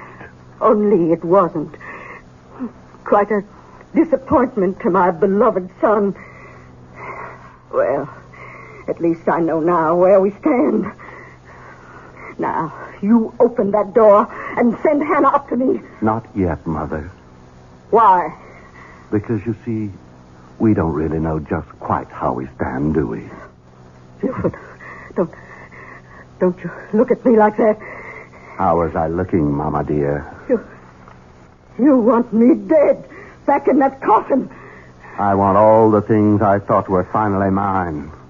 The house, the estate, the money, and most of all, the freedom to be a man. Oh. Look at me, Mama. Listen to me call you that, Mama. A grown man, 38 years old, tied to his mother's apron strings like some sniveling little boy. I never meant to keep you tied down. Oh, yes, you did. You even did it with the judge. Father's life wasn't his own either. You killed him. You are mad. Keep away. Keep away. You want to kill me. I'm not going to kill you, Mama. You know I haven't got the strength of will for that. Oh, of course you won't, son. But you can have anything you want now we've had this little talk. Now, please get Hannah like a good boy. Oh, no, Mama. I don't need you anymore. You left me everything in your will. But I'm not dead. To all the world except me, you are. And you're going to stay that way. If you come one step closer, I'll scream. No one will hear you. Not in this big old house. Westerly's thick walls have no ears. What are you going to do to me? You'll see, Mother. You'll see. Look, you're going to put me back in that coffin and bury me alive. Yes. I haven't any choice now. Please. Don't worry. You'll be quite comfortable. I'm going to bury you alive. But not in the coffin.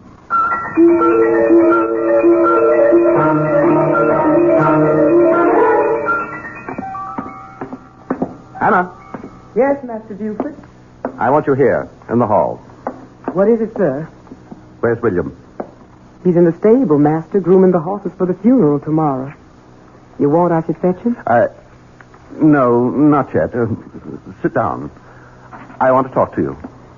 Yes, sir? Now, where to begin? Hannah, you were mighty beholden to my father, weren't you? Judge Montgomery was a fine man. Was very kind to you and your son. The judge was powerful good to me and William. And my mother? Mrs. Montgomery is a fine lady. It's been a privilege to have served her as housekeeper. And will you consider it a privilege to serve me in the same capacity? If you want me, sir. And William? Where I go, William goes. You know, he's just a great big overgrown baby. Has to be cared for like one. Or they'd shut him away somewheres, I wouldn't ever let them do that to my boy. He couldn't stand being shut in. You wouldn't let them do that to him, would you, Master Buford? Not if I can count on you to help me. You can, sir. You can. Well, what about William? He does what I tell him. He's old as you are, but he has the mind of a child. I'd want to be absolutely sure of both of you. I don't understand you, Master Buford. Then I'll make myself plainer. I think you must have always hated my mother. Why did you stay on after Father died? I stayed because where else could I go? You're sure it wasn't because you were afraid? Afraid of what? Not of, Hannah. For William. Right? Oh, don't look so terrified and trapped. I know it all, Hannah. I know it all. Master Buford, How you must really hate us all. Even Father at the end. Not the judge. Never the judge. Even after what he made you sign? What would the judge ever have wanted me to sign? A confession that you saw your son William commit a murder 10 years ago. Oh. How did you know? It's one of the advantages of my dear mother's unexpected death. It was among the papers the lawyer turned over to me. So she did know. All these years. How could Randolph have done that to me? You know why. You were an eyewitness. And you know that William wasn't alone. It was an accident. And you were only boys. Pretty old for boys, Hannah. We were both going on 19. And the Copley kid was only 15. It was only my father being a judge that saved us all. Any jury in horse country like this could have told that boy's neck wasn't broken by any fall from a horse. The finger marks were gouged into the flesh. The rope burns were raw on his wrists. Why did you do it, Master Buford? Not I, Hannah. Remember? William was the culprit. William didn't know what he was doing. You egged him on. If I did, I didn't mean it to go so far. William doesn't know his own strength. What does it matter? It's nearly 20 years ago. Why do you rake up old ashes? There are certain things I have to be sure of. What? In spite of everything, your complete loyalty to me. I have little choice. If you have any confession. I have it. In your own handwriting. And William's scrawl, too. I'm going to ask you to stretch your conscience further. Come with me. No, Master Buford. Don't bring me to the coffin. I don't want to look at her. Stop battling. I don't want to. Stop battling. Here. Look. Open your eyes. Oh. It's empty. She's gone. What have you done with her?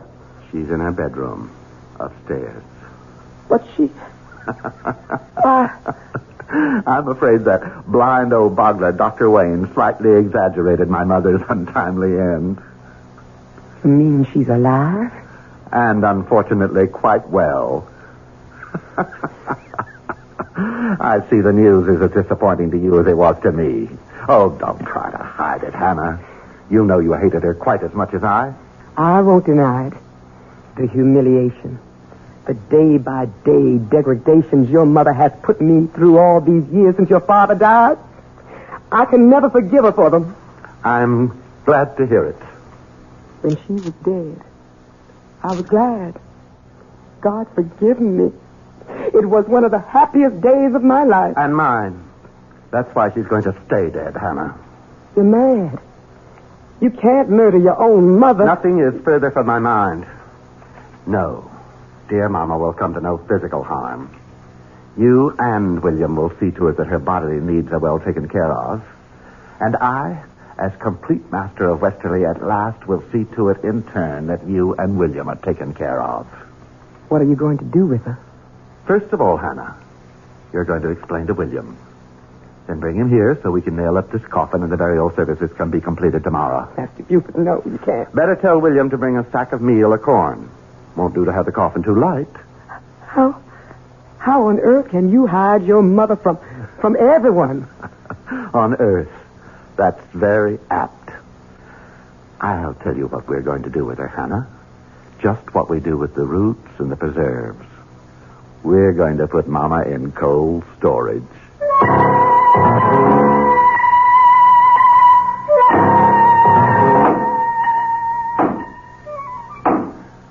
Make sure to drive them home, William. Do see machine burying a whole good sack of good feed. I picked up the wormiest one I could find. That's enough now. Finish up. finished now. Got the lantern, Hannah? Yes, sir. All right. Did you strip the bed in the spare room, Hannah? Yes, sir, I did. William, you go on up there and bring that bed and all the furniture downstairs to the old hidey hole, right? Sure will. Where's this hidey hole? William could tell you as good as me. Or better. He's the one who found it. Must be, 15 years ago. 16, Master Buford. That was the year Miss Prudence dropped her first foal. That's when old Mr. Todd Hunter, the vet man, told me all about his daddy and your grandfather and how they dug out the hidey hole and made it our big room like a station on the Underground Railroad. William, go see to the furniture. Yes, take me a while to get the bed apart. Take your time. The Underground Railroad? You mean this was a slave station? To hide out escaped slaves being passed to the north? What it was. But you can't put your mother in a place like that. Why not? She spent her lifetime trying to turn the clock back, make a slave of everyone else. Why shouldn't it be her turn? For a change. How sharper than a serpent's tooth it is to have a thankless child, as King Lear had occasion to remark. Still, on the record, Mama is not much of a prize either. Let's leave her in cold storage until we return shortly with Act 2.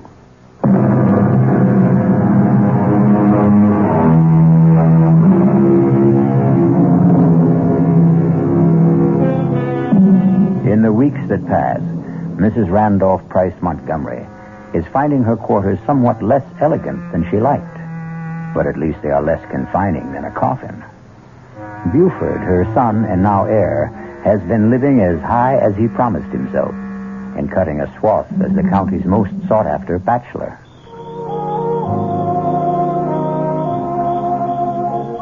I declare, Buford, I thought I'd never be able to coax you away from all the other ladies. Nancy Lee, they may have had my arms, but my heart was with you. Well, I'd have felt a lot sure of that if I'd had your name a little more often in my car. I just don't want us to get talked about too much. Why ever not? Would you be ashamed to have your name linked with mine? Why, Nancy Lee, you know better than that. Aren't you going to sit with me, sugar? Oh, why, sure, honey. Hold my hand. Just lies in mine like a little bird. Now that's more like my Buford. Kiss me. Angel. Still the same old thrill. Gives me goosebumps all over. Oh, that's nice. I wouldn't want to think I'd lost the power to get you going. Why would you think that? Well, I'll tell you, Buford. I thought when your mother died, it would give us a chance to be closer than ever. I mean, since we could come right out in the open. I didn't think it would start you chasing after every pretty girl in sight. I wouldn't take a one of them or exchange any of them for you. Now, I'm right glad to hear you say that, sugar, because I'm afraid you're not going to be a bachelor anymore. Huh? I got something to tell you. You're going to have to go back to being a family man again, I'm afraid. What? What are you saying? That you're going to be a daddy. Aren't you proud? Good Lord. Are you sure? That I'm in a family way? Well, it's very easy for a girl to be sure of that. Well, what are we going to do? Well, with Mama gone, there's no problem at all. You're just going to have to make an honest woman of me. My parents surely won't object. And you wouldn't want the colonel to come after you with a gun, knowing that my daddy is the best shot in South Carolina. Now, wait a minute, Nancy Lee. Oh, sugar, you know I'm only funning. And I know you're going to be every bit as happy as I am once you get used to it. Oh, honey, aren't you just thrilled to death? We're going to get married.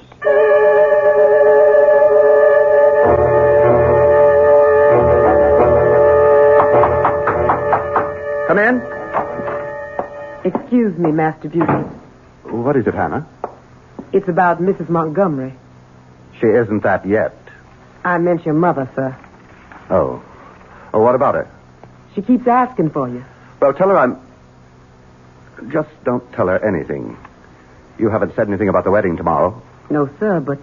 But what? About your mother. She wants to talk to you.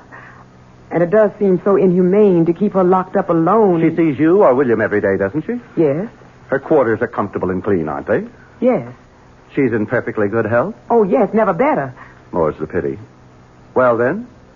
She's lonely. So was I all those years she had me under her thumb. And I'm not going back to that. By tomorrow, I'm going to have my own woman. And a beauty at that. Mother's not going to spoil that for me. Yes, sir. I'm sorry, sir. Good. Now get out of here. And take the whiskey carafe with you and fill it up. It's almost empty again. Yes, sir, Master Buford. Sir? William? Yes, Mama? Take this carafe and fill it with Master Buford's bourbon and bring it back to him in his study. Yes, sir. I reckon old Master Buford's getting himself liquored up for the bachelor party. I reckon he's trying to build himself some Dutch courage. What do you mean, Ma? I mean, I don't think he exactly figured on getting tied up again when he cut his mama's apron strings.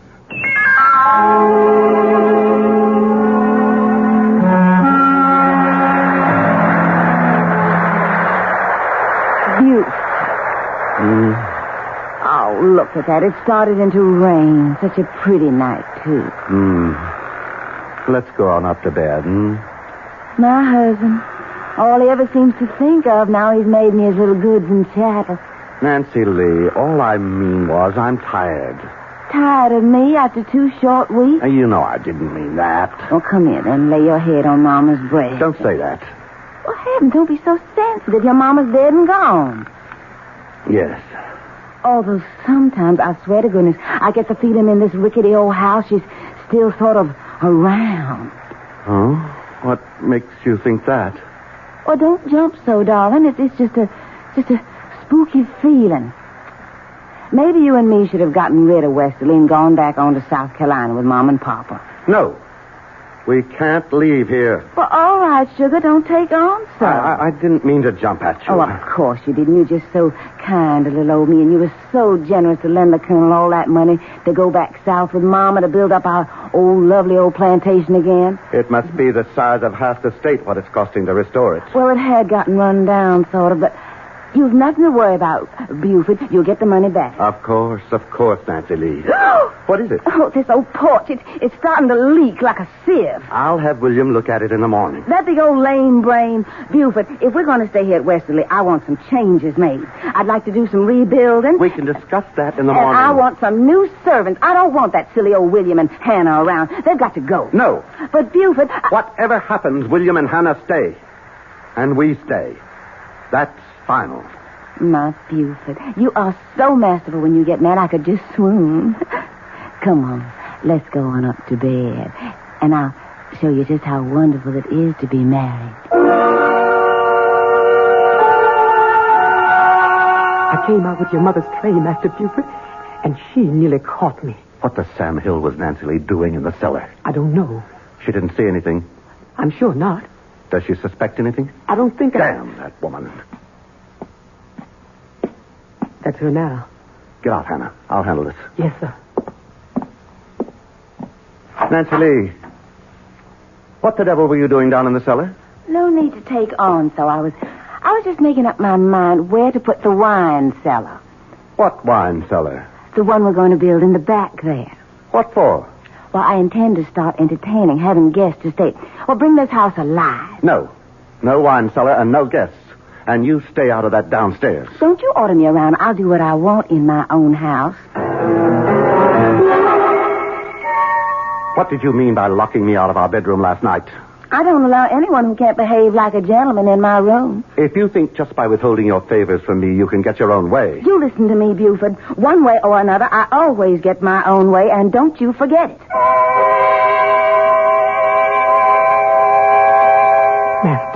Master Buford, you can't sleep here on the floor, sir. What? Oh, yes. Got to, Hannah. Wife won't let me in bedroom. Come on, sir. You've been drinking. I've made you up a bed in one of the guest rooms. Want to sleep on bedroom.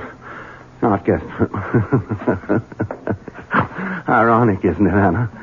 Don't have much luck with the ladies, huh?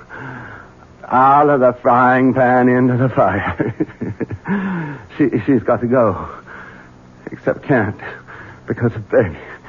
Got a child to think of. Can't figure that one out.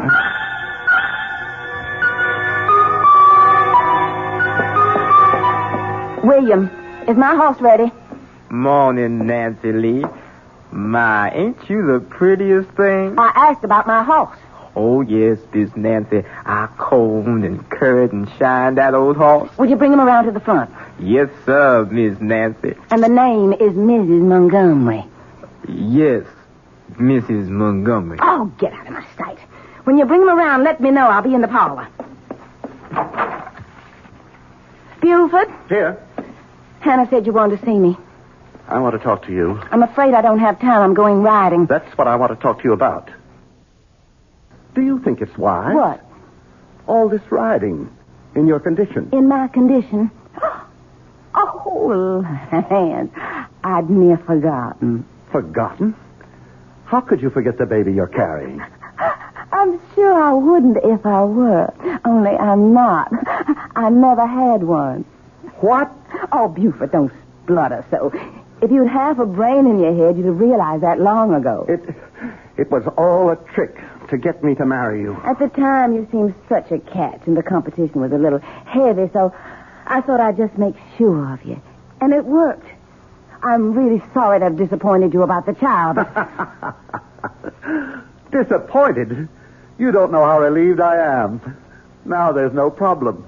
What do you mean, no problem? To end this marriage, to get a divorce. You think that's no problem? It shouldn't be. I'm prepared to make a reasonable settlement. And just what would you consider reasonable, Mr. Montgomery? We can waive the money I loaned your father and call it a day.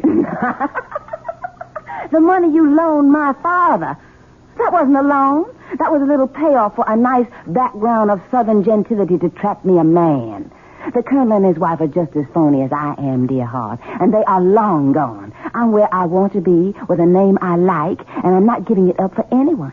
You are never going to get rid of little Nancy Lee. No how, no way at all. Now, if you'll excuse me, dear husband, Why, Hannah. Hello. Did you get a nice earful? The door was open, Mrs. Montgomery, and William asked me to come in here and tell you that he's waiting outside with your horse. He could have told me himself. And I hope that damn beast throws her and breaks her neck. All right, Hannah, what are you waiting for? It's your mother, sir. She's in a state. She insists on seeing you. No. I've had enough of Montgomery women for one day. Tell her I... No. Forget that, Hannah. I've changed my mind. I think I will pay Mama a visit. I have a little surprise for her.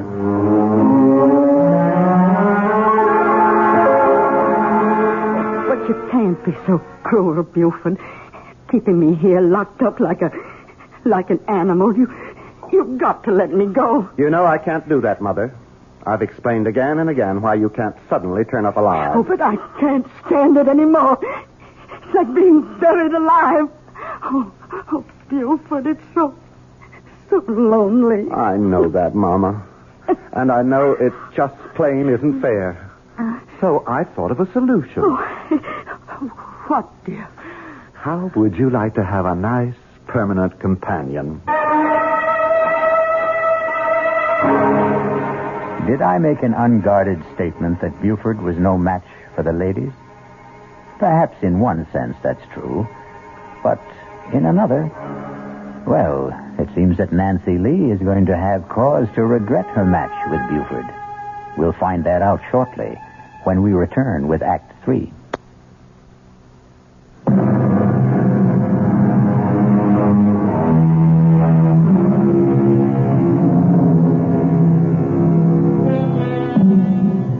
Now, it's one thing to get away with disposing of someone already legally certified as dead and supposedly suitably interred. Nancy Lee is another problem. She can't have a convenient epileptic seizure. Can Buford get away with it? Nancy Lee, I've been thinking about us. Don't waste your time. Nothing's going to change. I've got nobody but you and nowhere in the whole wide world to go. I'm a permanent fixture, Buford. Oh, I know that, honey. And I was wrong to think anything else. Don't you know I really want you here with all my heart? On my terms. Don't you try to fancy talk me. Won't you please let me tell you what I was thinking about? If you make it short. And sweet. What I was going to suggest, just to clear the air, sort of, and give us both a chance to get a new perspective, was a trip. I don't want to go anywhere with you. Oh, I didn't mean together. I meant just you alone, sugar. Washington, Baltimore, Philadelphia. You could buy yourself a whole new wardrobe. Like it was the trousseau you never really had. Oh, Washington, Baltimore, Philadelphia. Even Paris, France, if you want. Paris, France. Oh, Buford. Do you mean it? Anything's worth trying just to work things out for us. And to prove I mean it, you just go tell all your friends and everyone around that you're on your way. Oh, won't I make them squirm with envy? Washington, Philadelphia, Paris, France. Then you'll go? What woman will pass up the chance? Well, I'll ride everywhere this week and let everyone know. Just one thing, Buford, you ought to understand. Well, what's that, sugar? This doesn't change anything. I'm still going to spend the rest of my life right here in this house. Oh, I know that, Nancy Lee. I know that for sure.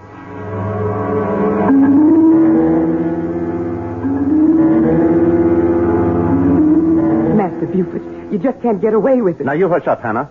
I'm going to. But what will other people say? There's nothing for them to say.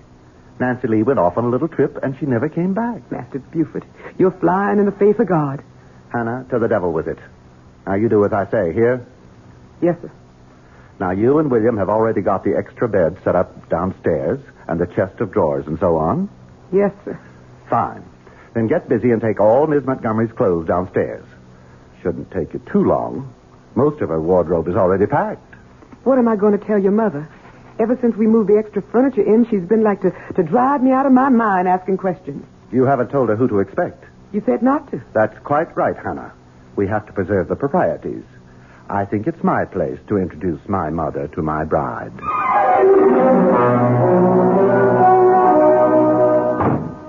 Oh, Miss Montgomery? What is it, Hannah? Master Buford asked me to have you go right downstairs as soon as you got back from riding. But I want a bath and change. He said right away, the moment you got here. Why? He said he had a little surprise for you. Oh, very well. Buford? Nancy Lee? Yes, what do you want me for? Come on down, I'll show you. Oh, for goodness sake. Hold that lantern a little higher, I can't see. How's that? Better. Right over here by the back wall. Hannah said you had a surprise. Why, Buford, you're going to do it. Do what? Put in my wine cellar while I'm gone. Something like that. Of course, we'll have to build regular bins instead of these old rickety shelves. You know what I thought when I was looking about down here before? Oh, what was that? If we tore down these shelves, well, what I mean is, I was sort of stepping off the house upstairs, and it's some longer than this cellar. Is it? Yes, I walked off the cellar, too. You suppose there might be any room behind there we could sort of scoop out to make it bigger? Now, why don't you and me just try and find out? Why don't we? Of course, I reckon you'll need help. Oh, I don't think so. It might be quite easy. Like this, for example. It's a secret door. And a room. There's someone in there. A room you're going to be sharing for a long time. No, I won't go in Oh, there. yes, you will. I'll scream. You'll do as you're told. You bit my hand. You can't. Get in there. You can't keep me in here. I'll scratch your eyes out. Oh, no, you won't.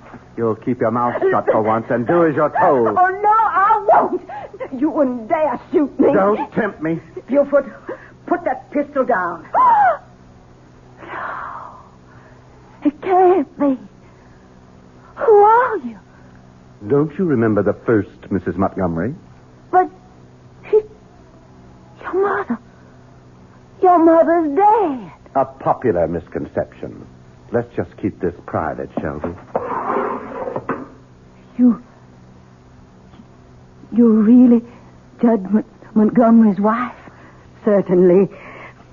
Buford, What is this slut doing here? Now, Mama, that's not nice. Isn't this that Nancy Lee person I warned you to stay away from? Yes, sir. Maybe about the one time you were right, Mama. Well, get her out of here. I don't want her. And I demand you release me, too. You know I can't do that. The best I can do is provide you with Nancy Lee. You're not going to lock me up with this horrid old woman. Now, that's no way to talk to your mother-in-law. Her what? Oh, I'm sorry, Mama. In all the excitement, I forgot to tell you. Nancy Lee's my bride. We got married. Oh. That makes you both Mrs. Montgomery. That's how come I thought it would work out real nice to have you roommates. Sort of keep it all in the family.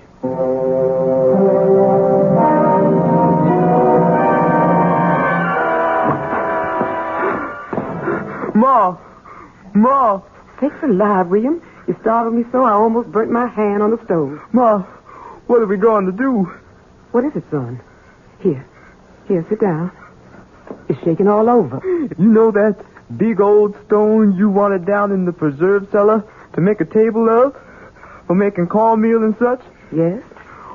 Well, a while ago I took it to bring it on down for you. You lifted that heavy stone by yourself? It's what happened when I was down there. What? Well, I didn't have no light, and I didn't hear Master Buford come on down there. But all of a sudden, I see him light a lantern. And as far as I can say anything, Mrs. Montgomery come on down there to join him. I know. I sent her down there. You?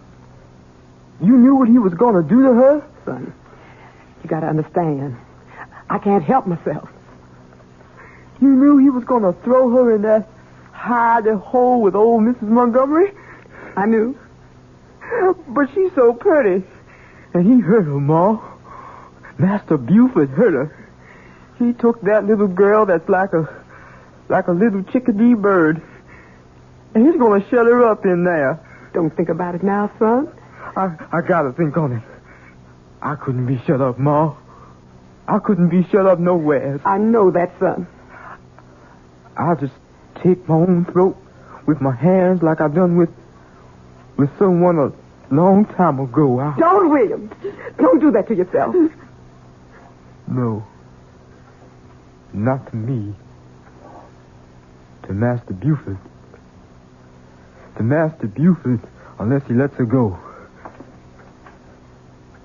That's who I got to. No, William, no. Listen to me. Let me explain. Let me go, Ma. Let go. William, you've got to understand that Ma? Ma, you all right? I hope I didn't hurt you. Ma? No. You all right? Just sleeping. I'll wake you, Ma. I'll wake you just as soon as I set that poor little bird free.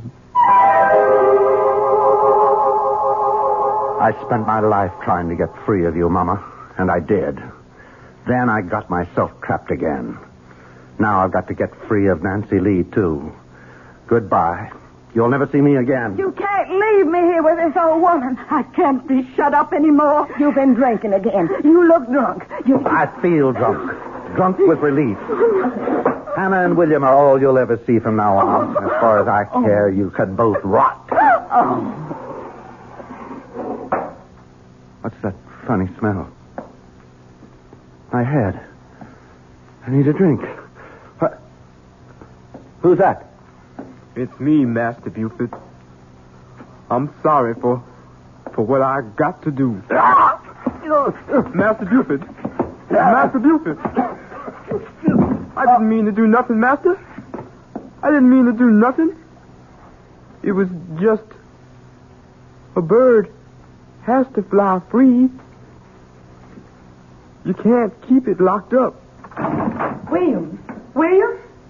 Are you down there? I'm here, Ma. What are you doing? What's happened? Where's Master Buford? I'm glad you woke up, Ma. Something's happened to Master Buford. Oh, my God. Move aside. Let me see. I didn't mean him no harm. It was just Miss Nancy. I didn't want to hurt him, Ma. Ma, he's dead.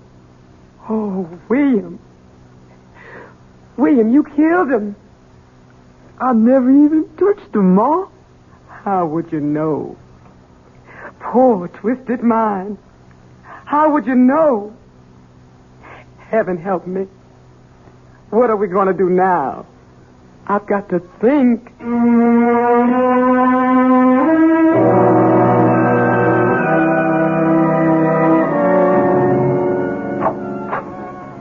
Well, I'm all packed.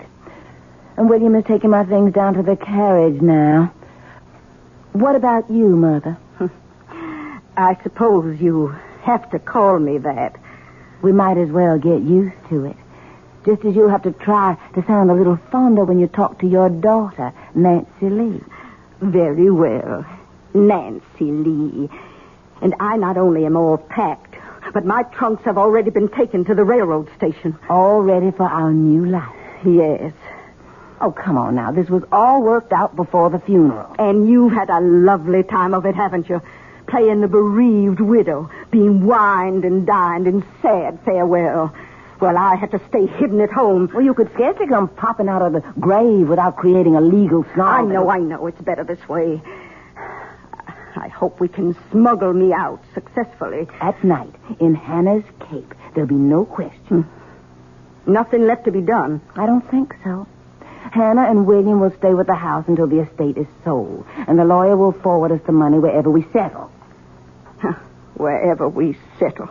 You and I. Not much of a life to look forward to. It's the best your son left us. Your husband, Buford. I wonder about his death. Why? The doctor certified it as a heart attack. You don't think William... Oh, no. William is so simple-minded that if he says he never touched him, he never did. No, it was something else. What? That was the same doctor who wrote out my death certificate. You don't suppose Buford, by any chance, could have had epilepsy? It's a disease that does run in the family, you know.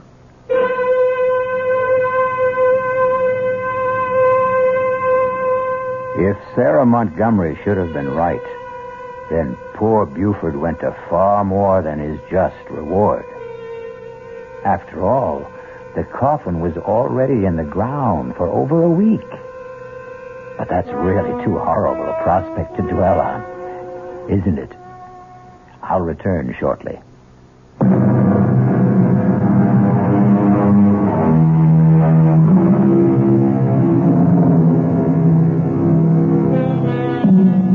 Before I go, I really do owe you an apology for that quite dreadful picture of poor Buford Montgomery awaking to far more confined quarters than he condemned his mother to. But as a storyteller, you have to agree, the irony is perfect.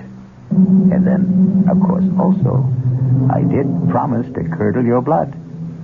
Our cast included John Barragray, Ruby Dee, Bryna Rayburn, Roxy Roker, and Todd Davis. The entire production was under the direction of Hyman Brown. Radio Mystery Theater was sponsored in part by Anheuser-Busch Incorporated, brewers of Budweiser. This is E.G. Marshall inviting you to return to our Mystery Theater for another adventure in the macabre. Until next time, pleasant dreams.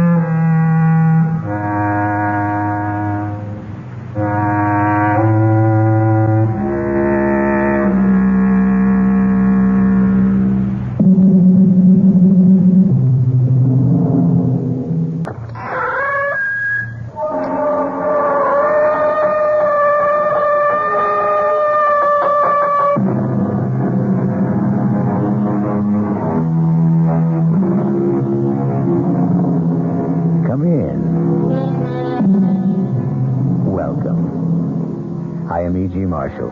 Welcome to the sound of suspense, to the fear you can hear. For the next 52 minutes, I will be your trainer. I say trainer because we are concerned with a horse, a remarkable, powerful stallion who not only runs, but who thinks. And what does he think about? In our spine-tingling tale, he will think most about revenge. Go, Spartacus, go!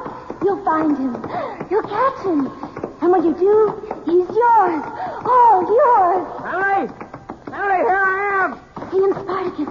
See him. I'm here, Emily! Get him. Go, get him. Go.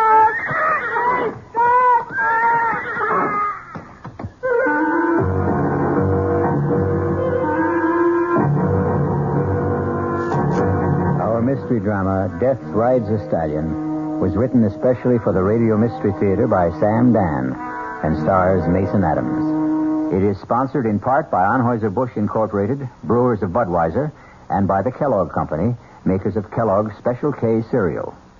I'll be back shortly with Act One.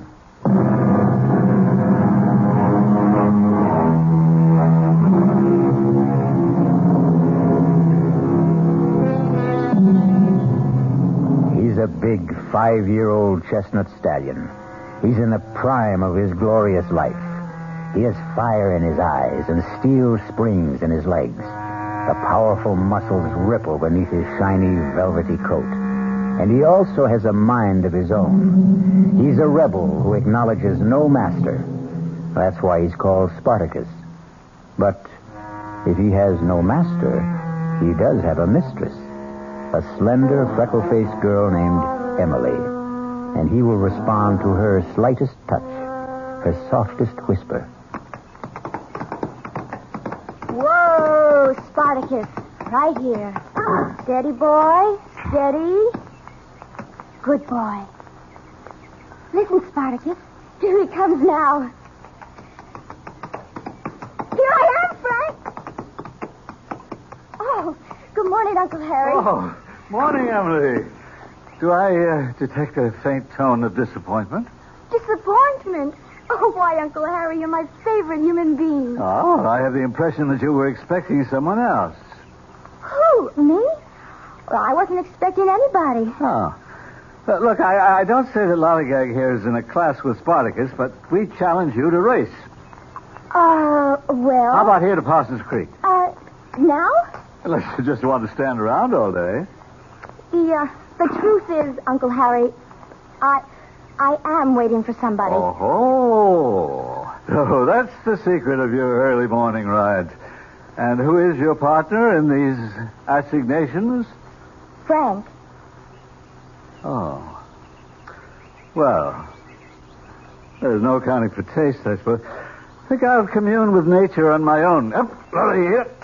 Uncle Harry, wait! Whoa there, Lolly. Emily, if everybody listened to you the way the horses do, you could rule the world. Uncle Harry, do you know what I think? No, ma'am. You're too deep for me. I think this morning Frank's going to ask me. Ask you what? Ask me what? Ask me to marry him, of course. Why would Frank do that? Why would he... Oh, I suppose I'm not really pretty enough for a man to ask. No, Emily. I never meant to imply that. Why, you're even prettier than Judy. No, I'm not. Nowhere near. Well, it's just that I thought... What did you think? Well, Emily, it's obvious that Frank really... What's obvious is that you dislike Frank, and therefore you don't even bother to know him. Frank looks for more than a pretty face. Has he given you any indication? Well, of course he has. Really? Well, what did he say? He didn't say anything. Does he have to? It would help. Uncle Harry, I know by the tone of his voice, the way he looks at me, everything about him, everything tells me he loves me. And I love him. Oh, how I love him. You think I'm crazy? I think I'll ride back to the house and have some breakfast. Well, this is the last time I'll bare my soul to you. Darling, look, I wouldn't want you to get hurt. I'm a big girl now. You don't know very much about men. Maybe, but I know what I like. Well, sounds like company's coming. Hi. Good morning, sir. Good morning, Emily. Good morning, Frank. Well, look who's here. Kind of early in the day for you, Judy. I know, but we're out to spread the news. What news? Oh, Emily, darling, it's only right that you should be the first to know. After all, you introduced us. Frank and I, we're engaged. And we owe it all to you, Emily. We owe it all to you. And I want you to be my maid of honor. Now, promise. Oh, Emily, darling, I'm so happy. I'm so happy. Judy and I'll never forget what you've done for us, Emily. Can you believe this wild man? This fantastic Frank? He asked me just 5 minutes ago. I mean, I've been proposed to in my time, but never on horseback. It's another Judy Montgomery. Fabulous first. Frank, let's ride back to the house and tell Mother. See you. Go, boy! Emily. They used to say, always a bridesmaid. But this time I'm doing better. Emily, I tried to tell you. Maid of honor. Maybe I'm getting there. Emily, he's not worth it. He is to me. Darling, please don't ride this morning. Why not? You're upset. I'm not upset. Oh, I can tell. All right, I'm upset. Emily, you'll get over it. I'm over it now. Emily, dear, one day you'll meet... I'll never get over Emily, it. believe me. Let's go, Spartacus. Go. Oh, Emily, wait. Emily. Go. Emily. Come on, Spartacus. Emily. Come on. Slow down. Faster, Spartacus, faster. Emily, you hurt your horse. Faster, Spartacus. Emily, please, you'll kill yourself. Go, Spartacus, go. Emily, look out. Jump, Spartacus, up. Emily, stop. Up, Spartacus, up.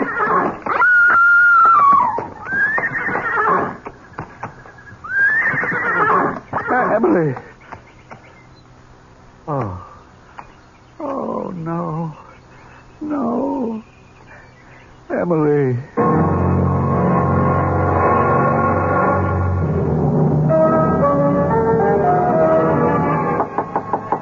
Come in.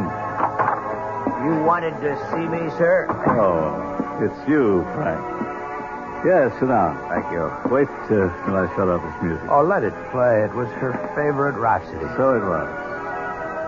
Well, how are the ladies? Well, Judy and Mrs. Montgomery have gone to bed. It's been a terrible ordeal. But with the coroner, why was all that necessary? You have to establish the cause of death. Well, wasn't it obvious? What a thoroughly obnoxious man. Why did he have to ask so many questions when he knew from the start that his verdict would be accidental death? There isn't anything that I could do about it. But I disagree with the verdict. Well, what other verdict is possible? Murder. Murder? What? You mean someone killed her? Yes. Who? You. Me? Yes, you. But that's impossible. Why is it impossible? Well, because I wasn't even there. You were there. What are you saying, sir? You don't have to call me sir. Don't pretend with me. I can see through you. You're a young hustler on the make. You have no right to accuse me of it. You used Emily to get to Judy. You're going to marry Judy for her money. I don't think I have to sit here and listen to There's nothing intrinsically wrong with marrying for money. Does anyone seriously believe that poverty improves the quality of love? I married Mrs. Montgomery's sister for her money. Yes, I married her for her money. She married me for my looks, and both of us knew it. And we've had a perfect marriage. But you're a scoundrel, and you won't even give Judy her money's worth. Now, look here, sir. I said don't call me sir. You can relax with me. Don't be afraid. Even though every word I say is true, I couldn't prove any of it. None of it's true.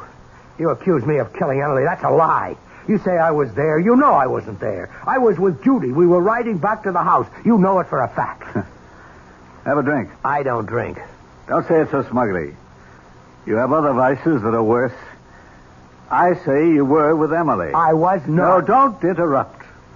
Since the very day you met Emily or arranged to meet her, you've been with her always. I think you're mad. That's my saving grace. But to say that I was with Emily when you know... You were with her as far as she was concerned. I don't know what you're talking about. So few. So few girls like Emily in the world. Oh, what a shame that you had to waste one of them. You knew that she was in love with you. Well, love, I'd say it was a crush. Girls like Emily don't have crushes. They fall in love only once, and it's forever. She was in love with you, and you know it. Admit it. What is this, an inquisition? I don't have to put up with it. Of course you don't, but don't try my patience either. I'm doing this for your good. For my good? Make it difficult for me, and I'll wash my hands of the whole business. Why do you say for my good? If she fell in love with you of her own accord, well, that's a tragedy, but it's her tragedy. But if you made her fall in love with you, you're guilty of murder. Why? Because you knew it would kill her. The fact that you were only playing with her would kill her. The fact that you were only using her would kill her. All right. Maybe I did lead her to believe that I was in love with her. And it's murder in the first degree. Premeditated. I didn't know she'd take it this way. You knew. You knew it would destroy her one way or another. Okay, Harry. I killed her. That's what you want me to say, isn't it? Yes. Well, maybe she'll forgive you. Oh, come on, Harry. That's unworthy of you. Sure, I killed her. And you know why it doesn't destroy me? Because she was a girl who walked around saying to the whole world, kill me. Please, somebody kill me.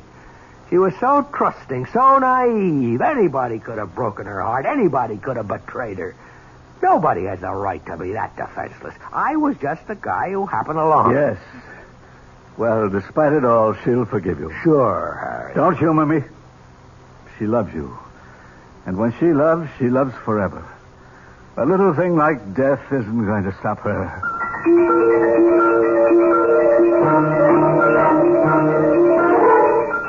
Good morning, Mac. Morning, Mr. Frank. You going to ride? Who do you want? Spartacus. You do, huh? Saddle him. Saddle him, the man says. What's the problem? The problem's right there in the corral. You can look at the problem. You can listen to the problem. You want to ride Spartacus, Mr. Frank?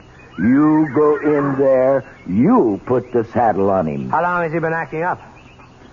More than a week now, since we lost Miss Emily. How long can he go on like that?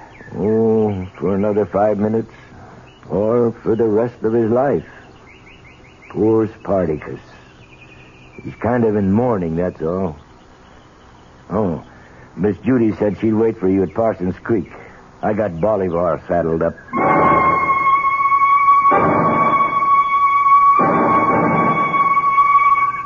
You know, Frank, ever since I was a little girl, nice things have always happened to me here at Parsons Creek. You're not listening, Frank. Judy, darling, I wait breathlessly for each word. No, your mind is somewhere else, and I won't have it. I want all of your attention. Now, what have you been staring at for the past few minutes?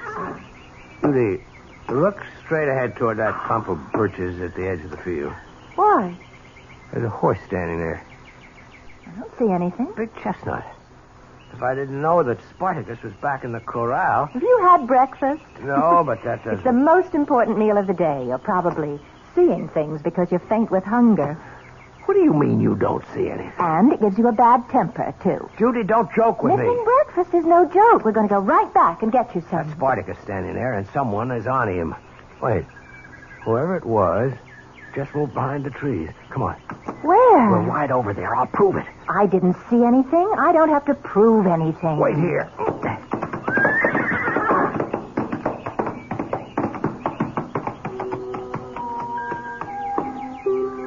Good morning, Frank. Where have you been all week? Emily. I've been waiting for you here every day.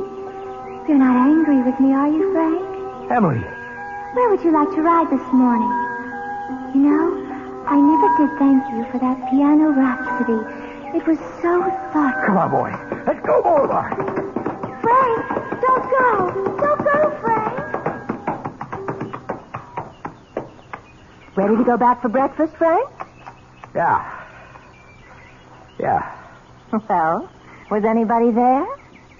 Oh, no. There was nobody there.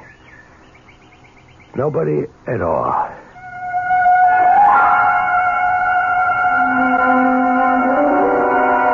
It could be a bad dream. And everything will be all right when Frank wakes up.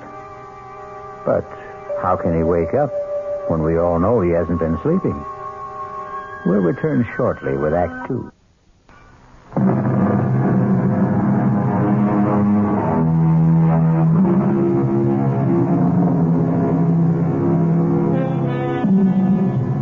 And now, Act 2 of Death Rides a Stallion.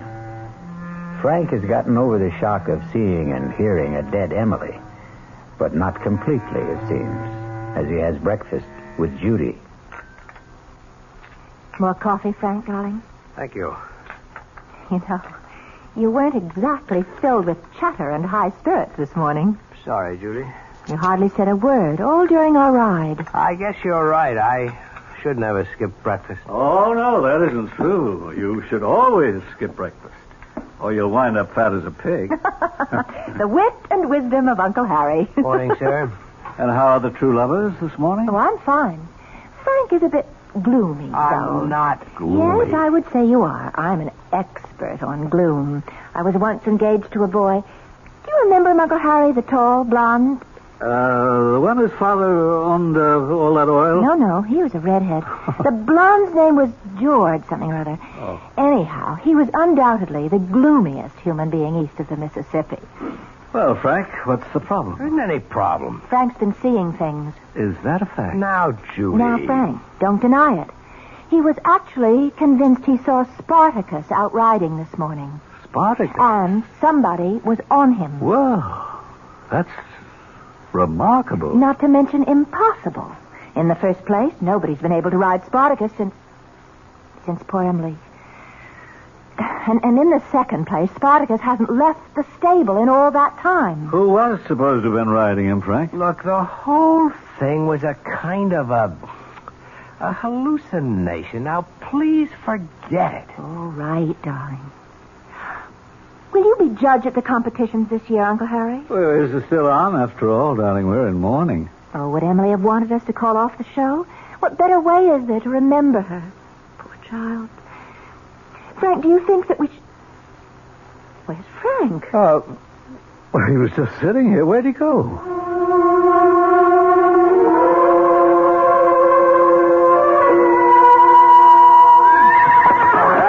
Come on, Spartacus. Come on, calm down, boy. Calm down. Everything's all right. Everything's going to be all right. I want to talk to you. Good morning.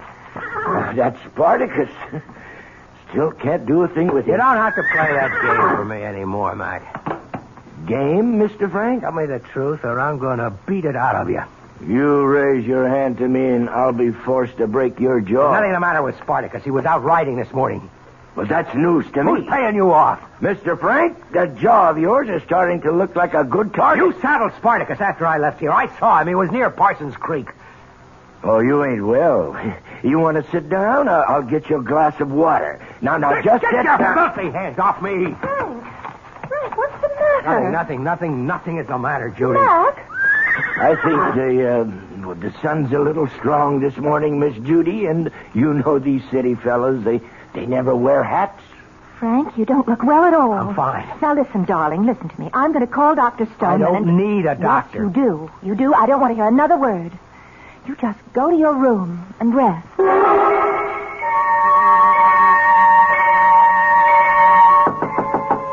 Come in. Oh, it's you. Darling, I don't want to hear another word. Just go to your room and rest. Well, I can tell who's going to wear the pants in your family. Not to mention the shorts and the slacks. When $26 million tells me to go up to my room, I go. There's a bit of an exaggeration there. She only has 23. Well, it won't change my style of living. What's this I hear about you hallucinating? I'll admit you had me going, Uncle Harry. I had you going? For a minute back there, I believed. Oh, did I ever believe What did you believe, Frank? I believed, and listen to this, I believed that the dead returned. I believed that I actually saw Emily sitting on horseback, sitting on Spartacus. Oh, of course it was your imagination. No, it wasn't. You mean she was sitting on Spartacus? Let's say somebody was sitting on Spartacus. Somebody you hired, an actress made up to look like Emily. Why would I do a thing like that? Because you know I hate your guts. Oh, come on, Frank. You don't really. Oh, I do. And once I marry Judy and start assuming some control around here, you will be thrown out on your ear. Frank, you wouldn't. And you can either starve to death or you can find somebody else to sponge on. Oh, I see. That's why I'm trying to drive you crazy. Exactly, but it won't work. Yes, I could have hired someone to impersonate Emily, but I could never get her on Spartacus. That horse is completely unmanageable. I think you're bribing that fool down at the stables. Oh, don't let that pose of his throw you. He's far from a fool. Actually, he's a physicist. You plan to put this girl, this actress, on Spartacus, and my vivid imagination would then do the rest. He just realized one day that live horses were more interesting than dead Oh, mathematics. I blew it this morning. No question about that. I panicked. I lost my cool. First, when I actually thought it was Emily.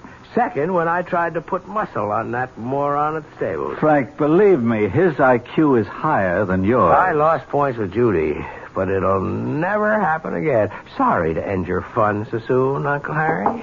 Come in. Frank, darling, I came by to check.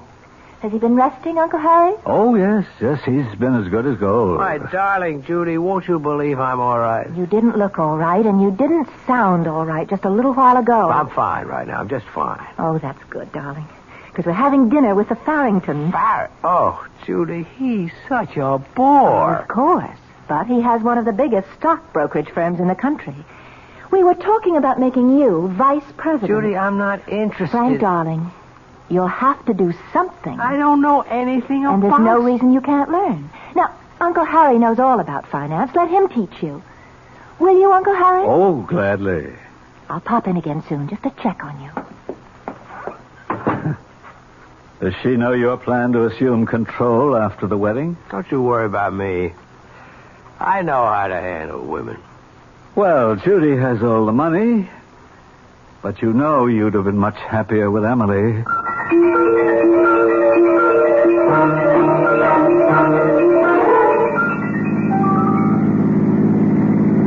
I was so proud of you this evening, Frank. You were so attentive and so interested.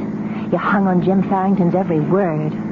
I'm going to work for him. No, dear, not for him. With him.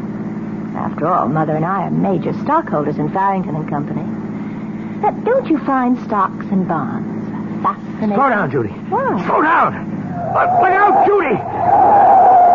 Judy, you all right? Oh, of course I'm all right. Why did you make me skid off the road? There was somebody up ahead. I didn't see anybody. Yeah, there was somebody up ahead on horseback. On a horseback? At 11 o'clock at night? I could have sworn. Now, maybe it was the shadows. Oh, you have this thing for people on horseback, Frank. Oh, I'm never going to get out of this ditch. We're less than a mile from home. Let's walk.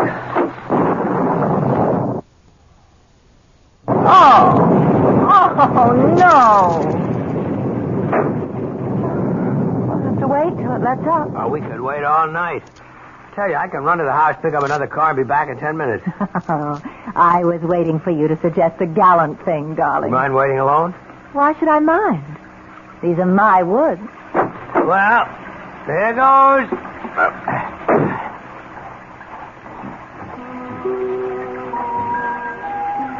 Hello, Frank. What? Emily. Poor Frank. You're getting soaked. Climb up. Ride with me. Emily, what do you want? I want you to come with me, Frank. Where? Where we can just be together all the time. Just you and me, Frank. You love me. This is some kind of trick, but it isn't working. Harry, he hired you. No, Frank. I'm Emily. Really. When I saw you this morning, you mentioned the piano rhapsody. Harry knew about it. He coached you. No, Frank. Only you and I know about the day we met. Only you and I. Excuse me. I think this is my seat. Oh, Look, my ticket stub says R1. So does mine. Hey, look at the date on your ticket. It's for tomorrow. Oh. Well, look, you take the seat anyhow. Oh, but I couldn't. I insist. Now sit down and enjoy yourself. And we met in the lobby at intermission. And you bought me a lemonade. And when I said my name was Emily Montgomery, you said... Of the Montgomerys? Well, yes, that's what we're called. Hey, I had no idea I was buying a lemonade for an heiress. Oh, I'm not an heiress. My stepsister Judy has the money.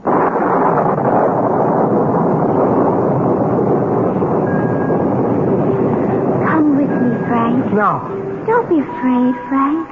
I love you. I wouldn't harm you. Come with me. I can't go with you, Emily. Why, Frank? Why? Because you're dead. Oh, no, Frank. Love never dies. And neither do lovers. You remember that verse you once recited? So speak to me of parting never. For all who love shall live forever. Keep away from me. Frank, I forgive you for Judy. Keep away, I said. You were poor all your life, and when she smiled... Keep away, please. But I'm the one you love. I'm the one you want. Come with me, Frank. Keep away from me. Frank! Don't go, Frank! Keep away from me. Keep away from me. Keep away from me.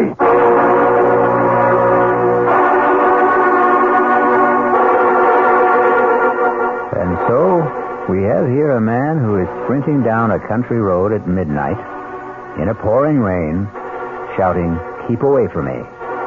And his urgent plea is directed to a dead young lady. And yet, 12 hours ago, he was convinced that the dead do not return.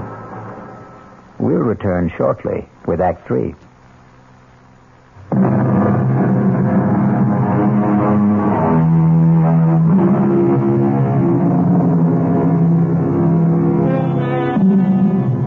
A lonely country road in the dead of night. It can try the souls of the most practical of men. Pragmatic, sensible Frank is now terrified, delirious Frank. Keep away from me. Keep away. Keep away. What? Lie back, Frank. Lie back and be quiet. What? How did I get here? What am I doing in bed? Judy found you lying on the road, unconscious. I waited in the car for almost an hour. I thought you'd taken this as an excuse to run out on me. Oh, Judy, don't say that. Darling, now don't excite yourself. No, I'm fine. I'm okay. See, the rain had let up, and I started to walk home. And there was someone lying in the road. And it was you. What happened? I must have tripped over something, or maybe I ran to a low-hanging branch. I guess I was knocked out. And you kept moaning, "Keep away from me." Why? Well, Who? I don't know. I guess I must have been having a nightmare. Well, listen, the first thing in the morning, we'll see Dr. Stoneman. But right now, what you need is some sleep. And we'd better leave you alone. Are you coming, Uncle Harry? Yeah, in just a minute. Frank, dear, you look very tired. You try to get some rest. Good night, my darling. Good night. So, you were running, you tripped, you fell, you were knocked unconscious. Oh, no. No, that story won't do. You don't have a mark on you. What are you talking about? She's starting to have second thoughts, Frank. Bad move. You should have chosen Emily. No $23 million there, but she wasn't exactly a welfare case either. It won't work, Uncle Harry. You can't hope to psych me out of it. Nobody can psych me out of it. Little things, Frank. Little straws in the wind. For instance, she just said, "I waited in the car. I thought you'd taken this excuse to run out on me." What she really meant, Frank, she might be looking for an excuse to run out on you. Enjoy yourself, Harry. I've been with that girl through, it has to be at least a dozen engagements. Each one is like a fever. It runs a predictable course. And you can always tell when she's reached the crisis. She becomes thoughtful.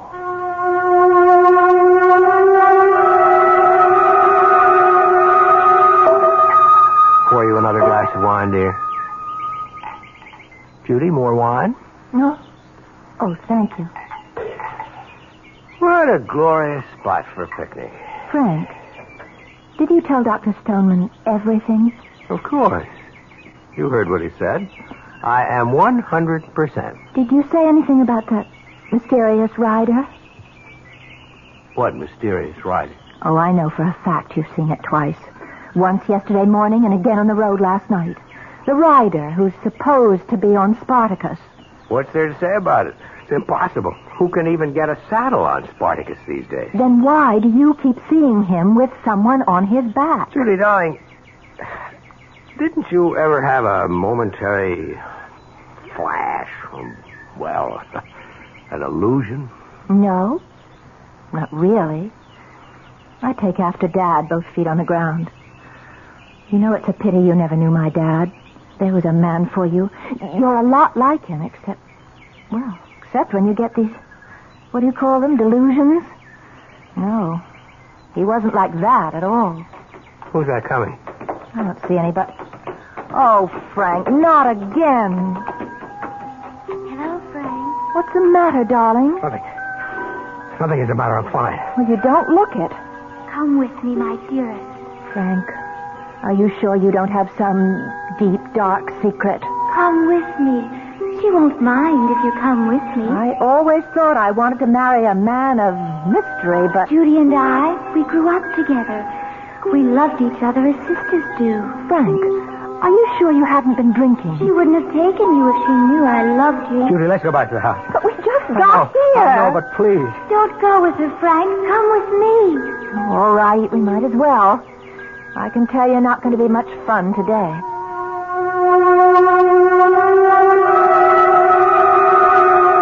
Good morning, Mr. Frank.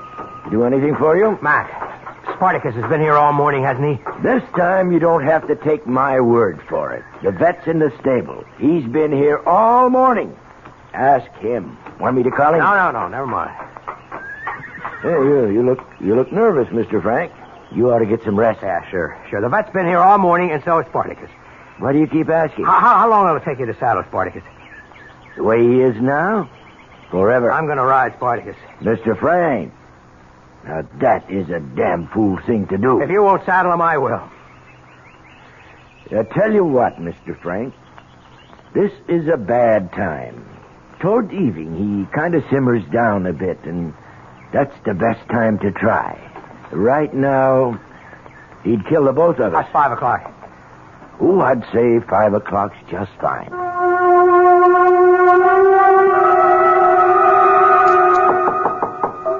Come in. Well, I'm here to attend your education as a budding financier, as per your fiancé's instructions. So, let's begin with something right up your alley. Let me tell you about watered stock. Oh, shut up. People have been talking about you.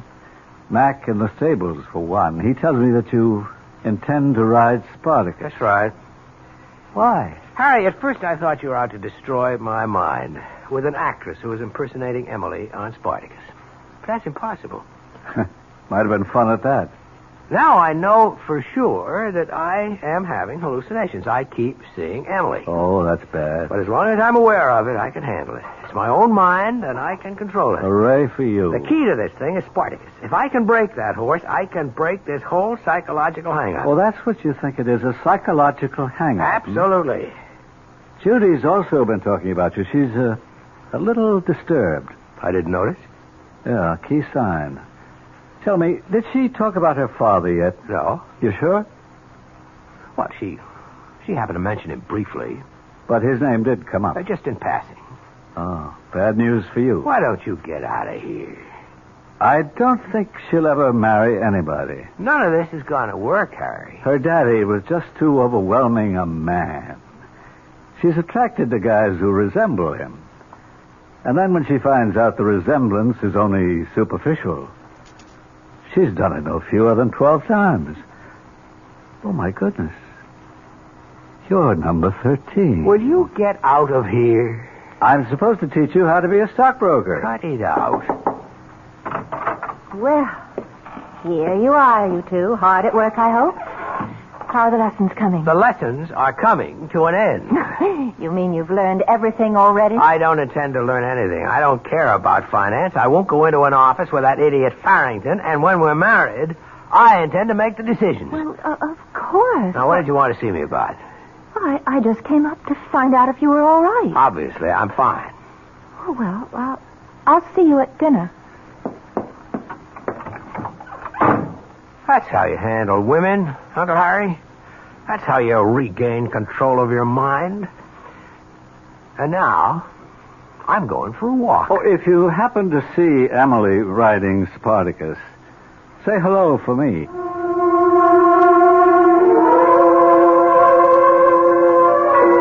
Hello, Frank. Emily, you're either in my mind or you really are out there. I'm out here, Frank. Either way, I can live with it. You won't destroy me. Oh, my darling. I'm not here to destroy you. I'm here to save you. Emily, I don't love you. Believe me, I used you. I used you to meet Judy. No, Frank, that's not true. You love me. Some stranger. Something. Someone who's alien to your very nature was attracted to Judy. Oh, Frank, she won't marry you. She doesn't love you. She will marry me.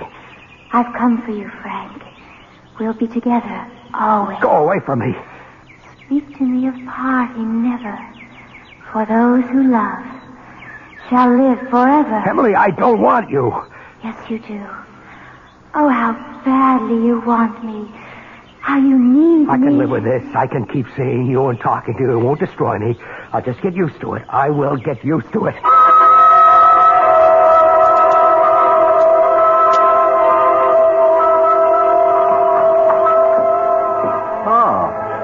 Back so soon, Frank? Have a nice walk? Of course. Thought Judy'd be here. Wanted to find out what the plan was for dinner. Aren't you the newly appointed planner? No, not when it comes to dinner. That's a woman's prerogative. Well, Judy isn't here. Where'd she go? She left for the airport. Why? I wouldn't know. Did something come up suddenly? Probably. Oh, she left you this note. Thanks. Frank, darling, how lucky we are to find out sooner rather than late. Obviously, it isn't going to work. The one thing I must have in my life is someone solid, dependable, someone who has a clearly defined goal and purpose. You're wonderful, Frank, but so moody, so unpredictable. How ironic. You would have been just right for Emily. I realize that now. Had she lived, I'm sure you would have found each other. I hope we can meet again as friends. Judy. Well, Frank, I'm sorry. Let me pour you a drink. I'll ride that damn horse. I'll kill him. Frank! Yes, Mr. Frank. Will you saddle Spartacus? No, sir. Saddle him. I have strict orders from Miss Judy that no one's to ride Spartacus at this time. Anyhow, sir, he's impossible. No. He's standing there very quiet. Well, that's just for the moment. Frank. Oh, Frank, darling. There's Miss Emily. She's getting ready to ride him. Miss Emily? There she is, right beside him. You see Miss Emily? Of course. Come with me, Frank, darling. We'll be together now. Yes, Emily. I was so foolish. Mr. Frank, please tell me, who are you talking to? Miss Emily. Come, Frank. Yes, Emily. You're all I have. Climb up behind me. We'll ride Spartacus together. Hey, Mr. Frank, where do you think you're going? You can't go in that corral. That horse will kill you. Spartacus, look at him. So still, so gentle. I can't let you go in there. It's all right. Emily and I will ride him together. Come, Frank. I'm waiting. Let go of me, Max. Mr. Frank, Bert, quick, come on, give me a hand. I can't hold. I'm waiting, Frank. Let me go. I'm coming, Emily. Mr. Frank, get out of that corral. Climb on, Frank. Climb on. Get away from that horse! Get away! Don't be afraid of him, Frank. Climb on. Don't touch it, Mr. Frank! Back away! Here. Let me help you. Take my hand, Frank. Take my hand. Yes, Emily, yes. Don't touch that horse! Don't be afraid, Frank. Emily, give me your hand. Emily, where are you? Emily! Emily, help me! Help me! Mr. Frank! No!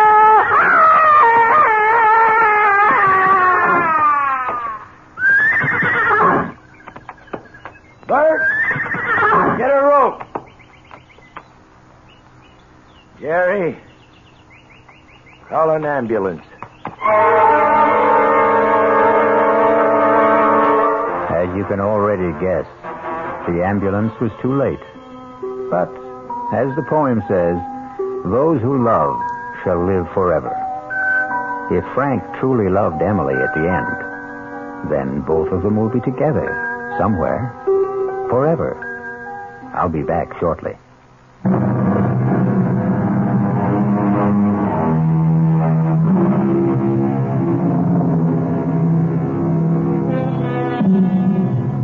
Do you believe the story of Spartacus?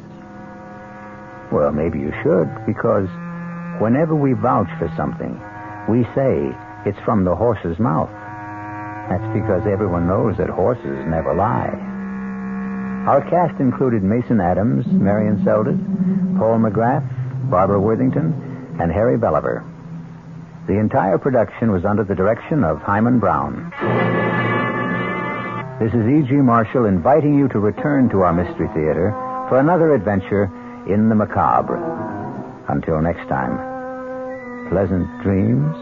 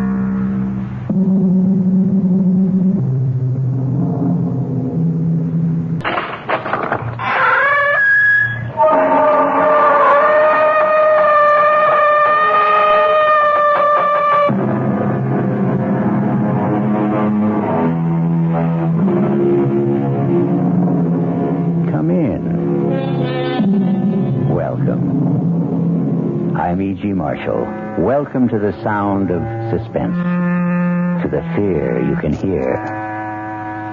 Consider this. What is the nature of danger? Is it a clear threat to our safety? Or is it a murky product of our imagination? And what is safety? Do we ever really possess it? Isn't there always danger?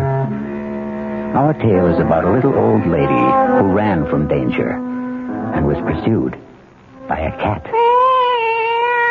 How did you get into this house? Now get... I didn't even touch you.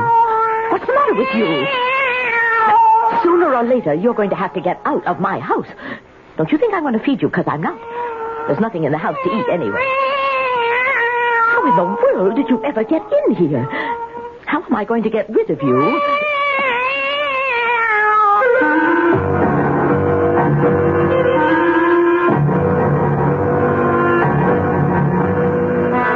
Our mystery drama, The Resident, was written especially for the Mystery Theater by Elspeth Eric and stars Carmen Matthews. It is sponsored in part by the Kellogg Company, makers of Kellogg's Special K cereal.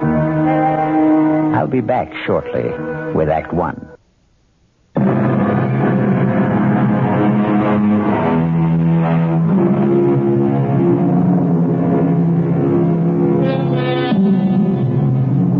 It's hard to live with danger.